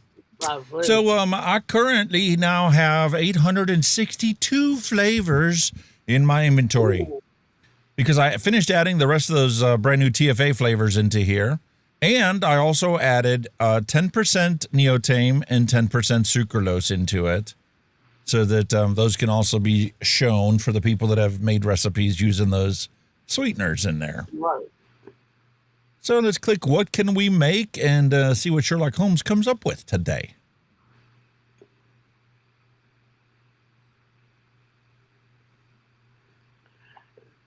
That little gift thing looks so evil. Hey, Kenny, I have a question for you. Was this guy in the picture you in your 20s? Sorry? He looks like you in your 20s. Him? Nah, I was better looking than that. I just had to ask. Much better looking. Oh, let's see what Rocky. Oh, I can't read. War Pigs. Oh, War Pig. That's what Rocky Tooney did. Okay. Seldom used. War Pigs. What? I see a lot of Rocky Tooney stuff.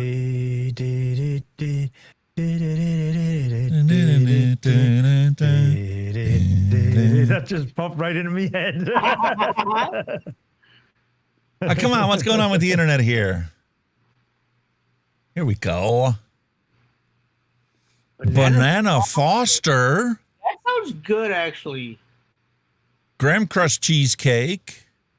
Peanut butter. 0.5% super sweet. And 2% of vanilla custard. What's that? And peanut butter. Oh my lord. That sounds like a weird Bananas Foster's cake, but with just added peanut butter to it. Suggested steep time 21 days. Yeah, with the peanut butter, the Banana Foster, and cheesecake, I totally get that. The vanilla custard as well, like obviously it's a custard, isn't it? Yeah.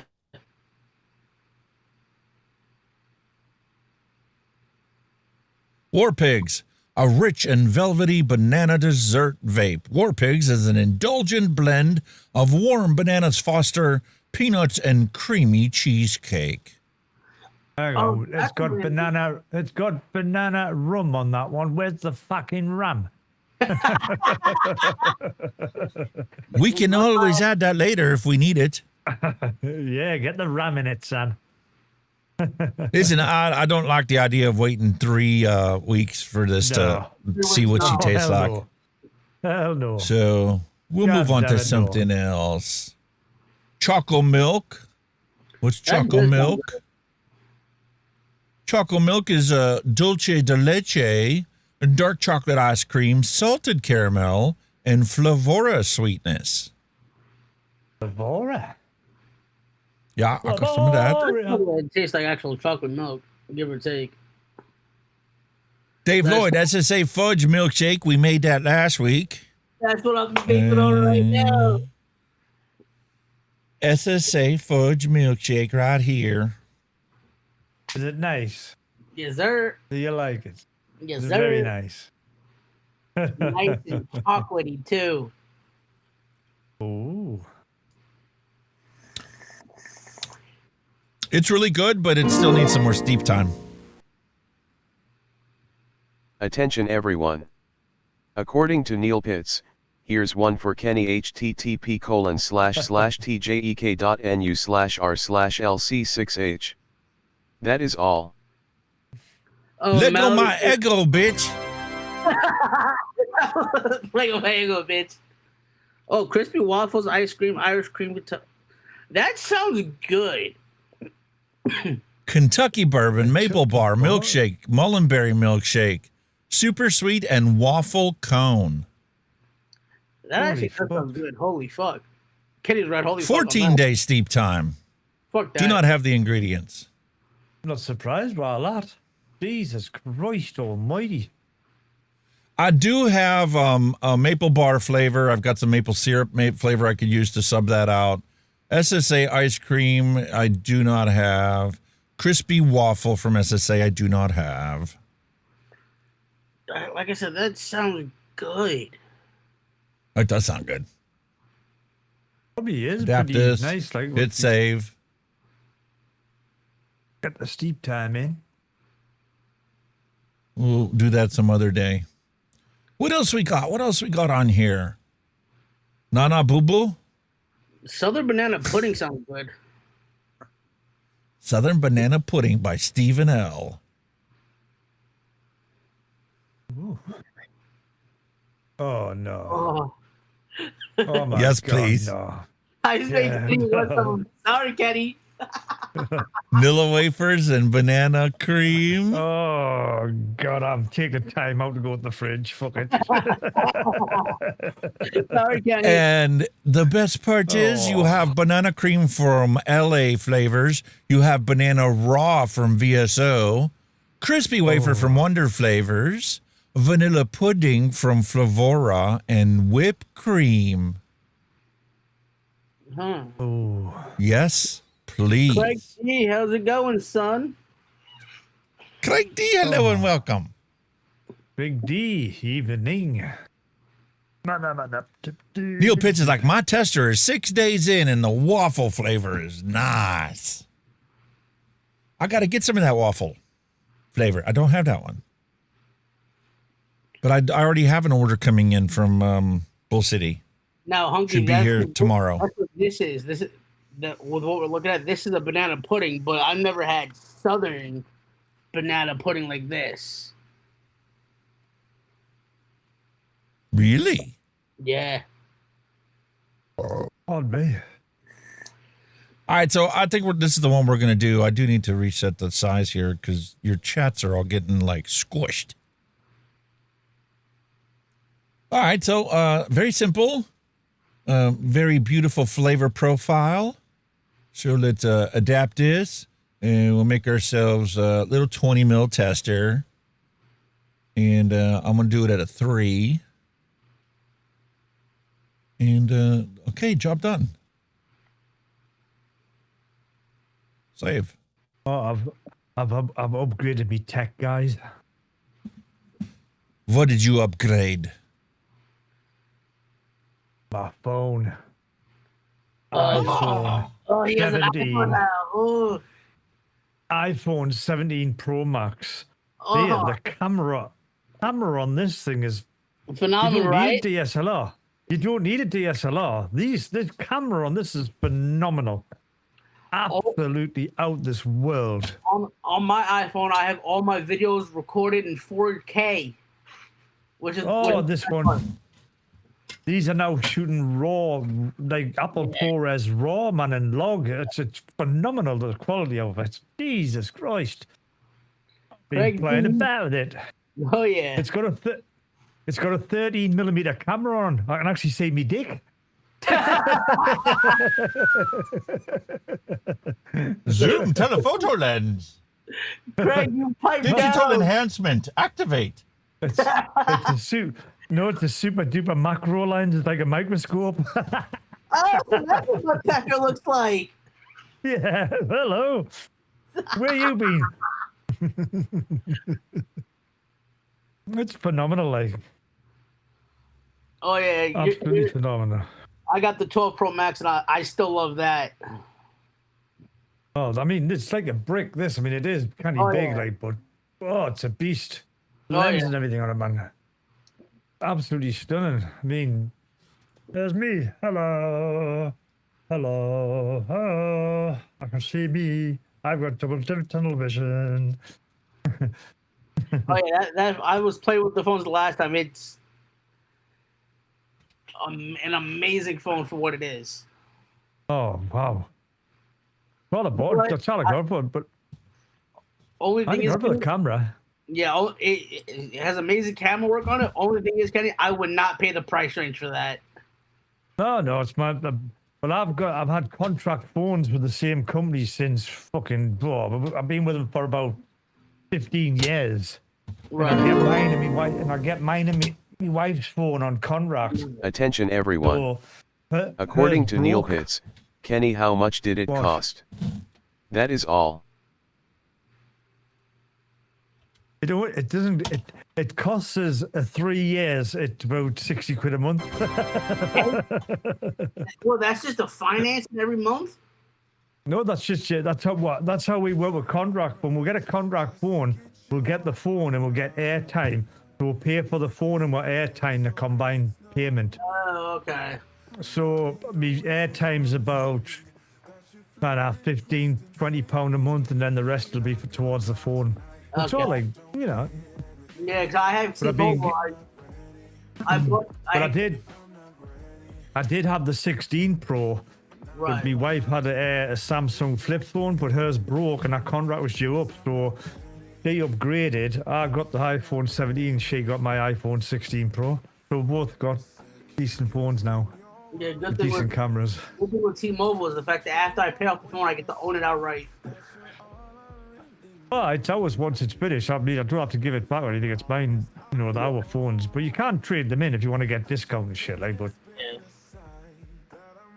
I love it. The camera's phenomenal. Oh, yeah. Absolutely phenomenal. I wonder if I've still got my. Hang on, if I've still got my. Hang on, I wonder if I've still got that in here. Where? Have I still got that? I have. I've got it on that one, haven't I? I wonder if I've got it on my phone. I'll see if I can fucking have a look here. Well, where are you? Are you it?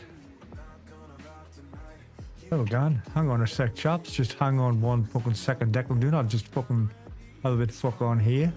2 shakes. Yep. Let's go.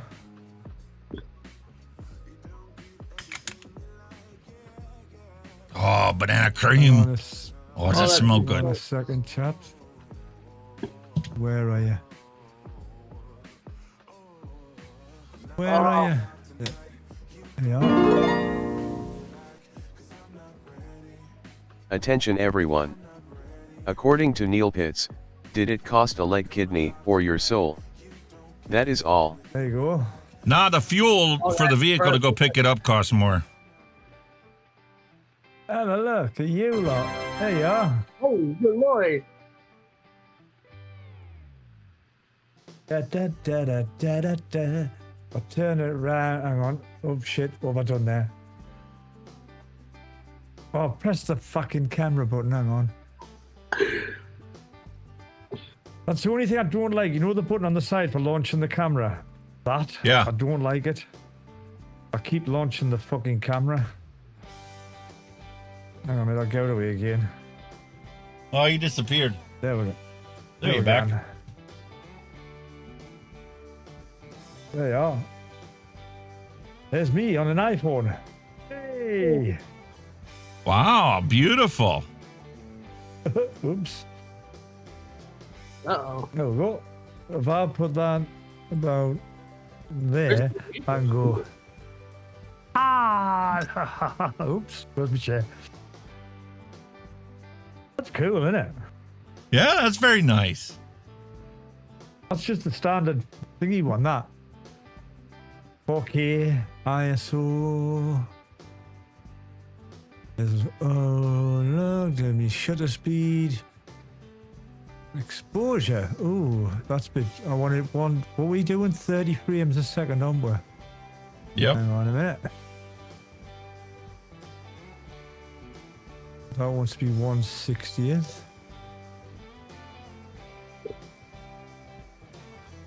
There we go, 1/60th. ISO. Job done.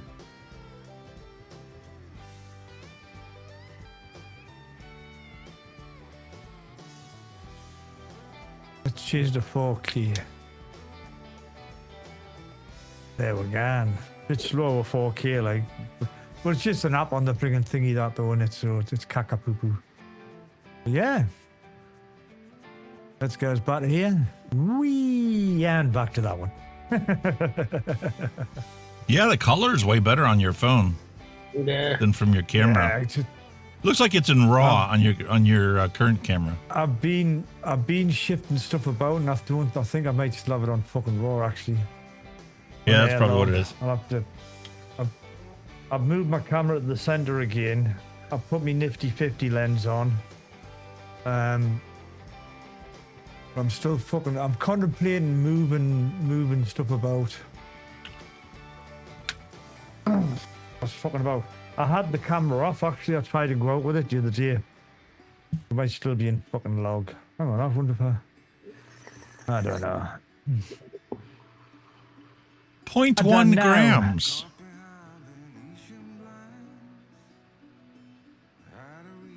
How's that? That better? Yes, sir. There you go. If it says 0.1, I should put 0.1, not 0.14. Yes, 0.1 would be an ideal situation, sir.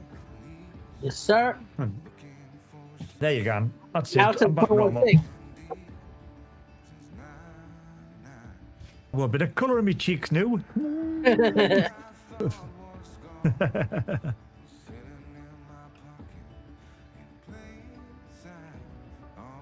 I'll tell you what I was laughing at in the news, the fucking picture that Trump took down where he resembled Jesus Christ and fucking healing somebody. Did you see it? What?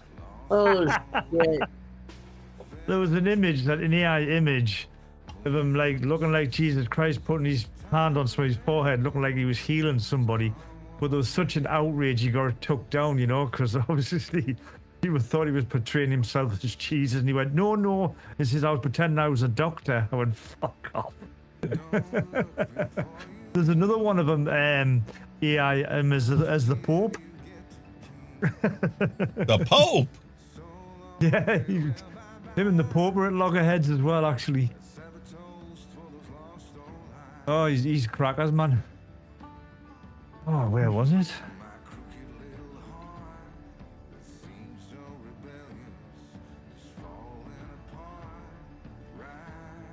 Where was it?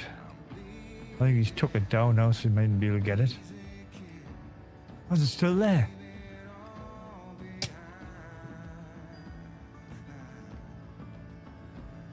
Very nice, very nice.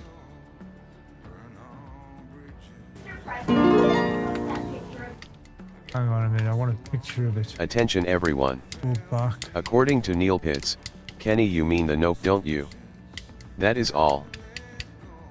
What? I have no idea.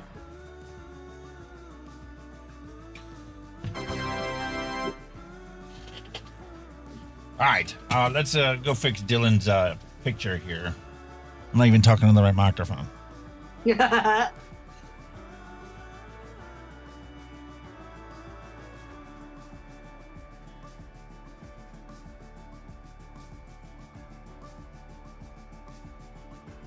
There you go. Job done. Oh, that's perfect.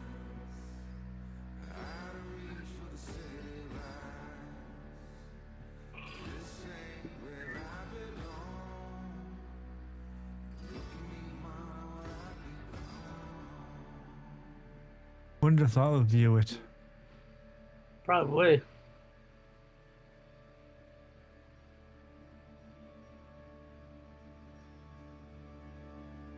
How's that? Perfect. Too small? No, it's perfect.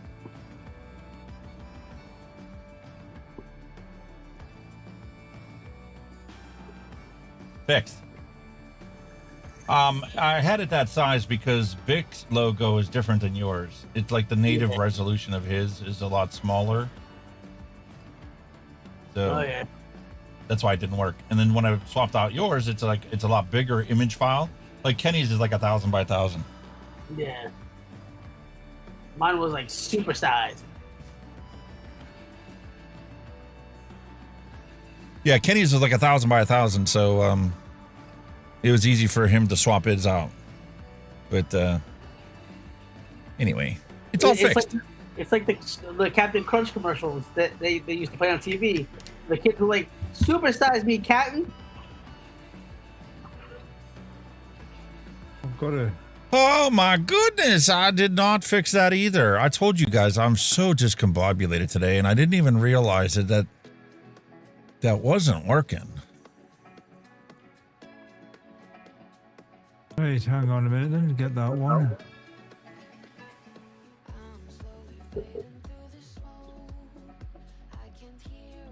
Look, now our Starfield is back.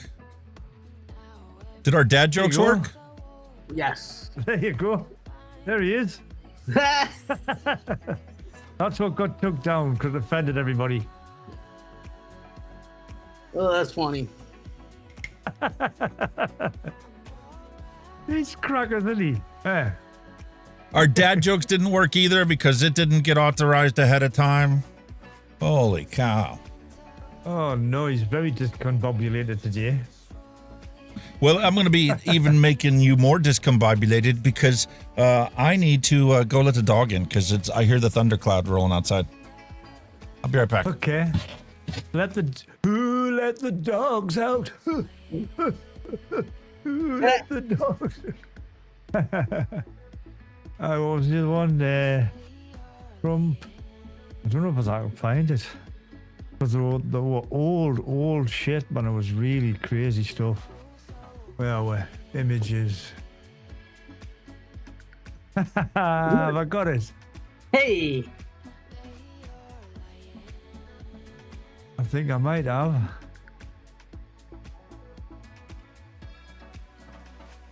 I think I've got this one and all.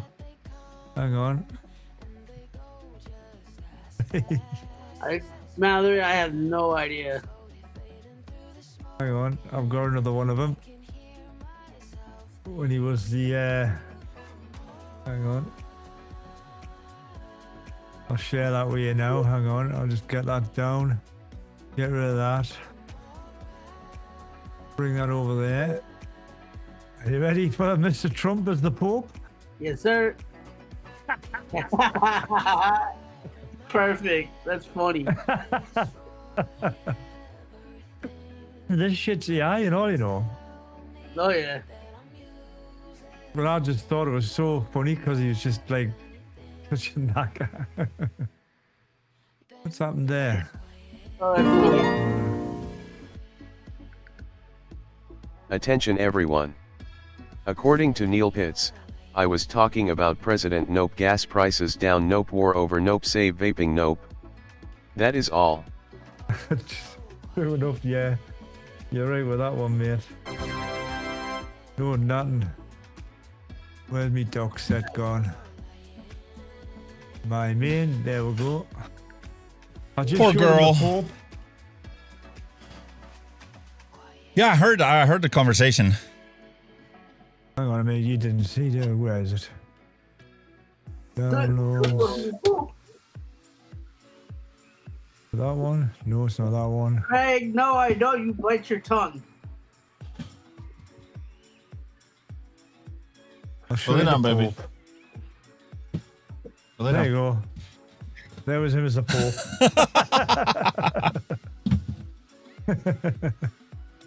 Could you possibly imagine it though? Really? No. You know what we haven't had in a while? What? Doggy time. Oh, doggy cam. Yeah, we haven't had doggy time in a while. So let's roll the bumper and see what they're up to.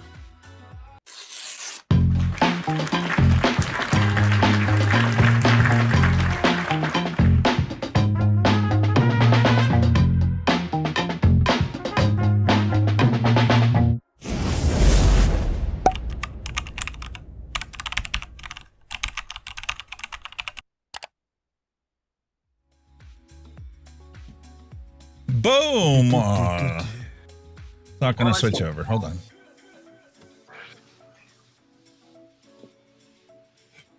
I don't have that scene set. There you are, man.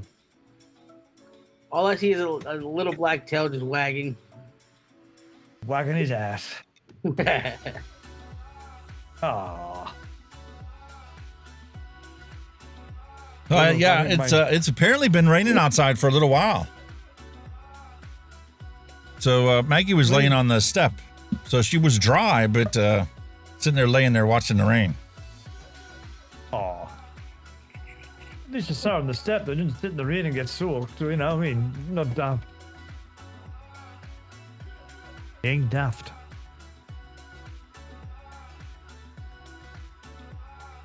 Holy mother of God. Look at the doggies. Oh, is he going to come back for more? That's the question.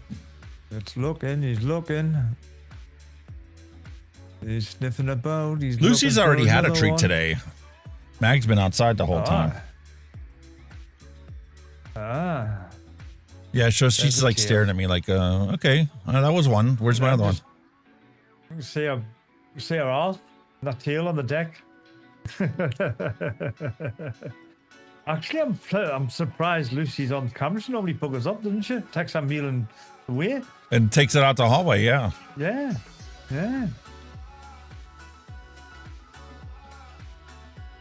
Yep, Neil's hit that one on the head. She's going to wait until Mummy gets home and tell you left her out in the rain. Yeah. Although I think my wife's going to be in a bad mood as it is with having her the flat tire, getting a nail in her tire. Oh, yes. Because she called me, she's like, it's going to be an hour and a half before they can even look at it. I'm like, okay, do you need me to do anything? Can I need to come and get you? Or... And then I started to thinking about, because she told me where she was at, and I'm like, you're clear on the other side of Pittsburgh, halfway to West Virginia. I can't go get you in my truck. You just have to take a fuel just to go get you.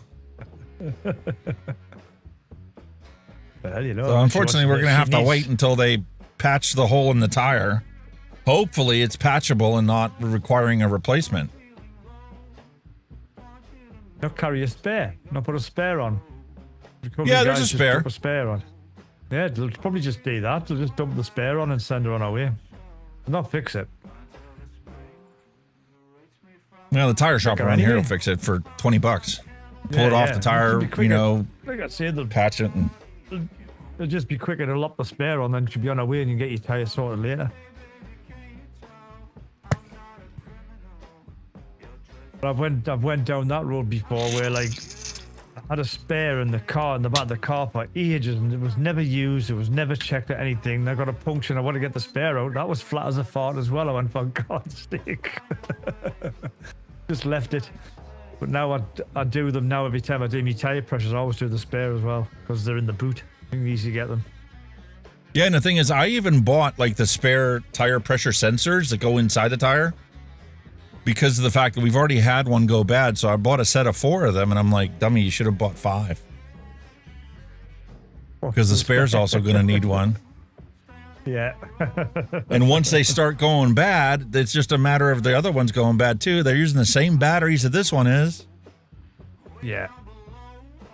I don't like them, mate, like the tire pressure sensor. I think they're too much.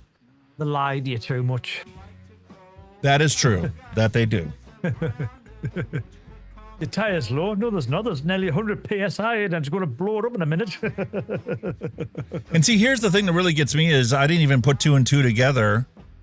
Just the drama of her coming home today was like, okay, I'm glad you're home. Everything's good to go.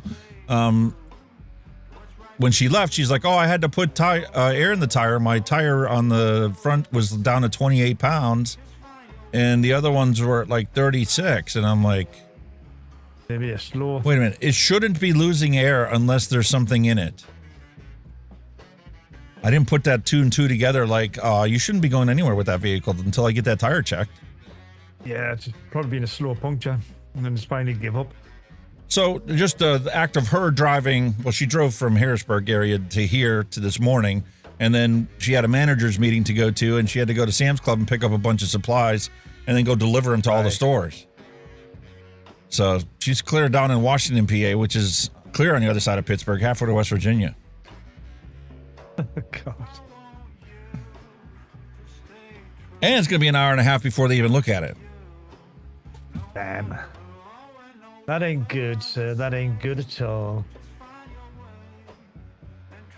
She's going to be well pissed when she walks through that door, so you'll have to be very nice. Or you will get the brunt. You will get the brunt of it.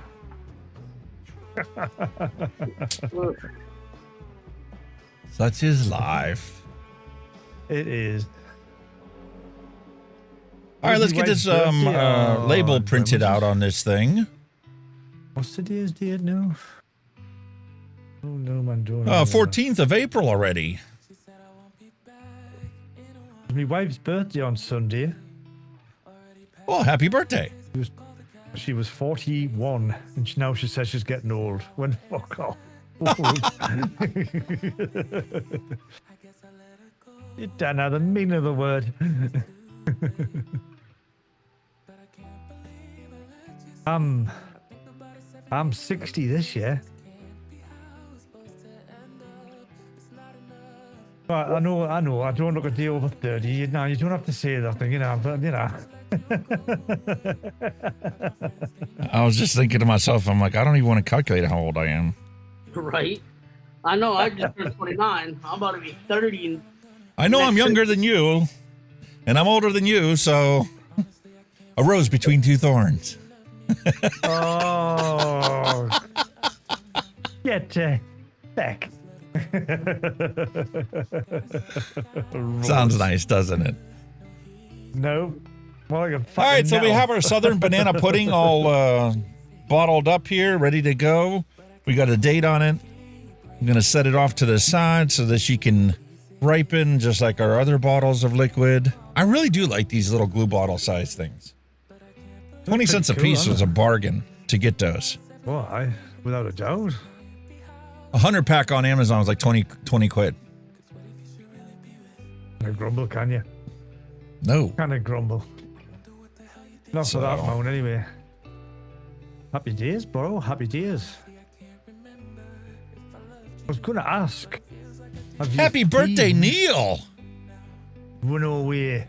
Is it Neil's birthday? 57? Nah, he's just a young boy. Now, is he older than Alex or is he younger than Alex? There you go. Happy birthday to you. Happy birthday to you. Hey, happy birthday, Neil. Just a young boy. Again. Yeah, let's do this, but I got to sign off. I have to go help my father.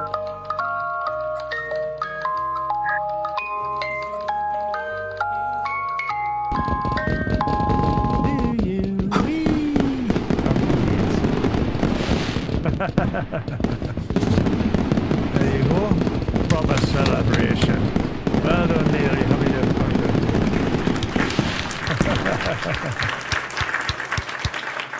Happy birthday, Neil Pitts, 57. That's awesome. Hey guys, I hate to do this, but I have to hop off to go help my father. No worries, mate. It's time for us to call it quits to the show anyway. We hit the 5-hour mark. We got everything accomplished for today. So, feel free to say goodbye. Later's all. Peace, love, and a hunky vape to end cigarette smoking. I hope you guys all have a wonderful day. We'll be back same time, same place next week. Yeah, boys and girls, thank you all for chat. Sorry I was late again, but you know, work. But as always, thank you, boys and girls. You know the rules, you know the score. Get all your stuff up on the Discord so we can all have a look, and then hopefully when Alex gets his dangle clack sorted out, we'll be able to see them. Yeah. And until then, you all have a great week. See you all then. Bye-bye now. Bye-bye. Thanks for listening. We'll be back next week again for a fresh round.